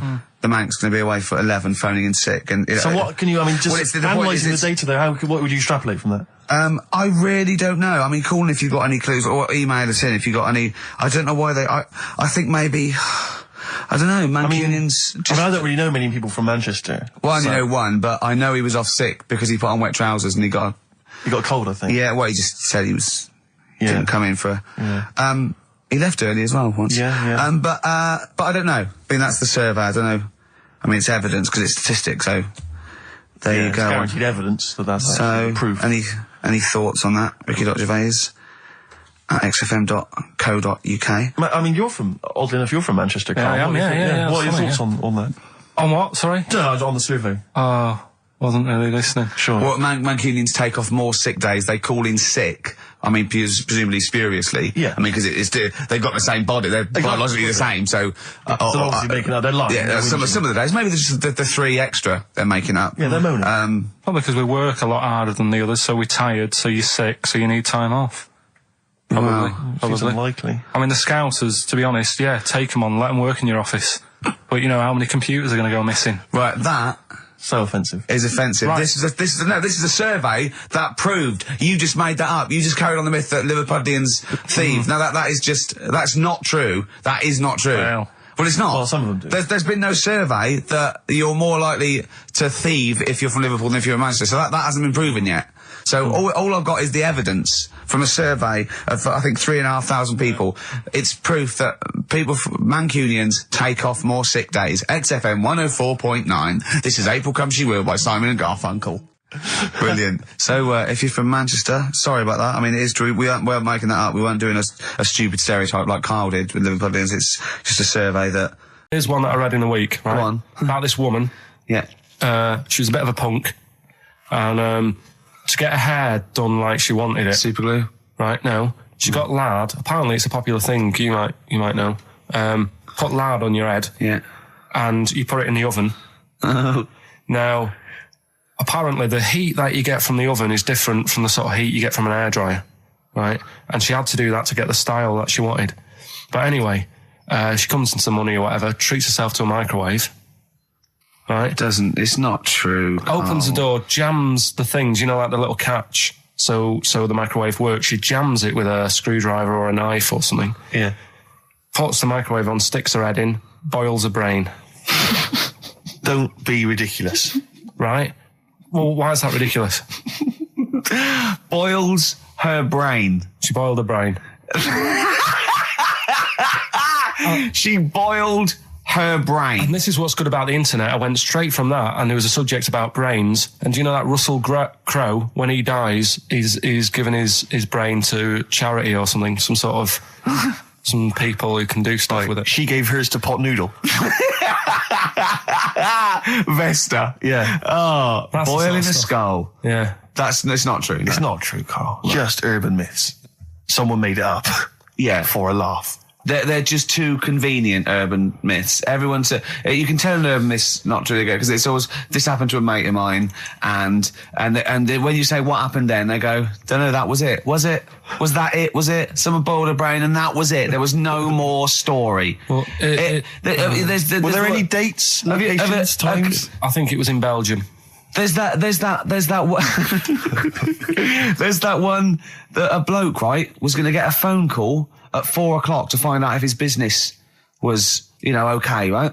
And if he didn't get the phone call, he knew he was broke, destitute. So dead on 4 o'clock, the phone didn't ring. So he went up to the roof of his office and he jumped off to commit suicide. And as he was passing his window, the phone was ringing. Oh no. Carl, it didn't happen. Didn't happen. Think it through. Think it through. Who told that story? Who told that story? As he hit the pavement at 120 miles an hour. He's the only person who could have known that series of incidents. Also, why didn't he wait? As his life's at stake, why didn't he wait till 5 past? I'm going to give it 5 minutes just in case. In case the lines are busy. Yeah. And what sort of bloke goes, I'll call you at 4, okay, if you're busy. Well, call me anyway. No. If I don't call exactly 4, then, you commit suicide. Commit suicide. I would, because if I don't call at 4, that's the end of it. Well, call me anyway. No, that's not the way I work. Why can't you just call me and tell me the other way? Well, I'm telling you how I do it. If you're bust, I don't call. Can't you just call to verify in case someone goes wrong? What if it's engaged? It won't be engaged. Just commit suicide at 4, please. Hickory dickory dock, some lads there just wrote a song called Clocks. The lads are Coldplay. And the song is? Clocks. I'm Ricky Gervais, with me Steve Merchant, Karl Pilkington, pressing the little buttons there. XFM 104.9. What's that little Well, I think I do more than press the buttons. Right, you see, this is it, right? Carl has had a little strop on since last night, okay? And it's He's had a little strop on? yeah. You said strop on. I just wanted to clarify. And I don't know why. He says that I'm an annoying person. He says that I wound him up, right? Which I don't know. He says that you're winding up because you're sort of like negative about everything. Negative? Yeah. And, but what I think it is because we pointed out that his lateness is unacceptable. Yeah. He said, meet you at 6. He turned up at 20 past. He said, well, someone stopped me in the corridor. I don't care. I've got stuff to do. We had stuff to do. I think we're a bit busier than you, Carl. You've got one job. We've got loads of jobs. I keep telling you that. You got one job in a little room, a 9 to 5 there, that you don't even get done in 9 to 5. That's why you're late and mucking around all the time. There's loads of work to do. Yeah, one job. No, cool. It's not. It's one job with a lot of other jobs in it. It's like those little Russian dolls you get. Right? Well, it's not, is it? Go, yeah, it is. Yeah. Everyone thinks, he only sits in his studio messing about, making songs a phrase. That's what I do in my free time. Which we've got coming up later. Super slick. I still think 20 minutes late is an outrage. Though, yeah, Carl. 20 minutes late is... Yeah, but I didn't say bang on 6. I said around 6. 6. No, you didn't. You said 6, which means 6. Well, it doesn't. Wait, sorry, it doesn't? If it was a newsreader, I'd say, yeah, you've got to be on time. Do you know what I mean? If it was a 6 o'clock news, I wouldn't want to be late. But it's the fact that I said to you, I'm busy, I've got stuff to do. No, you didn't say that. You said 6 o'clock to sort out tomorrow's show. I didn't. I know what I said. So yeah, well, you don't, because I remember you sent me a text. You didn't even. It wasn't even a phone call. You didn't even have the politeness to call. Stephen has stitched him up by being a little bit more precise than him. It was a text, and it said, "See you around 6 tomorrow?" Question mark. Around. You just said it. Well, around yeah, but 6. That doesn't count. That doesn't mean anything. Well, yeah, no, he does. What? So all right, you told me he said 6. Well, he did. I'm paraphrasing. 6 o'clock, Rick. To me, even if it was around 6 o'clock, that would be 5 to 6 or 5 past 6. It would not be 20 minutes after the event, because that is late. Well, you've got nothing. You see, you haven't even got an excuse. Yeah, but then I turned up, right, and I said, right, well, let's not argue about this. Let's come up with some good new features. Thanks, Ruth. And Suzanne was sat on the floor in front of me, and she was like, rub my neck, it's hurting.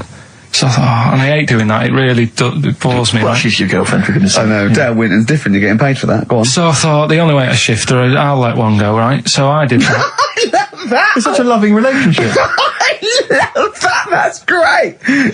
So like doing the washing up badly. Yeah. She won't ask me again, what have you done? I've smashed the cups up and I've written in excrement across the wall. Well, that's no good, isn't it?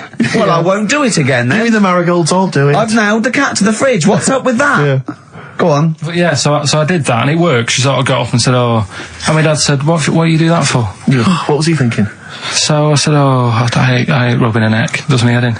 So he says, you know, I've never trumped in front of your mother for 40 years. Sorry, where was this? Chigley? Why is this family talking like this? Young Carl, I've never trumped in front of your mother in the 35 years. Why you, what, I don't know what... No, it's just that he said, you know, we've done a lot of things in the family that Hold on, what did he say that for? What, he's never trumped in front of your mother? He just offered that information up. Well, he just was surprised that I did it. He said, where have you got that from? Yeah. Whoa, he's lowering test times, I'd have thought. What do you mean? You have to imagine there's a class of farting. Oh, we haven't told our kids about farting. He doesn't do it. We haven't told him about it. We don't do it in front of them. You have to learn it, do you? No, but there's a place. That's what I was always told. Go on. There's a place for that. Cornwall. Yeah. It's like it's like I always remember seeing in the swimming baths, there used to be those signs that would say, no running, no jumping. Yeah. That makes sense. No bombing. Fair enough. No petting. No petting. It's like you're not allowed to kiss in the swimming baths. And I love the idea that it's probably some kind of lifeguard who sort of maybe saw his ex-girlfriend getting off with some bloke in the water and thought, right, there's no petting anymore in here. What do you mean? No petting. You're not allowed to kiss her. Or no one. You're not doing this just because you used to go... Nothing. There's not a problem. Okay. Not a problem. Just leave and don't kiss. You want to swim, but don't kiss. There's no petting. Did you just write that on in yourself in biro? Yeah. No. What's this? No fiddling downstairs in or out the swimming pool? No. No fiddling with her downstairs? No. Right. That does annoy me though. I was saying to Ricky the other night when we were walking somewhere. No taking her for a drink afterwards. You can't enforce that. People who kiss and that in the street. That annoys me. Yeah, people showing their affection for one another. No, they can hold their hand and that. Yeah. Sure. But it was just... Yeah, I agree. Yeah. I see two people eating each other, like, in a restaurant or something. Two people eating each other? You know, snogging in public, yeah. So that's that. Answers for Rockbusters, we're doing them now? Yeah, well, come on then. Well, no, I think let's play a record. Let's come back with answers apparently for we've got Rockbusters. what about a bit of Cure? Do you want a bit of Kill? Yeah. So we're going to go wrong. We're going to go wrong. Ding dong. Oh, here you go. Oh, it's a fat fella with lipstick. Hello. A Forest, The Cure, XFM 104.9. Good track, isn't it? Oh, yeah. Going all the way back. All the way back there. Wow, Rockbusters, the results. You've had a few proper answers, I hear. So, either I'm wrong or people do think like you. I've got two of them. What are the clues again? Right. First one was the gingerbread man has only got one leg. I got that. That was LB. Limp Bizkit. Right. Yeah, the that third works. The third one that I think you worked out. Yeah. Have a holiday in Italy. Chewing Breaks. TB, Chewing Breaks. Yeah, this is the one I can't get. If there's a reason why I can't get this, we're not doing Rockbusters. Can I give the answer to this one? Yeah. What's the clue? The clue, these people from the East Midlands swear a lot. Yeah. TTB. TTB. The answer? TDD. Yeah, go on. Give the clue again. These people from the East Midlands swear a lot. Tourette's Trent D'Arby. Right, you're never doing Rockbusters again. Tourette's Trent D'Arby. Right, you're not doing it. You've blown it. You see, you sneak that one in. Yeah, but I always like to sort of give two that, you know, are fairly easy, and then you sort of work out the men from the boys then, don't you? Yeah. Well, I mean, if I'd have done a character called Tourette's Boy, friend of the little Chinaman, and it went, ding dong, oh look, it's Tourette's Boy, friend of holy fuck, holy fuck, you'd have been annoyed. Do you know what I mean? Oh, who's your mate, Tourette's Boy? Holy fuck. You'd have been annoyed, wouldn't you? Is that a character from Lenny Henry's show? I can't remember whether it's Chris Moores or Lenny Henry. Yeah, one of them. Anyway, the winner, lucky old Richard Perks from Birmingham. He's listening presumably on Sky, and so nice to have him listening. And that's Richard Perks. He's got those answers, all of them right. In fact, most people seem to get Terence Trent D'Arby or Tourette's Trent D'Arby. Well, I think that's offensive. If you want to complain, what's the number? What did they write to complain about that? Using the same person you told people to write to and tell them I was a knobhead and shouldn't be on the radio. last week when I was away. Did anyone do it? I think a few went through. Did you listen to the show? I listened back to the recording of it. Did you get any emails before you listened to the show? Yeah, when I got in. Did it upset you? What sort of things was it? Just stuff, I can't remember. Just it was weird because there was like a few of them in a row, and I just thought, what's happened here? Yeah. And because we said that, yeah, because you weren't here. So what did you say? I just said phone in. We had a couple of genuine emails that liked the show, didn't they? Yeah. And I said phone in and leave messages or email Andrew Phillips and Karl Pilkington and just say the show was great. The show was brilliant without him. But they went a bit too far, did they? What did they say then? Oh, I can't remember. I mean, it doesn't bother me because I'm not bothered what people say, am I? No. Do you know what I mean? No, you don't care what you say to people either. Poor little Robin, he looked crushed. Oh, whatever. Whatever. Well, it doesn't matter because he's doing well at what he does. He couldn't even hitchhike home because they wouldn't stop because his thumbs didn't show up. He couldn't. He was waiting there for ages by the side of the road. Do you know the difficulty he has buying gloves? Hang on, I'd love to have some monkey news though. Go on then. Got any monkey news? Yeah, got some monkey news. Go on then. No, Rick, come on, cheer up. Well, it's just sort of like he moans that he's got too much time on his hands, and he comes up with that Okay, shite. monkey news. The jingle, please. Oh, chimpanzee, that monkey news. Okay, There's excellent. been quite a lot of stuff going on. There was a few bits in that Guinness Book of Records book that cost me 20 quid. Yeah, well, that's not news, is it? They printed that probably last September. No, so that's there's one in there. new music, new monkey news from last September. You're a lord. Come on. Waster. Please, Ricky, monkey news. Right, there was this monkey in a zoo in Brazil. Right. Right. And there's a little man monkey, a little woman monkey. And You're a scientist, aren't you? Go on. and they said the people in charge were like, oh, wouldn't it be good if they had kids? Brilliant. Right. So anyway, the chimps used to stand sort of, you know, they'd have the little caves each, and used to sort of lean on the fence having a bit of a chat and stuff with each other. Right? Well, you know, Just gossiping, yeah, gossiping. the equivalent sort of thing. Yeah. So anyway, they were getting on a storm, and like the zookeepers were like, Did you hear that cheapest chimps this week? I thought it was fascinating. Yeah, just gossiping, I understand. What's any monkey news? I don't know, let's tune in. What was some monkey news this week? Come on. It was from last September. so they were there was, you know, stood there having a chat, and the zookeepers were like, I wonder if they're ever gonna, you know, have kids and that. Yeah. Anyway, it went on for ages, you know, this just chatting, no sort of action. Blimey. So what the zookeepers did was, they said, I know, they'll have kids. Are we letting that go? They were just chatting. Are we just letting that go? We're letting it You know go. what I mean? I mean, just doing whatever monkeys do. Okay. Right? So the zookeepers were like, yeah, I wonder when they're gonna, you know, have some kids. Anyway, what they decided to do, to sort of do to egg them on, Yeah. bought one of them a suit, one a wedding dress. Right. Keep going. No, I'm not having Shut up, Gervais. Fade him down if he's going to interrupt. I want to hear the rest of this. They got married. So they got And, married. Yeah, they got married. Right. What? That's the end of it. This is why I don't. Right. That's the end of monkey news. That's the end of monkey news. Don't do that again. You've got no features left. Why don't you like that? Well, this is not a story. It's about two chimps chatting, which doesn't happen. The zookeeper's going, I wonder if they're going to ever have kids. Egg them on. They got married. That's the end of the story. What are you talking about? Hang on, just calm down. Let me just check that you didn't make a mistake there and didn't lose out. What do you mean you didn't make a mistake? Wait a minute, he may have just left out a fundamental piece of information. What, that the would- story? That would have made it into a story. Let Right. me just check the facts. So they bought them wedding outfits.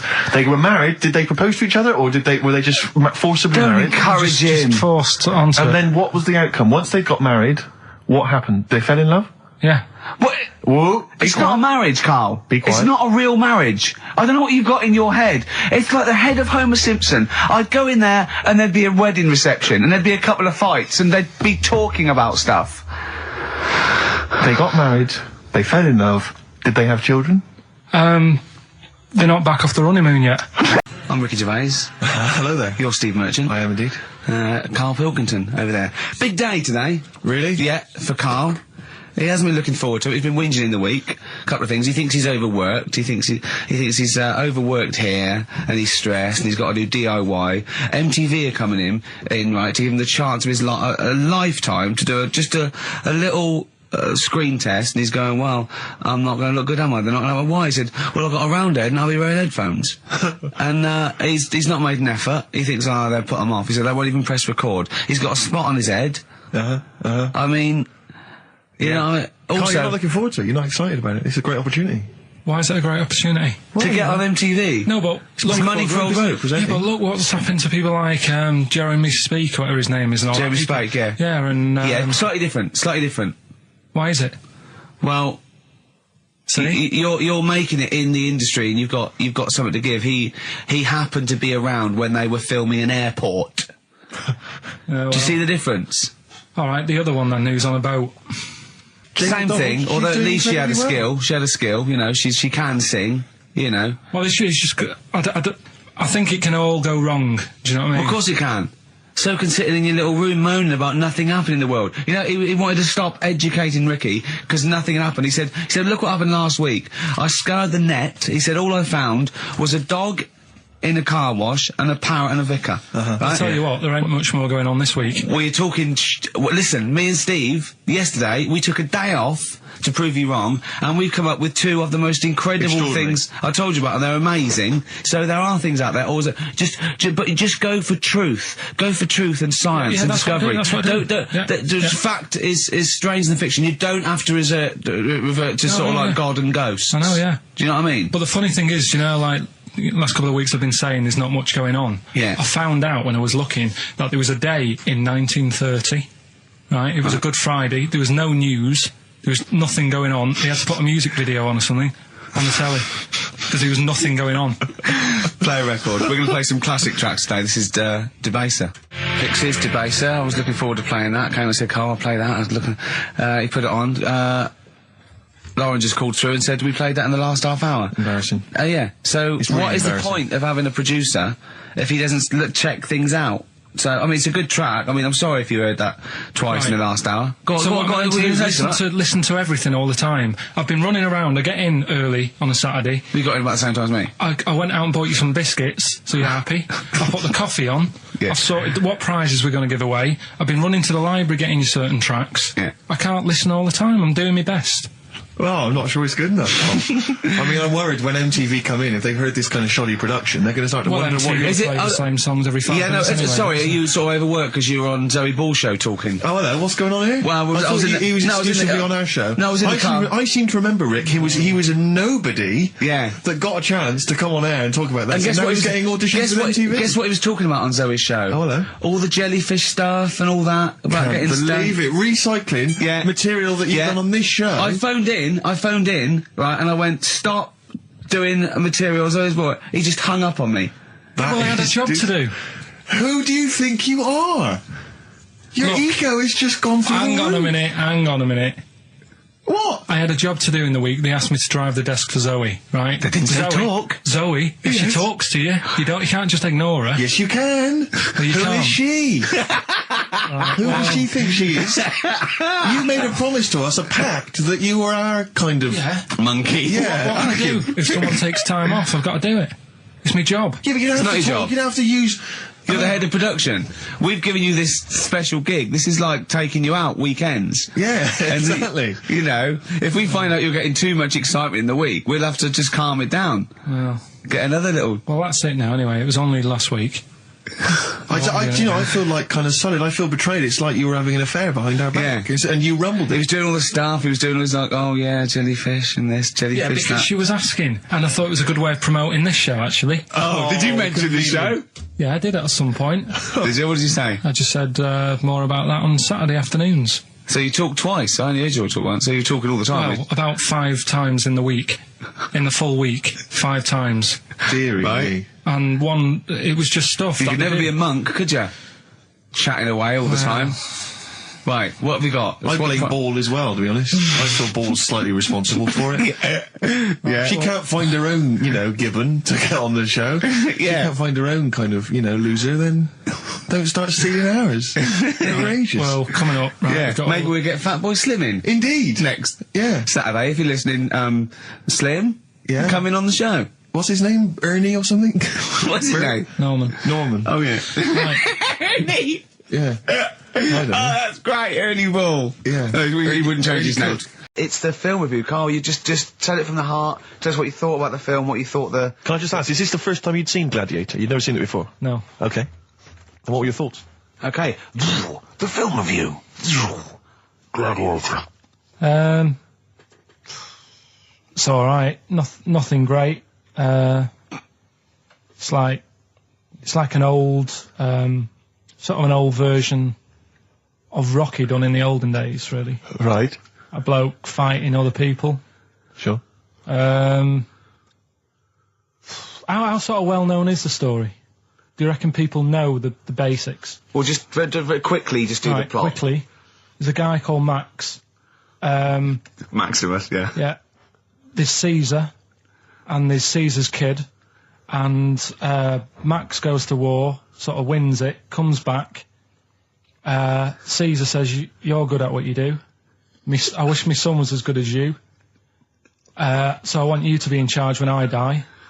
His kid finds out, a bit annoyed about it, kills his dad, because he don't want anyone to hear that he said that he wants him to be in charge. Yeah. So his kid gets in charge and thinks, "I'll show you. You're not going to be king, I am. You're going to be a slave or something." And then, next thing you see is... Sorry, can I just stop there? My only thought is the film's 3 hours long, so maybe we shouldn't go through the whole plot. We've done the first 10 minutes, but Yeah. go on. So, yeah, he's a slave and then... Yeah, but then, that was an interesting bit that I thought, right? I mean, I was watching this with a girlfriend. She was already annoyed because she wanted to watch Friends on E4. Okay. Yeah. It was a good episode as well this week. Was it? Yeah. Don't tell her that. Okay. Right, so she was annoyed and she said, "Come on then, put it on." And I got it wrong straight away because it says on the back 149, so I thought that was an hour and 49 minutes. It turned out it was 149. No, I thought it was 1 hour 49. Yeah. But it was 149 minutes. Sure. So it overran anyway. By 40 minutes. Yeah. So anyway, the interesting bit was where he was going across the desert on a horse. And I think to show you how long he'd been going across the desert on his horse, he's showing you a shot of the horse's knees and they were bleeding. And I just wondered whether that's what horses do if they run for a long time. Do you know? I don't. Good. Right, so anyway, so he goes on, he keeps going on like this. He's a slave, and then he has a fight at the end with the Caesar's kid, and he kills him. And that's how it ended. Okay, good. What did you think of it? Just generally, what bits... What do you think was wrong with it? Right, well, I've read up on it, and there's already a fact that is wrong. Right. Caesar's kid, he didn't actually kill his dad. His dad died of a natural death. Right, in real life, you mean? Yeah. Okay. And what's Caesar's kid's name? Comedian or something?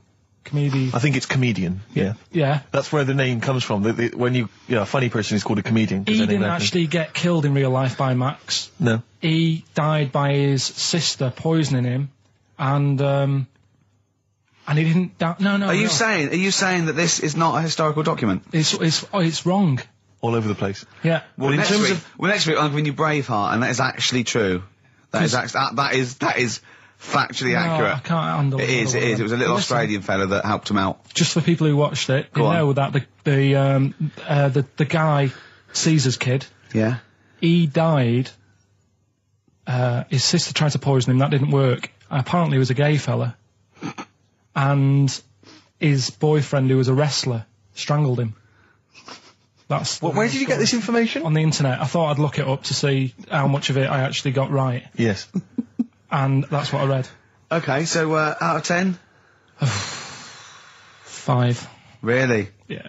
Okay. It's no good. I wouldn't get it out. And it's annoying the way it says, like, you know, this film's got to be seen at the cinema, because I saw it at home and I don't think I missed out on anything. Very good point. I think that's probably the point they're making, but yours is valid too. We'll play a record, and after that I'm going to ask you about Rasputin, the Mad Monk. Go on then. When things like that happen, right? Go on, tell you. We cut short last week, weren't we? You had an amazing story about Neil Armstrong, didn't you? Well, we've been doing quotes, haven't we? Like famous quotes. Sure. Yes. I've gone down in history. Yeah. And I was saying, quotes don't really matter. It's more the situation that you're in than the quote itself. Go on. So like Neil Armstrong, if he'd have said, tie bacon round your head. I'm as happy as a pig in dust. Yeah, that would have still gone down in history as like being the thing that Neil Armstrong said, wouldn't it? Yeah. Yeah. But Space is driven in mental, probably. Would have been, but he chose to say something profound and meaningful to befit the situation. He got it wrong. Actually, it's a small step for man, one giant leap for mankind. But he was meant to say. We discussed this last week. Stop showing off. Well, no, but people might have listened last week. Yeah, it doesn't matter. I can't imagine. Well, people we better tell him every week then. Yeah, but he said he should have said this is one small step for a man. Yeah. But anyway, he had a good effort, and that's quite. And that's an example of what I'm saying. The fact that he got it wrong, but it still went down in history. Right. But anyway, the bit that and it didn't happen anyway, did it? What do you mean it didn't happen anyway? That's what a lot of people say. That no one's actually been on the moon. Ah, yes, of course. They filmed it in Teddington Studios. Well, they were saying something about there was shadow on the film, and you won't get shadow on the film, and there's all sorts of things. There are these people that you always quote as they. Who are they? Are they living in jars? Are they little fellas in jars? Look, Go on. You know, do they appear to you in dreams? I've spoken to different people about it, and there's loads of little things that if you watch that programme, that you know of them being on the moon, there is no way they could have done it. Right. Done. Fine. Yeah. Done. Anyway. That's put to bed. Yeah. But Good. anyway, as he was getting back in the spaceship on the moon, or whether it be a TV studio, he said, "Good luck, Mr. Croucher." Right. Have you heard this? No. And the reason he said that was because when he was a young kid, and he was, I think it was Croucher, but when he was playing as a young kid in his garden, he was playing baseball with his mate, and he chucked the ball to his mate, and his mate hit the ball, and the ball went over the fence to the next door neighbour. Right, so he goes, right, I'll just nip over and get the ball.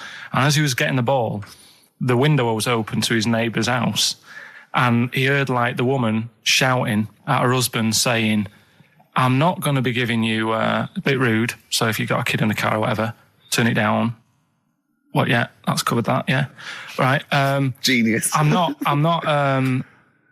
no matter how many times you ask me, I'm not going to be giving you oral sex. The day I do that, man would have walked on the moon. Right? Yeah. He grows up, he gets on the moon, and he remembers all that story, and as he gets back in the spaceship, he says, "Good luck, Mr. Croucher." Now, do you know, I have to say, I've heard that story before, but when I heard it, the woman said, the day I give you a blowjob is the day the boy next door walks on the moon, which makes it all the more profane Impossible. and enjoyable. Yeah, and unlikely. Yeah. But yeah, no, I've heard the same story, Carl. Yeah.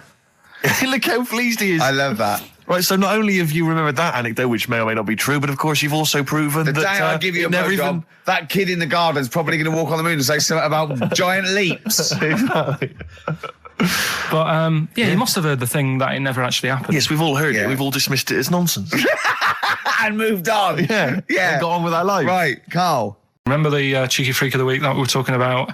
That illness where people age quicker? The 5-year-old girl that was older than her mum, and he said to you, what, if you ran off like you wouldn't serve her fags and beer? And you went, no. He went, why not? And you went, because it's a 5-year-old. Yeah. Right? He went, oh, she's got enough problems. Give her some fags. You remember that, don't you? Sure. Yeah, right. So another dilemma for you, right? Picture this: you're running a restaurant, right?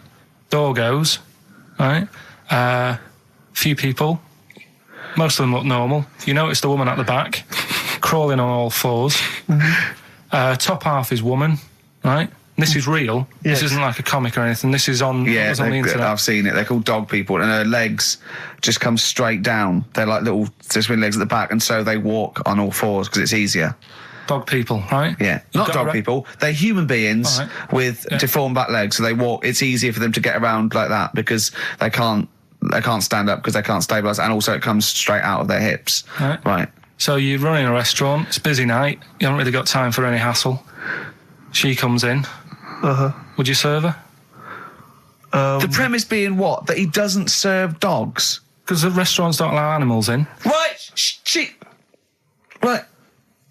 So it's a dilemma. It's not a dilemma. Right. She's not a dog. She's a human being. Yeah, with I put a plate of meatballs on the floor, and she tucks in, and a little glass of, a little bowl of wine next to it. He turns round. There's the woman older than. Get away from that plant.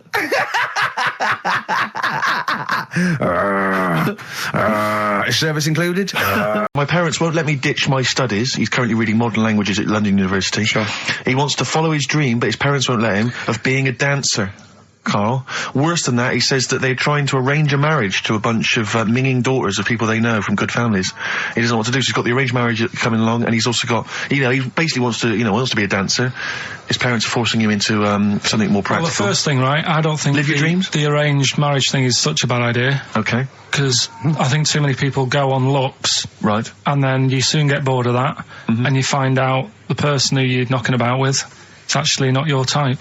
Right. Why don't you arrange marriages for people? Well, I'm just saying, right, so I'd say, Jay, go along with that. I wouldn't worry about it. Okay. I mean, if they're really ugly, then, don't go along with it. But if they're half bad, put up with it. That's Sure. all right. The dancing. Brilliant. Right? That's that solved. Brilliant. I wanted to be a dancer.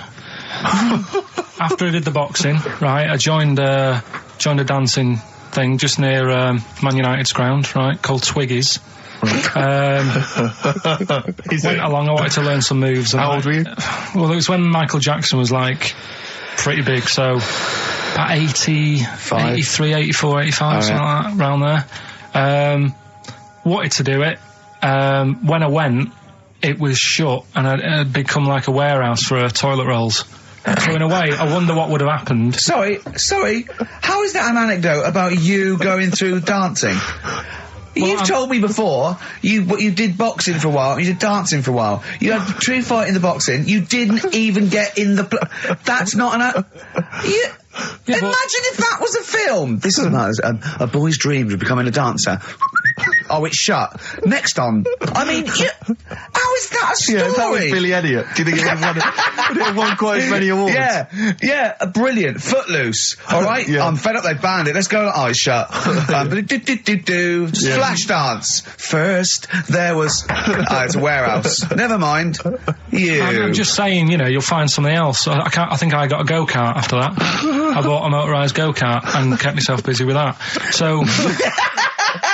There's always other things. Just think, Alan Bennett has to sit down and really sweat over his stories. Yeah. He just opens his mouth. You are a living Alan Bennett character. So that's solved. Well, Jay, don't worry about that. There's no emotional problems I can foresee if you follow that advice. So the advice there is do an arranged marriage. If she's not ugly. minging, she's not completely minging. Yeah. And don't worry about dancing. Get a go-kart. Cheers. Talking about records, have I told you that time my brother-in-law?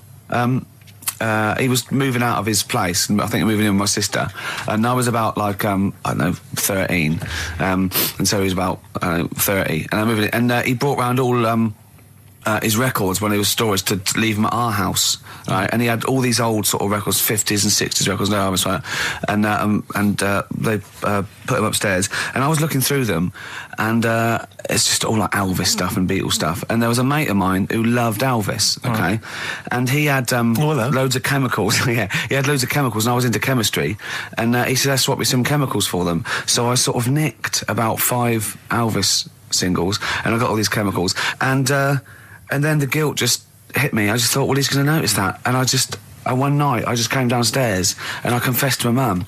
And she went, all right, well, I won't tell him, but you've got to be good. And it's sort of like I was just really, really good for a year.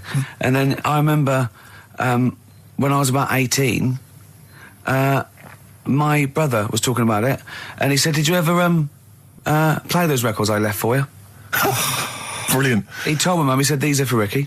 She just didn't tell me. She was sharp, wasn't she? She used opportunism there. Yeah, it's just like, you had the girls in and that, and it reminded me, I was talking to Steve in a week. Yeah. I think it's, when people were talking about going to Stringfellas and that, yeah, I was talking about seeing naked people. Yes, I asked him, I said, when he used to watch, say, he accidentally flipped onto BBC Two and some ballet was on, would his eye ever been drawn to maybe the gentleman's lower regions rather than the ladies? The gentleman's package? Yeah, would your eyes ever be accidentally drawn to that and you couldn't resist it? And you said yes. Yeah, because, right, and I don't think I'm, Oh dear. Well, go on, I mean, fair enough. No, right. I'm always looking at the beautiful ladies, but fair enough. Yeah. No, go on. But, right. Have you ever looked at Wayne Sleep's testicles? I went out. Have you ever looked at Wayne Sleep's penis and testicles? I went out on a night out, right? And it was it got to some point in the night where 2 women and 2 fellas got on the stage. Right. Right? Started stripping off. Yes. Yeah. Just what, members of the audience? No, I think they were, like, part of the act, right? Right. And, What was this, panto? they down, the fellas had, like, their undies on, and the girls just had their knickers on. Yeah. Right? And, Sounds pretty erotic at the moment. Go on. and at the same time, they all whipped their pants off. Yes. Right? It was Now- Bucks Fizz, wasn't it? The adult show. Now, I said to Steve, at that point, Sorry, I wasn't there. He said it's to me later. yeah. I said, well, you have a quick glance at the fellas. And then the annoying thing was, I thought, right, now I'll have a look at the women, and it was too late. They put the knickers on. How long were you looking at the fellas? Not that long, but, But it why was were you like, looking at them first? That's human nature, isn't it? Why? I don't know, but I'm sure you would have done the same thing. You just Why? sort of think, well, how are they shaping up? So it's a comparative test. So who had the biggest knob? Which one of the blokes had the biggest knob? No, it's like, normal. But This is a whole new side of you. This is a whole other area. So you look at ballet dancers, you look at the gentlemen's. No, I don't. package. I just was, when he said this, it reminded me of this night when I was walking home thinking, didn't get a look. Because I was messing Where up. was this? What event was this where people are stripping off? Carl, I'll tell you what, you are the most interesting man I've ever met. But are you comfortable being nude and that? We've done this. Well, I don't know what this is. We did this last week about, are you comfortable being nude? No, I know, I was talking you're about probably that. most comfortable being nude. It's just probably not in public. Well, Ricky's only really comfortable nude when he's eating. Yeah. There's nothing to get, Yeah, you can just wipe spilt on yourself it. down. Yeah, you just sit in the bath, yeah. No, but I talked about that, and then when I went home, I was talking to Suzanne about it, and she said, "What's all that about? You don't like being nude, right?" And I said, well, it's not. It's like I'm part of an Alan Bennett play. If you want to see dinosaurs and that, go to the museum. You were complaining about that as well, weren't you? You went to a museum and there was too many dinosaurs. He said you just need 4. No, well, Steve, have you been to the one in Knightsbridge? I think this so. one that I called up, right? It's nice. You go in, you get a good collection of stuff. You walk in, there's 3 or 4 dinosaurs. You've had enough, right? I went into New York, right? I went to the museum there, hundreds of them. You can't move for dinosaurs. Yeah. It's almost like they're responsible for them being extinct. There's loads of them. So all I'm saying is, if you want to see a dinosaur, go to the one near Knightsbridge. They've got a nice selection, some old vases and stuff. It's worth going. So, do you work for them? Because that was a pretty big sell. Well, You could work that into quite an advert, I imagine. I think that my new TV is too big, Rick. I said that I know, when he I don't know bought what it. I was thinking. But I can't believe it. He talked about this buying it. He's got a bit of cash now, of course. And what is it? 42 inches? 42-inch plasma screen. What did it cost you? $3 grand or Oh, something? don't tell. That's Wow, gross. it's 3.5 ridiculous. grand. $3.5 grand. Big spender. Of course it's too big. Well, I can't get far enough back in my room, in my living room for it. You're meant to be, I think, 4 times the screen size away from it. Really? To get out from the air. So that's 4 times 42 inches you're meant to be sitting away from it, which is impossible. Yeah. Well, I'll have to just get friendly with the neighbours. Yeah, watch it through a hatch. If that's the case, though, aren't you better off just getting a portable? What? I don't understand that rule. What are you saying? Well, you're meant to be 4 times the screen size away from the TV. But then what's the point in having a big telly if you've got to keep moving further back? Get a portable. And sit right next to it. Do see your point. Why do people go to the cinema then? Did you see films that are out yet? Fair enough, he's got you there. Done. I'd tell you this, though. I had it delivered, and, are you supposed to tip delivery men? Of course you are. I don't know. You see, if I've never had anything delivered before. I never spent that much money. Not if it's a courier with an envelope, but if it's a bloke who's struggled up the stairs, held the door open two for him. fat blokes with a fridge, then give him a £5 for a drink. But the problem was, I didn't realise, and I was thinking to myself, I wonder if I've got to tip him. And the guy was leaving, and my mobile phone went off in my pocket, Yeah. and I reached in to get it. He put his hand out, thinking it was a tip. I went, it's just my phone. And I felt terrible after he left. I didn't know. What was I going to do? Run down the street and offer him a fiver? No. No, of course not. No. I'm not made of money. I just spent it on TV. Yeah, I got no money, mate. Yeah. I just spent it all on this. I had to clean out my jar, everything, the drawers. Yeah, I'd take some bottles back. The problem was it took me forever to wire it in. I thought I'm not going to pay for someone to wire it up, you know. So it took me about 3 hours to wire it in, and it was huge. And I got it switched on, and the first program that was on when I got it wired in was Bargain Hunt. I'll tell you this, David Dickinson's tan almost took me eyeballs out. It was incredible. It was like X-rays. It was extraordinary, the glow. I know, a huge plasma screen with this orange thing coming out, and he keeps turning to the camera, doesn't he? Just to get you. Yeah, he turns away. You get a bit closer. They go, "What's he doing?" He just turns around, takes the cornea off. What do you think, Bargain Hunters? Oh dear. Now, me and Steve have done our research for you, and we've got two amazing things to tell you. What should I tell them first, about the baby or the... Well, they're both equally fascinating, so you choose. I'll tell you the crab thing first, right? Steve actually saw this thing in The Guardian of the Week about our research thing, and then we looked into it on Friday, and it is incredible. Right, listen to this. There's a thing in a bay in New England, right, where it's like the biggest. They make silicon chips and stuff for computers, right?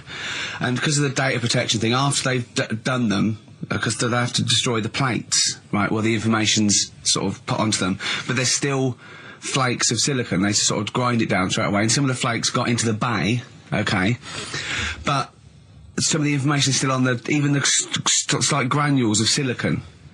Anyway, gets in the water, and silicon is rather like a carbon derivative. They reckon if there had been life on another planet that wasn't carbon-based, it'd be silicon-based.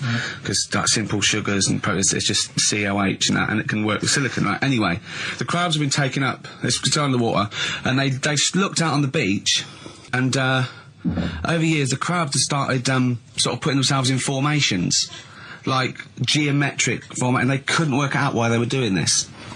And when they put them in the experiment, they sort of like chopped them up, and they found they'd taken on silicon, and it had sort of got into their brain, and they were downloading information.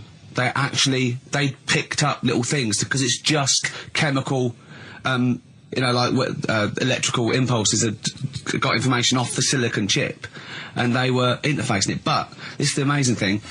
One bloke sort of thought of this, and he thought, well, if it's a simple computer with a brain, if it's just a simple sort of electrical thing, then maybe there's sort of, we could get it down. So what they did is they made a thing called a biointerface, and they put it into the crab's brain, just a really simple brain, so it's measured on Mangala, right? And it got impulses from it, and they were getting like computer readers, so just flashes of like symbols and geometric things right on this screen to read the crab's brain, and it was stuff like fragments of a. What made them do this in the first place? Because they saw the crabs behaving differently. They were behaving differently to each other. They were just like intelligent, and they were sort of solving problems and all this sort of stuff. Anyway, when they downloaded the thing, it was like they found one of the secretary's names where it had been on the silicon chip, where it was just like a flash of a computer screen. But the most amazing thing is, they downloaded a memory, right? It was like a snapshot where it had been burnt onto the retina of the crab, just a snapshot of something, and it was like a picture of the beach, like a couple of years ago, right? And they also did, incredible, it was like just a digital black and white sort of thing, so they could see what the crab had seen. Amazing. Jeez. Amazing. So intelligent crabs. What are they doing with them now? Super brain. Well, they think this is the upshot. They think they could use it as spy crabs, because they could get these crabs. Also, the other thing is, as generations went on, right? So they put a crab in to sea or something, right? Lots of crabs in, and then as generations went on, a newborn crab, they downloaded the memory, and it had the memories of its great all together. It had every memory that any crab had been related to it beforehand, because it passed it on. It just passed it on. So not even ones that had been eating the silicon stuff. Yeah, no. These are just like ones that have had kids. Yeah, and they've got like. And they know so you'd know everything. Your everything right the way back. So would that work if we ate silicon? Well, I suppose so. So what are they going to? Well, they can use them for all sorts of things, though. I mean, that's what's incredible. I mean, I don't know how you train it particularly. I don't know, it'd be quite tricky to train, but I'm assuming if they can do it that way, then presumably they can give it like certain silicon information, which they can then plant in it, if you like, within its sort of food. Also, if you could get them onto enemy beaches, you'd have like 1,000 digital cameras just sneaking around. You could get Osama bin Laden or someone. They don't understand the information they've got. No, they don't know they're doing it. They just download the message. So it's not like you could torture them and they won't be able to sort of give you the information because they wouldn't know what information they had because they're just. But the first crab they downloaded, they just kept seeing the same picture of a big crab feeding it, which they really. Yeah. Wow. That's what, like its mother crab or something. Just memories of it as a child. But they're not in colour, presumably. No, it's all in black and white. It's just a digital camera because it's just they don't see in black and white, so it's just like a I don't know. I think it's burnt onto the retina or something. And the only one that they kept were the ones they saw a lot of the time. Wow. I mean, in a way, some of the educating Ricky I've got for you today is on the similar lines. Right. Oh, you've got to be impressed by that. You've got to be impressed by that. That's pretty good. I mean, I'm interested to see, what they do. What they do with what the crab developments are. But no, that's pretty good. Yeah. But I mean, amazing. Yeah. Amazing. Well, just digest that information because that's not even the most impressive one we found. I think it is. I suppose it's pretty impressive, but the next one's maybe more shocking. Okay, right. Blur, Out of Time, on XFM 104.9, Ricky Gervais, with me, Steve Merchant, Karl Pilkington. Yeah. Steve's a bit quiet, he's got a bit of a sore throat. Oh, a bit of a sore throat. Murder. All week. It's been murder, Rick. We couldn't work all this week I've been because off sick. Steve's been in Bristol. Karl, you're not impressed? It's just, I don't understand why having a sore throat sort of... Oh, he's done you. Right, what if the sore throat was so painful it was like you've got broken glass and razor blades in your throat? You can hear now that I'm not even speaking from down in the throat, I'm speaking from the very top of it like that, so it sounds a bit weird. But you're right. What? Your hands are alright, aren't they? Yeah, but we talk when we're writing, don't we? I can barely talk. It was agony. I couldn't sleep because it was so painful. Even when I was just lying there, motionless, it was hurting. I just was surprised because we got back off holiday and called Ricky and said, all right, is Steve all right? And he said, he's had to go back home or something and he's stayed there because he's got a sore throat. Yeah. I didn't understand why you can't, just go home. I mean, how old are you? What? I don't understand why you got to be at your mum and dad's when you feel I happened to be at my mum and dad's. Now I'm talking like you. When this sore throat really kicked in, so I thought I may as well stay and get a bit of the creature comforts of home. Do you know what I pictured though when he told me? See, my parents aren't like yours, Karl. Your father would have popped down to the phone box and maybe looked to see if there were any kind of throat lozenges. Strepsils. Yeah.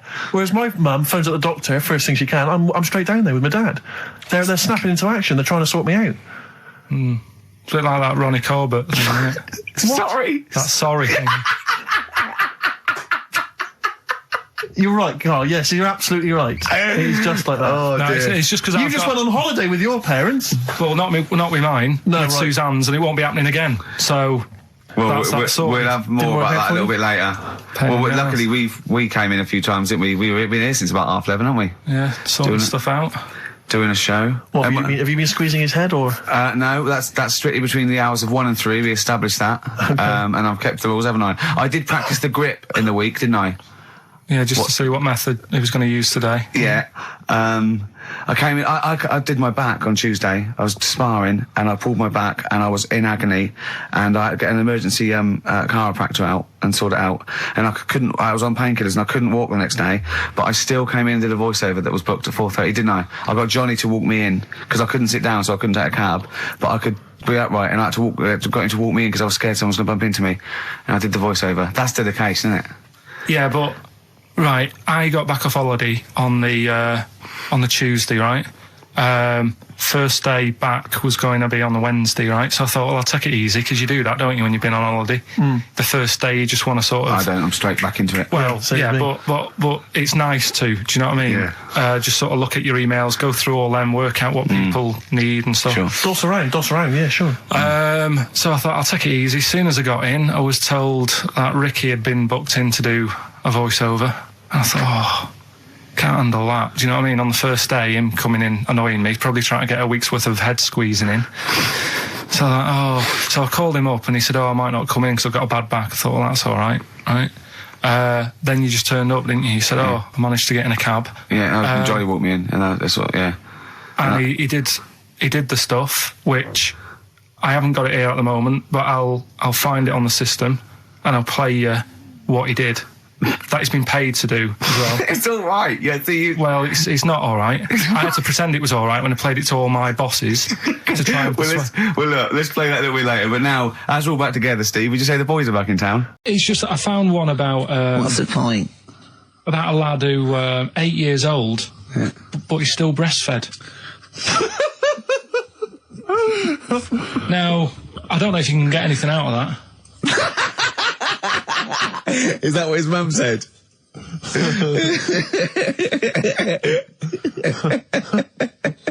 What do you mean I don't know if I can get anything out of that? You don't need to. No, it's just that, you know... Where did you read that? That was on the internet. Oh, well, yeah. You're always unspecific when you mention it. It's just it was on the internet. Well, I'm trying to think what I put in. I think I put in Y to see if I'd confuse a computer. And then, Go! You are... No, I did... No, honestly. I did a search, put in why, and it came up with funny things that, like, why is this person doing that? Why is that? And it had a picture of this 8-year-old lad, sort of, you know, on his mum's nipple. And it was saying, you know, is this healthy? You sure that wasn't asking you that question? What? I put in why? Just to confuse the computer. Like, the computer go, what do you mean? Yeah. Stop it. Yeah. Oh, look, last week, I was walking, home with him, and I went, he was saying something stupid, and I went, I've got a competition for next week. Let's do a phone-in, and it's called Karl Pilkington, Genius or Fool. Yeah. Right? And he went, No.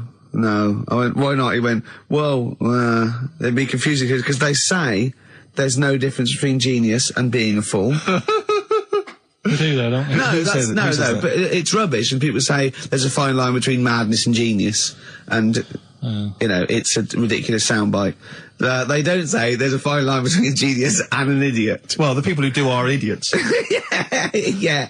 So what would you do there, though, just to sort of wrap that little thing up? What would you do? That lad loves his mum's milk. What are you asking me to come up with? No, I'm just... A title for the story? No. It's just what would you do?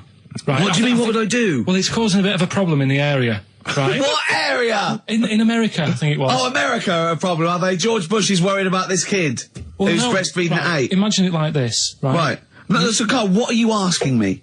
About this spurious story you saw on the internet? I saw it on the internet. There's an 8-year-old lad, he likes his mum's milk, and it's saying, is this right? Should it No, be it's going not. on? But what do you want Ricky to do about it? It's not his responsibility. Yeah.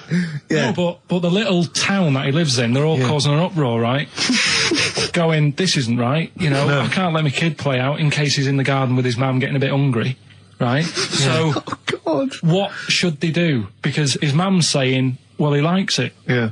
And he, you know, what do you do? I don't know the laws. No, but I'm not asking you to sort out the laws. I'm just saying, if you lived in that neighbourhood, what would you say? If you went up to him and said, look, everyone's getting a bit fed up with this, look. I'd say, what would I do? What do you mean, what would I do? what are you asking me? Right, it doesn't matter. No, what are you asking me? What are you asking me and Steve and the I'm public? just saying, say if you live next door to this woman. Yeah. Right? The kid's hungry, 8 years old, he's out playing on his bike and he goes, Mum, I'm getting a bit peckish, and he goes, all right, son. She whops one out. And he starts having his milk, right? You live next door, you're putting your washing out, and you see this going on. You're getting a bit sick of it, because it's gone on for months. 8 years, I assume. Why is it your business? Why are you such a nosy neighbour that you're concerned? What would you do, Carl? Let's turn it back on him. Yeah. What would you do?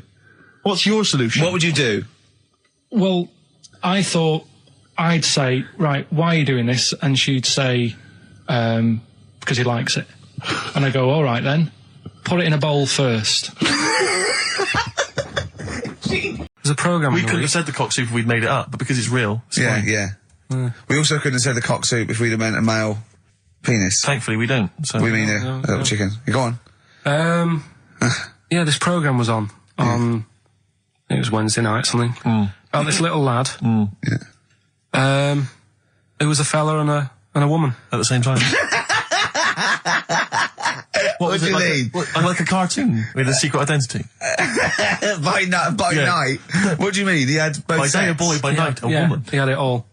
What you? Sorry, wait. So he had male and female genitalia. Yeah. So what do you call someone that's born like that? Weird. Yeah. What's the term for it? Go on. You know it. We've talked about it before. Aphrodite. Really? So close. Hermaphrodite. Yeah, hermaphrodite. Yeah. That's weird, though, isn't it? Yeah. And he had the ball. Yeah. And he had the... Well, what happened was he was born, right? Obviously. And the doctor said, there you go. Lovely little boy and girl. So the mum was like, what? So he said... No, I don't think the doctor was sarcastic. Yeah, what? I don't think the doctor was sort of dissing them. Yeah. There you go. What do you mean, doctor? I'm gonna have a look. There's the cock, there's the minch. All right, see you later. What are you going to call it? But doctor, what do you mean? Have a look. He wasn't sarcastic. He didn't give Doctor, clues. tell me what you mean. Give me a straight answer. He probably went, oh shit, she's got a cock. He didn't go... He wasn't sarky to the parents. No, Anyway. but I'm just getting across. Do you know what I mean? I always had a little bit just to... Yeah, I know spice you do. it Yeah. up, You should spice be it a up. newsreader. Be brilliant. So there's a little kid lying there. Yeah. And the mum says, you know, what am I going to do then? So the doctor, I mean, I'm condensing this. It was like an hour long. Sure. Yeah. Yeah. So he says, she said, what will I do? And the doctor said, well, he's not sort of well hung. Right. Oh, So he's not sort of well on. This doctor has been struck off since for saying these things. It was a real doctor. It wasn't Dr. Fox. Yeah. Right, go on. So the doctor said, so I recommend that we make it a woman. Right. Right? So they sort of do a little bit of... Jiggery pokery. Yeah, a little bit of work. And I don't think that's true, Carl. No, it is. It was on the programme. But I think they can tell really what they were meant to be from their chromosomes, can't they? They can tell whether they're X, Y, Y, or Yeah, X. it's not very well hung. No, I Yeah. tell you what, because back then, when this was going Yeah, on, no, right, I'm just thinking they might not have had the doctors then thought if you had a kid, right, and you thought, it's a bit ugly, maybe it'll have a better life if it was a fella. If it was a girl and it's a bit ugly and you think it's going to get hard time. Right, don't talk shite. What? What? That a doctor would go, right, you've had a young girl, I'll tell you what, she's a pig, let's pop a cock on her. Don't No, talk I'm not saying, shite. I'm not saying that. What I'm saying is, say if you have like I say, a girl. I just think it's harder if a girl's ugly and Yeah. she's growing up. She Yeah. has a harder time. Yeah. Don't you agree with that? Possibly, but you don't they change someone when they... don't- No, yeah. You don't change their gender No, because but they're I'm a just bit of a saying minget. what I'm saying is the Elephant Man would have had a harder time if it was Elephant Woman. Is what I'm saying. Yeah. that walked upright like a lot of chimps can. Exactly, right? yeah. It lost its hair, so it was half human, because all humans are bald. Yeah. So that's the half human bit. It didn't have hair. I'm sorry, humans do have hair on their heads. Yes. The other thing was this desperation to go, could it be half chimp? No. It's a chimp that superficially looks less like a chimp than other chimps. So Lee Evans looks a bit like a chimp. Is he half chimp, half human? Yeah. No, he's a human who looks a bit like a chimp. That's Yeah. libelous. Yeah. That's a bit insulting, Evans isn't could it? have you Should we there. just play some music? Yeah, now? I'm really sorry Okay. about that. I'll get back to you on that. Well, we can't get hold of Carl, right? We looked, it's got his old number out there. What, his home number? Yeah, it's a hold on. All right. So we went to the new records. He hasn't even given him this new home number. So something's funny going on. He doesn't want to be contacted. He hasn't given me his home number. I've tracked down a friend who's looking at it for us. That phone might ring any moment. I apologise for that. But why is Carl not available? It's interesting that neither you or I, and I like to think of ourselves as being fairly close friends of Carl. Yeah. We have made him the man he is today. We cannot get in touch with him. In We the cannot same way, contact him. same way that bloke bought Oliver. Sure. I think that Carl is now ours. Yeah, Yeah. exactly. Well, exactly. I think very much that's true. Yeah, Yeah. Carl is very much like a humanity. If in we many look, ways. we're going to lose contact with him and find him 5 years in a circus in Manchester. Exactly, they're doing experiments on him. Yeah, yeah. They go, We can't figure him out. Yeah. Well, there's something wrong He with his looks like a chromosomes. human, He, but- he acts like because usually humans stand upright. Yeah. And Carl likes to walk on all fours whenever he can. Yeah, It's he's not interested in other human women. He's only interested in apes. Yeah, yeah. It Doesn't make sense. Oh my God. And he's bald. He is bold. Oh look, There's as much evidence And- for Carl being a humanzee as Oliver. Yeah. I think there's more. And, Well, Carl barely walks upright. I know. Scared of fire. Yeah, I know. It is interesting, isn't it? Oliver was built, wasn't he? Yeah. I see. I Big ball. don't know. It was a- yeah, why it were you was- looking, Rick? I'm interested that you I couldn't. What? Your eyes were kind of uncontrollably drawn Steve, they were towards just his. there. No, I didn't see anything. I was just looking at his face. No, Sorry, Rick, but if there's something you want to get off your chest, yeah, and that was the human part of it then, was it? Being built like that? Because Yeah. that's humans, but... Yeah. Although Carl's is very tiny and hidden behind. And he's got... I've noticed something else as well. He's got a big red arse, that's true. hasn't he? Yeah, it's all beginning to slot into place. And I've seen him climb up a cabinet and eat a banana as well. Just over lunchtime. and peel it with his toes. It's all coming together. Yeah. Right, we're going to track him down because he's malingering. He's definitely malingering. Yeah. I'll tell you what, he's at home now in the garden swinging on his tyre. He's not ill. I think more truthfully, someone said to me that I said Carl might be ill. They said, "Right, are you not going to do the radio show then?" Well, that's what annoys me. I mean, that's the biggest problem. Is that, Yeah. let's be honest, we haven't got anything without All Carl. we've got is the hook. People are staying listening because eventually they think we might get through to him at home. Yeah. And there'll be fun on this show to be had. If we don't get in touch with Carl, I think we may as well just shoot off and leave Claire to do the show. I've on got her some own. great music. Is that not Well, is that- it's a small. Well, you could small, leave the music with conversation. me. I could just play There's not it. many That reasons is true, anyone's isn't it? supposed to be here. Okay, well, play some great music Yeah, now, play a Steve. great tune. Okay, wedding present, Steve. Yeah, I'll explain what it is afterwards. Just play it. It's a joy. There's a monkey theme. There is a monkey There is a theme. monkey connection. Call in if you know the answer.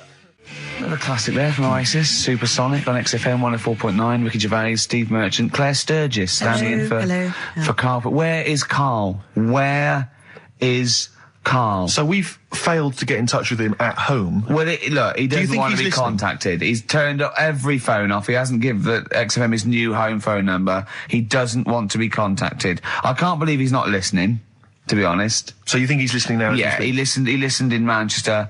If he's not listening, he's out and about. I mean, has anyone spotted Carl? What's your message to him, Rick, if he's listening? Call up. Anything else more sort of... Call up or you're fired. Okay. Any bad language you want to use? Obviously, you can't really swear I on can't the radio. really say it. What sort of words? I mean, the F word, would you say? I'd say the F word. I'd call him a twat. Would you use the P word? I'm thinking of prick. Prick, yeah. Okay. Definitely use that. Not on air, but Sure. I'd call him a What about stupid tits? little What prick. would you just say you're a tit? Yeah. Yeah. Okay. Little, All right. little, you stupid little bag of tits, I'd Yeah, say to yeah, him. yeah, Not, yeah. I mean, privately. What about the MF word? Because that's pretty intense. That's pretty hardcore. Do you think that this is not appropriate now? Do you think that would be too extreme? I'm worried if I use that. There's no he going was, back. and he was genuinely ill. Sure. I'd feel You feel bad if he a later bit of a C word. cop. Sure. Yeah. A cop. Yeah. Because I wasn't thinking of that C And word. I mean a male bird. Sure, because we've got into trouble with that before. Meaning penis, and we don't mean that. Yeah, we definitely don't mean penis. But if anyone out there, sorry about that. It was a discussion about bad language. We weren't actually using it. But if any of you out there do see the little twat, get him to call XFM immediately. Yeah, and likewise, if you're listening, Carl, you cheeky MF, well, you sexy MF, as Prince once said, Yeah. then give us a ring, because we'd love to talk to you. We just want to find out Just how you call are. in, and we know you're listening. Little Amy Man, Red Vines, Brilliant. lovely track on XFM 104.9. Ricky Gervais, Steve Merchant, Claire Sturgis in for Karl Pilkington. Little, he hasn't called. He may be really ill. I'm feeling a bit guilty. How ill is he, though? I mean, do you know what I mean? How ill have you got to be to not be able to make a phone call? Honestly, Juan on XFM 104.9. Right, I just called Carl again. I've been calling him all the time, trying to get through to him, right? He's changed his message, so he is listening, and I've got proof. So can you just call the number, Claire? Yeah. Right, call this number. Now listen to this. This is really annoying. We should tell you now that this is not an amusing sketch or setup. No. What's happening there, Claire?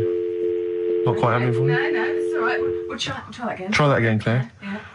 I'm livid now. I'm genuinely annoyed, because you'll see, when you hear the message, you'll realise why. Right. Okay, right. Let's try again. I don't know who he thinks he is now. I'm beginning to wonder if his minor celebrity is going to his head. All this nice write-up in Heat magazine. Yeah. It's changed him. Richard Anderson, incidentally, has emailed in. Go on. Dickers Anderson. It's not happening, is it? There. Is it? Why not? Because I'm a bit stupid. Why can't? 'Cause I can't work it out, can I? Can't figure it out. How would you call someone normally? Well, normally I just pick up the phone and dial it. Sure. No, I And don't then mean. get- No, Yeah. I mean. But it's like I have a problem getting it through the desk. I tell you what, can I play an ad break and practice? I'll pretend this didn't happen and then You come know, back in a to weird you. way, it's like It's like Carl's having still Carl. here. It's like having Carl. Play the ads. I'll get back to you. Bit of Snoop. Never. And when did a bit of Snoop ever hurt anyone, Steve? Absolutely. Never, I don't think. Okay. Carl's away. He pulled the wool over Claire's eyes. There's a few people out there that believed he was ill. I knew he wasn't. In fact, at one point I thought, maybe he is ill. His message on his answer machine has changed in the last 5 minutes, and listen to it, and this is evidence that he's not ill. Right. Okay, here All we right, go okay. then. Yeah. If you don't read out, Richard Anderson, I should just say, has got in touch. Okay. Here we go. Hold on. Oh, Claire. No, I can do it. Just tell All me right. Anderson. This is ludicrous. Yeah. Sorry I'm not in today, but not well on that. No more Rockbusters. I think that's what's affected me. It's got me down a bit. So he's joking. Yeah. The doctor said I'll be back swinging on my tyre in no time. So See you later. he was listening. He's clearly listening. So he was listening because we said about swinging on We the see a side. message. At any time. Right. Carl, call me. In fact, I'll tell you what, we play a little game. Carl would appreciate this. Call me, Carl, or I'm going to give out your number. What's the first 5 or 6 digits, Claire? Well, it's 07968. 07968. Okay. Phone now, Carl. Start calling now. Right, give the next number, Claire. You said Give the next number. 1. Make a One. note of this, because Okay. if you want to call Carl yourself... 07968, and the first number to be given out is 1. He's not ill. How do you feel now, Claire? Because he's made a fool of you, because you believed him. I actually He's felt made a really monkey out of sorry you. for him Yeah. last night. But now, passed out, I feel a little bit let down. Right, okay, so we give a number out every 5 minutes until Carl calls, because we know he's listening now. He's taking the piss. He's not ill, obviously, you can hear that. That was as long as a link, so he could have been here. He could definitely call. Are we leaving this message? Is this a message we're still leaving on his phone? Yeah. We're still leaving it. Good. Yeah. Good, yeah. Why don't we leave the rest of the show on his phone? Yeah, As a message. leave that up. He's got to yeah. listen through it all so he can delete it. Yeah, exactly. And the other thing, of course, is that he's not going to get paid for this. No. So he's thrown away 80 quid. That's 80 right? pounds. Now, in Manchester, that's a week's wages. So Easily. he's obviously been spoilt. For all his mank charm, he's down here, he's living the life of He riding. thinks 80 quid's nothing. He thinks 80 quid's nothing Up there, already. you could be buying you could buy yourself your own horse. Yeah. You yeah. could probably get yourself a deposit on a flat. I'd have thought so. Up I'd there, have thought so, easily. yeah. And so, or sun lamps because it's always dark. Yeah. He could go mental up there. Now, Dog piece of string. So what's the first few digits we've given out? 07968. Yeah, That's and the then code. and And then we've got 1. Okay, we give out a Another number of Carl's phone number digits. So take that down because we love calling him. Should we have a little bit of feed or Let something? me just tell you what Dick has said. Yeah. He said, Richard Anderson, he also said, P.S. the show's still rubbish without Carl. Still rubbish without Carl. Now, is that a compliment? It's still rubbish without Carl. Well, do you want a bit now, or what? What we're doing? No, I wanted you to tell Steve about your holiday because you told me in the week. Go on. Steve, I mean, bad idea. I had a feeling anyway about going away with like Suzanne's mum and dad, because I've never been into sort of family holidays anyway, right?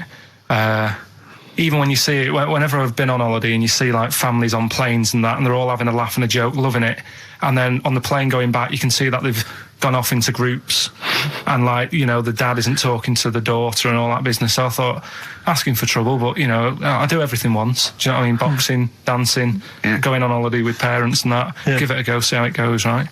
So Not your A-levels, but fair enough. it started off. It started off bad, didn't it? Because last week I told you that our dad called us up and said, I want to take some tea bags with us to Madeira. Yeah. What's the best way of packing them? Yeah. Right, so I knew there was going to be problems like that, because the thing with Suzanne's family, right, they like having a routine. They know what they're doing every day. They know what they're having for tea every day. It's the same thing every week and stuff like that. Yeah. So I thought this is going to be interesting, because they can't do what they normally do. Sure. I love it. I love you treating it like an experiment. Right. Just watching them all the time. So the first problem was they'd never flown before. So I was winding them up a bit. Saying, it's murder. It's really horrible. Plane goes all over the place. And Mum had done some research saying, well, I've been reading about it, and She got a funny accent. more people, there's more chance of me being killed on a donkey than there is on a plane. So I upset her. I said, right, Especially when we if you get go to there, Spain. I said, when we get there, let's see if there's any donkeys on the beach. Yeah. Right? And she didn't like that. So Oh, what? To joke about you hoping she died? yeah. Oh, what's up with her? Right, so we get there, and they see the villa and that, they're quite happy with all that business, right, and all that stuff. And then, as time went on, I was getting a bit sort of fed up with them being around us all the time, because I think you should have your own time when you go on holiday with the family. You should say, right, you go off and do your thing, we'll do our thing, and we'll meet up later and talk about what we've been doing and stuff. Anyway, so it gets to like the Thursday, we've been away since Monday, right, and said, right, we're going out tonight. So a mum says, yeah, we'll come with you. I said, no, it's just us, we're having a bit of time on our own, right? Is it true you said to her, you told me this, you said to her, you started to annoy me, I want some time on my own? Well, I told her at the start, I said, it's going to be interesting this, because people annoy me when they're around me a lot. Sure. So I wasn't nasty to her, I just was saying people, not her. Oh, right. Yeah. Do you know what I mean? I'm just saying, you're going to get on my nerves.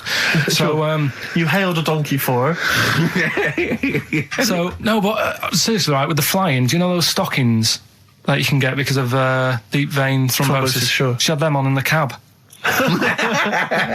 Brilliant. And it's only a 2-hour flight as well, so that was annoying me. Right, so anyway, it gets to this, the Thursday night when I'm going out with Suzanne, and her mum's like sat on the sun lounger outside. So where are we going tonight? I said, no, like I said, it's just us. We're going out having a bit of time to ourselves. So I could see as the day was getting on, she was realising that she's got a night in with like her husband, right? Her face started to like look miserable. Sure. I thought, I'm loving this. Right. So I said, right, I'm going in to go and have a shower, go and get ready for the tonight. It's going to be great. And winding them up, wind them up because they can't come, because he said they can't. Right, so I go upstairs, have a shower and that. I come down, and a mum's smiling. Oh, hang on. So I'm thinking, hang on a minute, what's gone on here? So I went to Suzanne, I said, why is your mum smiling? She's not coming. She said, no, but my dad said he'll take her out now. So in a way, she was happy because she got her own way, which annoyed me. That annoyed again. you, sure, because you wanted You don't even want her husband taking her out? Well, it's just the fact she didn't want to go out. She was happy to stay in and have sausage, egg and chips that they'd found from some shop that sold English food. Right. So that's almost like what they do if they're at home. Sausage, egg and chips. So she was happy with that if we were staying in and having that. Well, because we were going out, she was fed up. Right. So she's smiling. So she's going, yeah, I'm going out now. So I said, well, enjoy yourself. She said, where are you going? I said, well, it doesn't matter, does it? You don't need to know. Sure. She's not going to where we're going. Oh, you just don't want us to be in the same restaurant. So yeah, that's right. I said I want a night out on my own with Suzanne. It's our holiday as well. I don't know. I can talk to you about Amazing. this. This is not even his own parents. This is someone else's parents. These are the parents of the woman he loves. But even Suzanne sort of agreed with me. There's only so much time you can spend with your parents. That's why you leave. That's why when you're ill, you don't go home to them. Yeah? Sure. Yeah. Because the slight difference between me and you, Carl, is that not everyone in the world annoys me. Well, not everyone does. Just I can see what I felt a bit guilty that week when he said I was annoying him, but I realise it's not my fault now. No, everyone annoys him. Yeah. So yeah, it was an all right holiday. It was good to get back. Brilliant. Won't be doing it again. So. No. And what now would you say is your relationship with Suzanne's parents? Is it a frosty one? No, I just think they know that I don't like to put up with them for a long time. Yeah.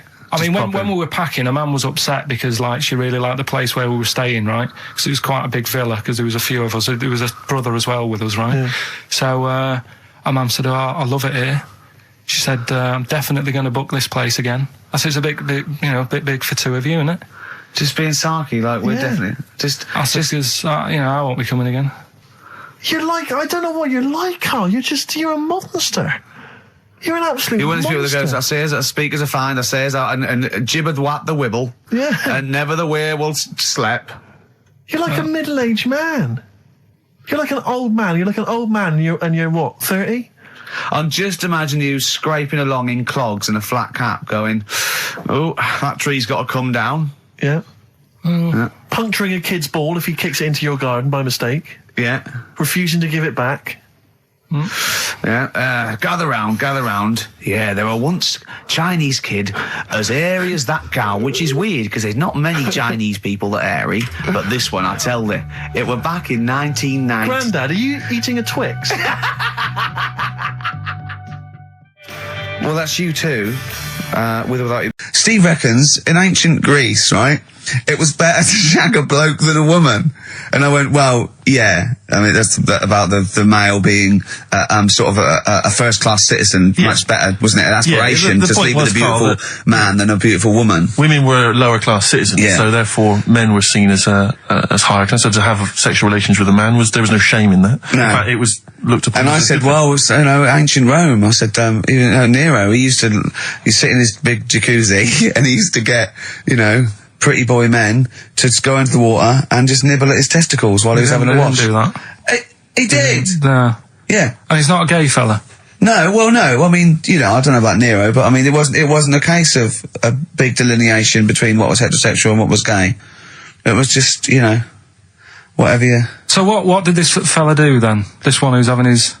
Well, he was pretty much top boy, Nero, for a while. He was in charge. And, and you did what you're told. If Caesar or. But why were people going round there? Why didn't they go? Oh. No, they weren't dropping in. It wasn't like the door was opening. I was going to see what Nero's doing. It's not like when I pop in here to see you. Normally what would happen is he'd say, "Come back to my place. I got a book for you." Yeah. You pop in, but he'd come out in his pants. Elton John would be on. You'd have probably been like a delivery boy or a stable boy or something, and you'd have popped round there and you'd have gone, "There, right, Nero. There's the tablets of stone you wanted." And they go, "Pilkington, why you are here? Pop under." I don't know why he's French. What is that? I don't know why he's French. Just pop under the water and nibble at my testicles, and you'd have done it. Because he was Nero. I wouldn't. He would have. There's no way I would have done. Yeah, well, you would have. What have I done? I've dropped a pizza off. Yeah, you pop around to Nero's place with the pizza. Right, I'd say I've done my job. Right? Yeah. That's not the sort of tip I wanted. No, he'd have said, "Get the little baldy chap to nibble at my testicles," and you'd have done the water. I wouldn't have done it. No, Well, you put me head on the you wall. hadn't done it, right. I wouldn't have done it. Can I just say this, Steve? Not only would you be nibbling at his testicles, you'd have been going mad. You'd have been noshing him just for extra. You'd have been doing everything he wanted. You'd have been going. He'd have gone, "I didn't ask you to do that." You'd have been going mental. They'd have been chewing, slurping, smacking, poking. You'd have chopped. You'd have gnawed his packet off. You think you're eating Walker's crisps? There'd be bubbles. There'd be flood. Oh, it'd be horrible. Yeah, why should you do it? And then someone else gets a nice new watch and there's world peace. Exactly. You're walking round, it's nice and peaceful, you know what time it is. He's swanning round, he's got a lovely new watch and there's no threat of him being bombed. Exactly. I'm quite happy the way I am, really. I don't really want. Are you much. really? But you're on a 4. Yeah, You're on a happy scale of 4. Yeah, you're on a 4. Surely you want to get to 10. Surely the point of life is to be on 10. Yeah, but what's a 10? Do you know what I mean? No. What's a 10? Contentment, absolute contentment, joy Bliss. in your heart, inwardly and outwardly. Not walking around with a little round mank head with your mouth open going, "What's the point of that? I've done it once." Is that why you've still got all the condoms? I've done it once. What's the point of that? Alright, we're gonna get over some air gel. Come on. 10. Just one thing that would make you happy. That would cheer you up if you were feeling low. Tuesdays off as well? I'll have the MD just, resign straight away, shall I? I honestly don't know what would make me happy just like that. Because I am happy. I know you say I'm fed up and that. Do you know what he said? He wouldn't want to be too rich. He said, because if I was too rich, then Suzanne would say, "Let's go around the world." He said he wants to be rich enough, so they're happy in that. It's the big one. It's what people tune in for. They probably tune in about 10 to these days. For Monkey News. With, Karl Pilkington. Can we hear the jingle? Only 4 to go. Oh, chimpanzee, that monkey news. Right, this one's about it's been emailed into me. Right. I haven't really had time to check it out this week. No, you're joking. Been busy. Ooh, I hope it's not stupid. Goes back to 1908, and the person's saying it's a good story and that, and they're surprised I haven't picked up on it yet. Right. The Olympics, right? In 1908 in London. Apparently it was meant to happen in Italy, but it was cancelled. Don't know why. Right, and it happened in London. Anyway, 400 metres. Right, it was meant to. There was a fella who was going to do the run, right, and the favourite to win it was this Bulgarian guy, right? Who was like a newcomer. Okay, these are a few things it cannot be. One, he injures himself, so a monkey steps in and wins. Two, he does a drugs test. It turns out that he is a monkey. So if it's either of those, right, I'm gonna go mad. So anyway, so the fella, right, this favourite, everyone's putting the money on him, thinking, yeah, he's going to do it. Gonna is he hairy? Is this bloke hairy? So anyway, so the race happens. Yeah. And everybody's lined up, ready to run. And, everyone's saying, yeah, he's going to win, he's going to win. Then suddenly, a bit of murmuring going on. People going, oh, what's going on here? Right. He's eating a banana. And there's a fella in the lane next to him. Yeah. Right? He's going up, who's that? He doesn't look familiar. Oh, Christ, Carl. You go. Right? Doesn't look familiar. Who's he? Weird. What's going on? What's going on? What's going on? Yeah, what is it? What is it? Or who is it? I mean, not what is it? So they go in. So they say, well, he might not be that any good. Do you know what I mean? He might not be good. He might. It's just a bit short, and he's only 3'6", and he's hunched over on his knuckles. So I didn't realise it was fancy dress. Yeah. So I don't think he's going to be any good. So the race starts. Oh, he's put his finger up his arse. That's weird for runners to do that before a race. It's weird, isn't it? Yeah. Race starts. Yeah. The fella that no one recognises wins it. People go, what's gone on here? Yeah, sure. Do you know what I mean? We had our money on the favourite. What's gone on? Who is this guy? Yeah. Anyway, he stood up there, right? He's looking well happy. Yeah. He's lifting the trophy and everything. Right. Long arms. That trophy's higher than... So anyway... He's only 3 foot, but the trophy's 9 foot in the air with those long arms. I'm suspicious. Go on. They had the picture in the paper the next day. Sure. And everyone's going, yeah, he was fast and everything, but... quite hairy for a run. Oh, I'll tell you Come what. on, come on. Quite It's hairy for a run. Because normally they shave themselves, don't they, to make them faster. And No. that. How did he manage it? It's really hairy and that. So anyway, he wins the stuff. He walks away with a cup. The people who are in charge of the running, or like the Olympic Committee, look further into it. Turns out it was a chimp. Right, keep talking. No, don't keep talking. Why encourage him? Shut up. This is monkey news. If you can't handle the news... It's news from 1909, and I haven't heard about a chimp winning the Olympics. Right, be quiet. What happened there, then? 400 metres, right?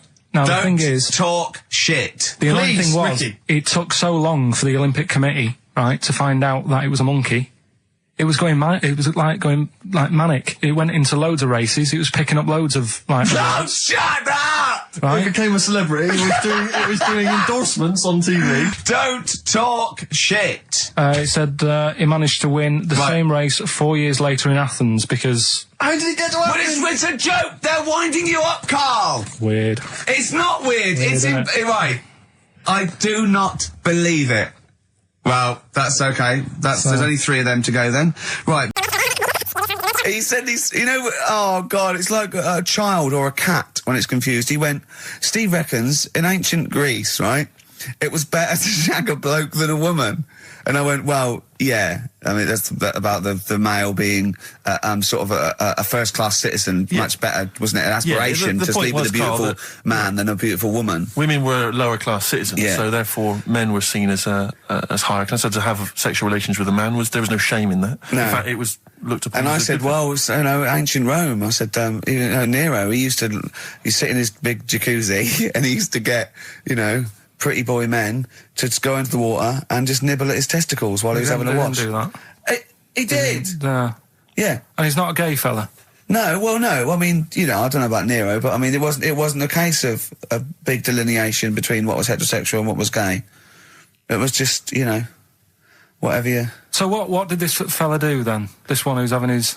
Well, he his was little pretty testicles? much top boy, Nero, for a while. He was in charge. And, and you did what you're told. If Caesar or... But why were people going round there? Why didn't they go, oh... No, they weren't dropping in. It wasn't like the door was opening. I'm just going to see what Nero's doing. You'd have probably been like a delivery boy or a stable boy or something, you know, and you'd have popped round there and you'd have gone, there, right, Nero, as the tablets of stone you wanted, and you go, Pilkington, why you are here? Pop under, I don't know why he's French. What is that? I don't know why he's French. Just pop under the water and nibble at my testicles and you'd have done it. Because he was Nero. I wouldn't. You would have. There's no way I would have done. Well, you would What have. have I done? I've dropped a pizza off. Yeah, you why put am I round to there? Nero's place with the pizza. Right. Right, I'd say I've done my job. Right? Yeah. That's not the sort of tip I wanted. No, he'd have said, get the little baldy chap to nibble at my testicles, and you'd have been under the water. I wouldn't have done it. No, Well, you I wouldn't put my head under You'd water. have done it, right. No, I wouldn't have done it, Can I just say this, Steve? Not only would you be nibbling at his testicles, you'd have been going mad. You'd have been noshing him just for extra. You'd have been doing everything he wanted. You'd have been going, he'd have gone, I didn't ask you to do that. You'd have been going mental. They'd have been chewing, slurping, smacking, poking. You'd have chopped, you'd have gnawed his packet off. You think you're eating Walker's crisps. There'd be bubbles, there'd be flood. Oh, it'd be horrible. Week off work. Do you know, like, my mum likes gnomes and stuff? Yeah. Right. Of course she does. She's lived with one for 30 years. She said, you know, get your dad to take us to this park where they've got, like, you know, 6-foot gnomes and stuff, right? Have a walk about. Sounds like a nightmare. Yeah. Sounds like a living nightmare. Keep an eye on Carl. So anyway, he stood still for 2 minutes. Someone bought him. No. You can't buy them and that. It's like a little exhibition thing, right? And it's part of a hall, right? This big hall that you have to pay to get in. But we didn't want to see the hall. I just wanted to see the gnomes. Of course you did, yeah. So anyway, my dad says, yeah, well, we can get in there for free. Of course he did. Clever. Right? So we parked up on this little country lane, right? No one about. We walked How much down, was it to go in? Like £2? about £3 each. Yeah. But he said, well, yeah, but if you don't have to pay, do you know what I mean? You enjoy it even more, don't you, when you're walking about and you think, I've got this £3 in my pocket, no one's having it. Yeah. Right? No, looking over sorry for a bloke with a peak hat saying, can I see your ticket, please? I wouldn't enjoy it more, no. Go on. Yeah, but you don't worry about it, do You got a bit of money now then, Rick. You've changed. So anyway, so we had to walk across about 4 fields. For £3. Right? And what happened was, we're walking through all these fields and what have you, big grass and muddy bits and all that, 'cause it'd been raining, and climbing over fences and stuff. And we're in this field, right? And I look to my right, and there's about 30 cows all staring at us, right? And Suzanne started to panic a bit. She said, we shouldn't be here. Dad says, of course we can. We're allowed to go wherever we want. You know, all this land, it's ramblers' rights and all that stuff. Yeah. And take a cow if you want. So, unattended. Serves him right for leaving him in the field unattended. I'm having one. And keep us fed for a week. Across. Anyway, these cows start surrounding us. Surrounding us. And, oh, brilliant. Oh, no. Face off. And Suzanne's panicking, going, this isn't right. We're not going to make it to the fence in time. They're moving faster than us, and he started sort of running a bit. Wow. And it's like some kind of bovine West Side Story. A gang of cows coming at you. Don't worry about it and stuff. But my dad had to sort of stand there and like wave a stick at him. Of course. And we got away, but Suzanne was like having a bit of a sweat You on. got away. Saying, we could have got killed. Sure. And my dad saying, no, it never happens. And I just wondered if it does, if there's a risk of... Yeah, it is rare, but there's been a couple of cases of being trampled by cows. They're not aggressive, they sort of run through you. Well, they're aggressive if they've got a calf. They do have kids. What? You had kids with them. Kids, yeah. That's goats you're thinking of. Yeah. Maybe they were trying to sneak into the gnome thing, and they were worried that, like, if too many people did it, and they thought some cows, we can just sneak in. Where cows, no one's expecting cows. And the cows were going, walk upright like you're a human. Don't walk upright. They thought you'd blow their cover. Yeah. Yeah, people have been killed by cows before. Yeah, that was like the highlight, and then... So when you arrived there, you were presumably covered in mud, looking like something that had just come from Glastonbury, staggering around this exhibition. It wasn't that bad. It was just like a woods, and it had like a funny sort of funeral, like a graveyard thing. Right. Yeah. With bodies sort of hanging out the ground and that. And we had these 6-foot gnomes. Right. And then we just set off again, walked back. On XFM 104.9. I enjoyed that. Yeah. That was good. It rocks. I hope the audience was playing it loud like us. Yeah. Ricky Gervais, Steve Merchant, Karl Pilkington. Well, look at him yawning. How rude is that? Carl, what's wrong with you, man? Have you been up late? A little bit. Girlfriend was away, wasn't she, yesterday? Yeah, I always have a problem with that. I always have, because you don't go to bed, do you, early?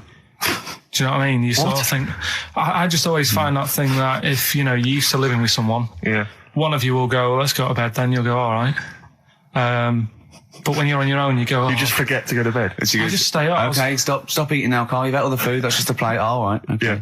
No, I stayed up and watched, there was a thing on about Dracula. Right. What, Dracula? And I found a flaw in it. Go on.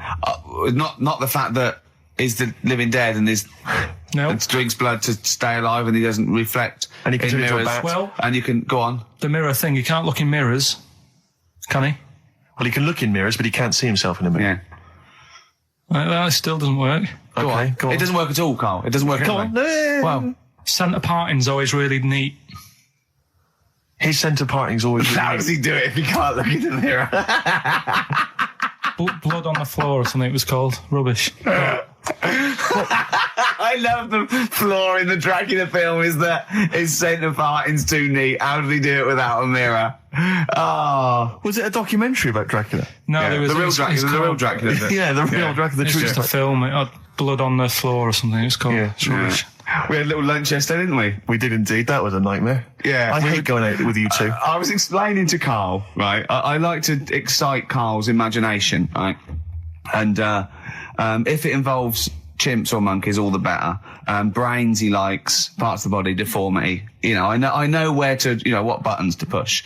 And I told him about this thing. I don't know if any of you out there know about this, but there's an experiment they did in the 50s, a clinical psychology experiment where there's your two hemispheres of the brain, okay? They're joined by a thing called the corpus callosum, right? Which is just a little flap of skin, like a little scarlet lead that joins your two hemispheres. And what they did, they cut that in half, and they thought it was a cure for schizophrenia, but what it turned out to be, or epilepsy, I think, I can't remember, was that your two sides of your brains didn't function together. You couldn't get information. I was telling Carl all this thing, and one of the things I told him was that they did it on a monkey, and it fought itself over a nut. Like its right arm was connected, you know, by its left lobe of the brain, and it was fighting over itself. And Carl went, instead of like thinking this is amazing experiment, he went, would it have been happy if you'd given it two nuts? Yeah, I know. Well, you started off by explaining it. I remember you mentioned, because I was watching the two of you as you were describing it to me, you said, of course, one side of the brain deals with symbolism. And as you said the word symbolism, I noticed Carl drift away from looking at you, pick up his mobile phone and start pressing buttons randomly. And I thought it was the word symbolism that got him. And I noticed it took you just a moment longer. And I think the first thing you said was, when did I lose you? Yeah, I knew I'd lost him. It's extraordinary. And he doesn't even try I to think I said disguise it. nomenclature at one point as well. Right, yeah. And I knew I was dicing with death there. Yeah. But, Yeah. but I told you tried to look it up, didn't you, on the web? You didn't find anything about it, Yeah, did you? the spelling of it's what is it again? What's the word? Corpus callosum. Yeah, so I couldn't do it. No, don't bother. Give up. Don't bother. Give up. So if anyone knows any interesting facts about that, But yours hasn't been cut in half, has it, Carl? That would, again, might explain something. I'll tell you what we will be talking about later. I don't know if you're sort of aware of them, Steve. Go on. Bonobos. Oh, I don't know much about bonobos. I told him about he was looking for stuff. I said put in bonobo. He was having no luck with chimp, and they're a form of chimpanzee, but they're even closer to us, evolutionarily speaking. They've got their social groups are more like ours. They're more intelligent, and he was loving it, weren't you? So is it human bonobo Carl? Is that how it works on the evolutionary ladder? Chimp Carl. Yeah. Yeah. Talking about them. So we're talking about bonobos. You're excited about that? Yeah, That's yeah. coming up in Monkey News? No, I think it's a bit of a monkey bonus. Placebo, Bitter End on XFM 104.9. This is pre-recorded. We recorded this a couple of weeks ago, before Christmas. I hope you had a great Christmas. If you didn't, not our fault, really, is it? Nothing to do with us. Wouldn't have thought we'd have. We're well over time because we've got plenty of cash now, thanks to a lot of you who probably bought the Office DVD. Yeah. Probably got And if that you in haven't stock. yet, and you've maybe got vouchers or money, still available. Still there in the shops. Still available. You can still make it the best-selling DVD of all time. Please. Please do. Yeah. Please do. I'll tell you what you want to hear there before you make your mind up. I'll tell you what, if you like this next clip, go and buy the Office DVD. I think you will. It's a brilliant clip. It's the one where we talk about, well, it's self-explanatory. Yeah. We went. It was a great day, wasn't it? Brilliant round of golf. Absolutely brilliant. Such a beautiful place in Stoke Poges, like a really posh place. And are you a good golf player? Well, we'll get to that. Oh, okay. Wow, he bought the shoes especially for it. Oh, I'd love to have seen him in those little shoes. I know, and they were no good because they were metal spikes. We had to change them. He was annoyed straight away. He spent over £22 on these golf shoes. We hired a buggy that was brilliant fun. I was bombing along, wasn't I? I don't drive, but it was great on that buggy. Well, you've been on a buggy with me, and you were a bit scared. Yeah. What? I nearly killed us once. I was just taking banks and things, but you don't see sort of bunkers, and he'd scream, go, stop! And he'd put his foot down the brake, and then I reversed. At one point, he sort of did a handbrake turn next to the lake, and then we had to reverse, right? And you just flick a switch and put your foot down. He did that without looking.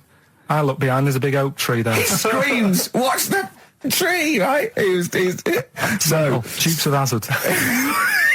And I kept jumping in and leaving him behind because I had to go to my ball. Because anyway, the first shot, I got on the driver. I honestly did one of the best shots I've ever done. It went straight down. It was great. I thought, phew, got away with that because it's always the first one because it's a clubhouse and you want to look good. Yeah. So.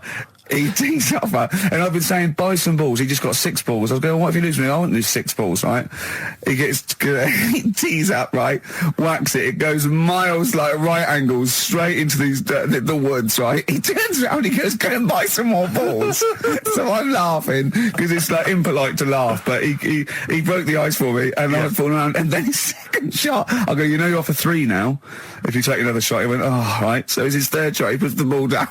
He hits the ground before it and misses the ball altogether. And I was on my back, wasn't I? Unbelievable. Actually rolling about on his back.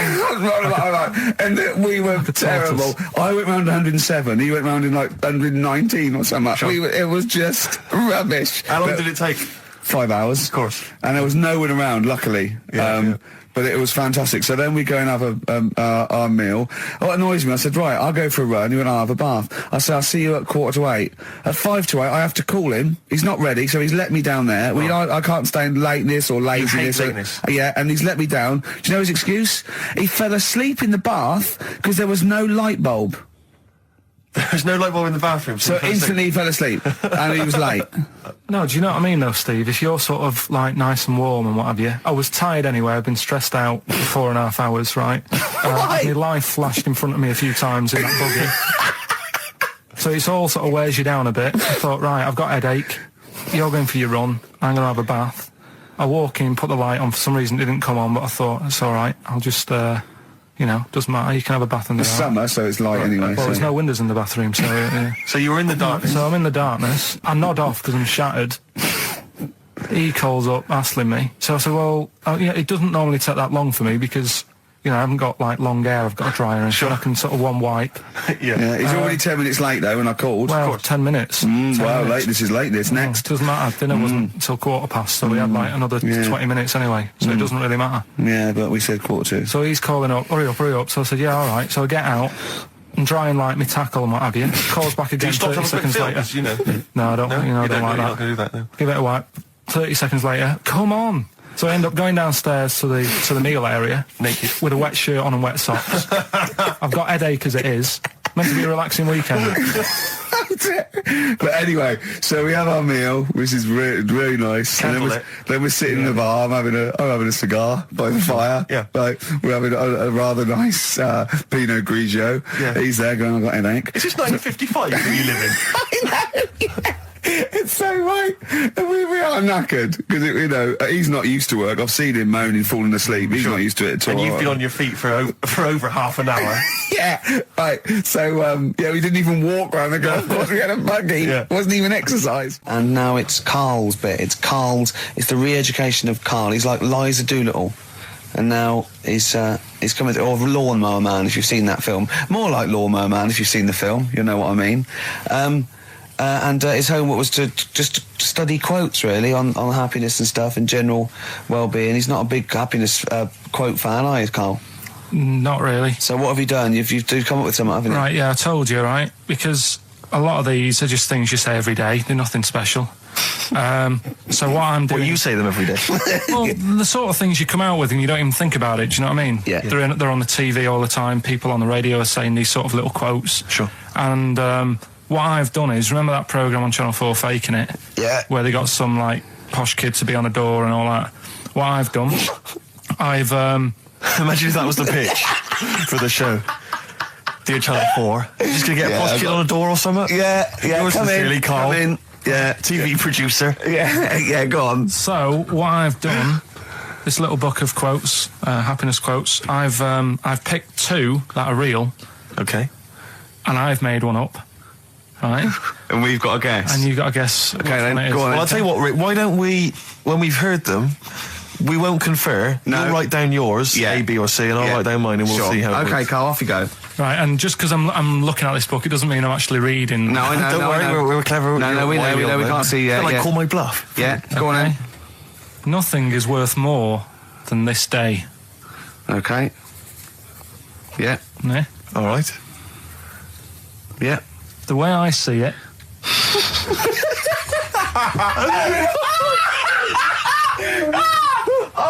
Oh God! My head's gonna burst. No, hang on. My head's gonna burst. No, Hang on. this might not be Carl's. Oh, it might not be. How do you know I haven't tweaked them a little bit? Yeah, good Okay, point. fair Good enough. point. No, good point. The way I see it, if you want the rainbow, you got to put up with the rain. Yeah. Okay. All right. All right, yeah. Okay. Hang on. It's not, yeah. Come on. Cat food. Cat food, come on. It stinks a bit, but if you don't put up with the smell, the little kitten will die. Steve! I don't know what to say! I don't know what to say. Imagine this in Faking It. Imagine their faces when he says that. And they're going, oh my God. Oh. Carl, play a song, mate. We'll have to confer on this one.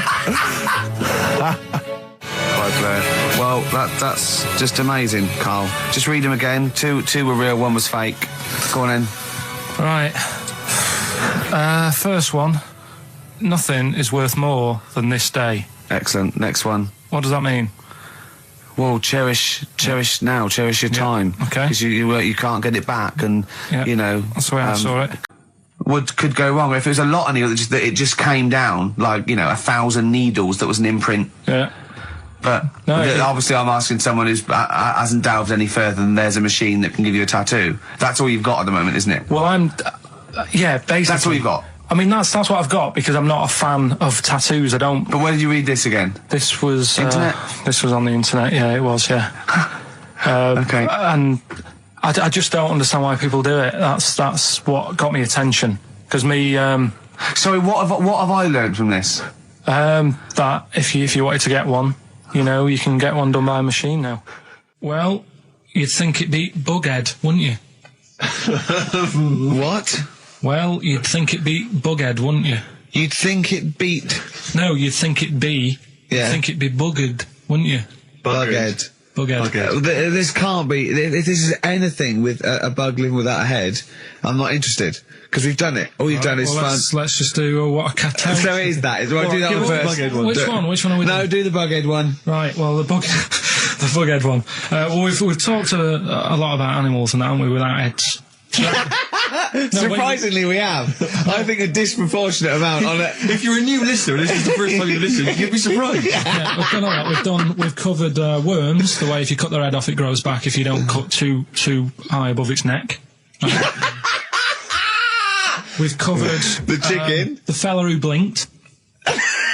Yeah, I can't go into it again. Right, let's not go into it again. We've had the chicken with no head that lived for 8 months. Yeah, and we've had the cockroaches living for a week without an egg. Right, okay. Well, it's a bit more on the cockroach front, really. Right. They found, right, that if you get a cockroach and you cut its head off, right, and then you find a cockroach that's still got its head, but it hasn't got any legs. Right. Right, it's not over for both of them, right? Because what you can do, you get the one that's got the legs, right, with no head, sort of running around. Get the one with the head, sit it on top of it, right. Get a little tube, Okay. so that the fluids. So is this aunt has gone out of the room? Finish. This is like Blue Peter. You can get this for Christmas. Right, you get a little tube. You sit that on top, so the bodily fluids are still running between the two. Right. The head of the one on the top will control the feet of the one on the bottom. Okay. What about Good. And will it continue to live? that? Yeah. Okay, you don't know that for sure, do you? That was just a question out of the blue he wasn't expecting. Well, what do you think of that? Good, yeah, it's great. Yeah, just a primitive nervous system that can, yeah. Did you expect us to be more impressed and excited by that? Did you fall off your chair when you read that? Did you literally topple off? Snowbird from Mark Heights are part of his covers album. He's so happy that the XFM listeners understand his stupid clues, and he knows it annoys me. We've got some right answers We'll be for giving out the Blockbusters. answers just quickly, just in case someone sort of missed one of them. I'll just quickly do them, yeah? Yeah, go on. First one, there's a load Sure of letters. show. There's a load of letters there asking for advice. Put them on Claire's desk. Oh, a Merry Christmas. Ask your mum if you should. Oh, a Merry Christmas. And a couple of people were arguing in the supermarket. It was at the fruit Christmas, and that's veg why. counter.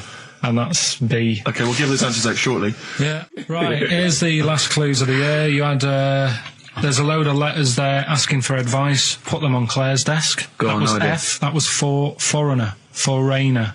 I don't know what you mean. Claire Rayner. She took advice. She gave people advice. So that's a foreigner. That is shit. Right. I'm sorry. That may be Christmas. That is absolute A garbage. lot of people got the right answer. I know, well, that annoys me even more. Number The two. second one, ask your mum. Foreigner. Yeah. Foreigner. Second one, ask your mum if you should. That was S. That was Shalimar. Shalimar.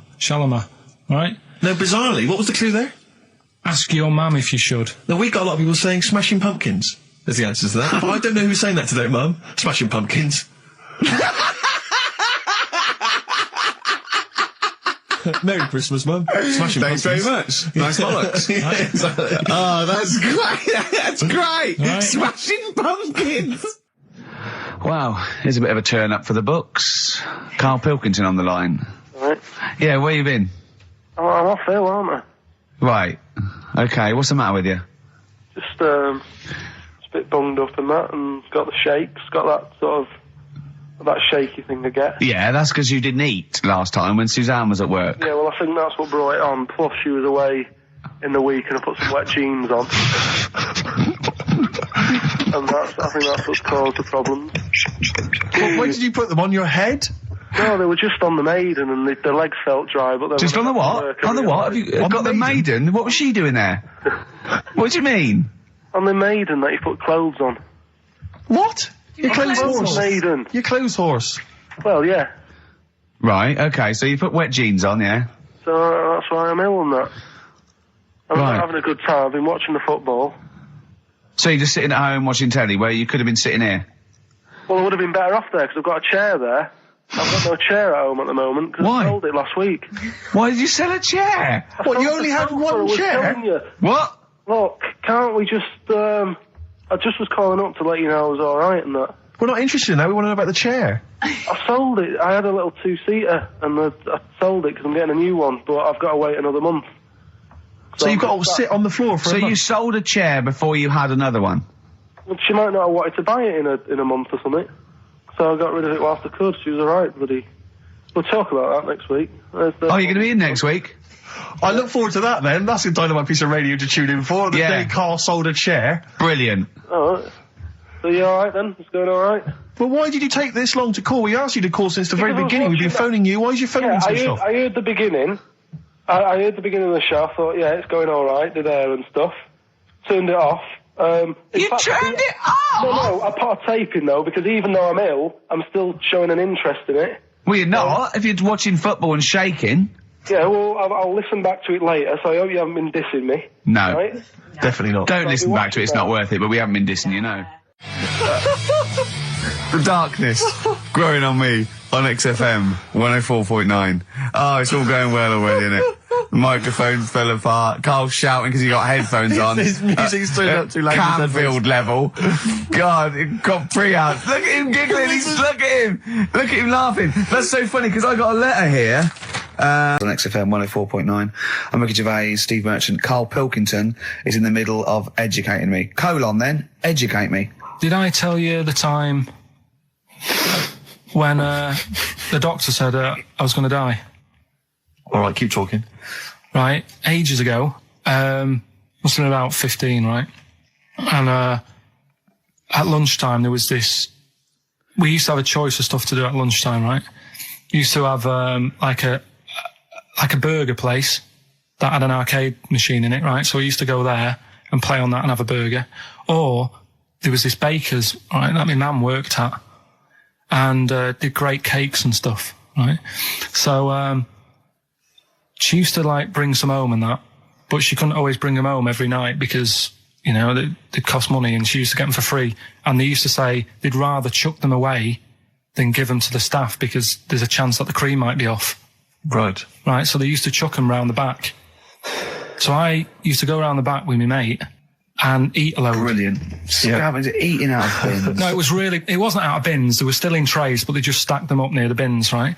So this got out. I mean, it used to be chocker. Once the school found out, everybody used to go there, and it'd be like, well, have a cake. The headmaster crawling through, fighting the kids off. Right, so I'd have, you just eat, I don't know, 6 jam donuts or something, and then you'd spend your dinner money on the arcade machine. Brilliant. Right? So it was a good afternoon, really, right? So you'd do that, and this one day I must have had 6 or 7 jam donuts, a few Congress tarts. What's a Congress tart? I love them. I can't get them in London, right? So I'd have some of them. If anyone can get a Congress tart for Karl in London, please let him know. So anyway, this day, that was just a normal day. Do you know what I mean? You'd once, twice a week, you'd have a load of cake. In your life, yeah. Yeah, So normal anyway- day in your life. Were the frog boys there with the webbed hands and the big heads? So- and the horse in the settee? Yeah. But the day after one of these days, I had really bad cramp in my belly. Right? Okay. I was like in agony, could hardly walk. So I said to my mum, You could hardly stagger to the free cakes. So I was in absolute agony. I said, I don't like doctors, but you'll have to get a doctor in because I don't know what it is. I can't walk. She gets the doctor round. I won't say his name, but he said, well, doesn't look like he's got long left. Blimey. So I was a bit like, hang on a minute, I've only had a few cream donuts. Yeah. My mum was panicking. Sure. He went. My dad came in from work. She said, something's really bad with Karl. I think it's serious. The doctor said he ain't got long left. So he said, what? He said that and just left. So she said, yeah. He said, I'll have to call him then. So he called him up, said, what's all this about? Karl hasn't got long left. How long's he got? So he goes, I was only messing. It's just had some bad cream. Can you believe that? Well, the thing is, I like the fact your mum didn't ask any questions. I know. She didn't But go she into doesn't. detail. Can you explain more, doctor? No, I got to show off. But she doesn't. I don't want to diss you or your family, but I imagine if I was there, I'd have known the doctor was joking. Yeah. That's all I'm saying. I mean, I sound very arrogant there, but I imagine he went, what's he been doing? Yeah, I had about 6 cream cans. Oh, right. Oh, wow. He hasn't got long to live then. I'll see you later. That's what I think the doctor did. Yeah. I just like the idea your mum just let him go. Yeah. Terrified, thinking, well, I'm not going to probe him. He's that's it then. Dad comes in. Hi, honey, I'm home. Anything happened? The doctor said Karl's going to die and then left. Did he? I'll call him. But anyway, that's why these sort of things fascinate me. So we'll move on to this next one, right, which is brilliant. Go on then. Dead short story. So, right, old woman, about 70 years old. She's normally fit and healthy and stuff. Nothing wrong with her. She's having a good life. And one day, she goes for a check to the doctor's, just to check herself out, because she's getting on a bit. Yeah. He says, take your clothes off and that. So she does. And checks her out. Says, yeah, you're looking good, turn round. He said, oh, God. He said, you got a tumour on your buttock. Right? So she goes, oh, well, can you do anything to sort it out? So they go, yeah, we could book you in for an operation. It's best if we remove this. Books are in for an operation. Operation day comes, strip her down and that. They're all stood round, the doctors. Start to operate. It only turns out it's a pork chop that she sat on 5 years earlier and it had stuck to her buttock. Right, Karl. I can forward you. I'm not, honest. right. No, listen. Serious. Right, okay, Carl, I'm telling you now, I'm leaving. I'm never doing this show again. No, I'm serious. Honestly. You're talking, I've never had such, what do you mean? You couldn't believe it? No, when I read it, I said, I've got to tell Ricky This that. woman had a pork chop stuck to her arse for 5 years, you mental case. Of course she didn't. That is a blinding record.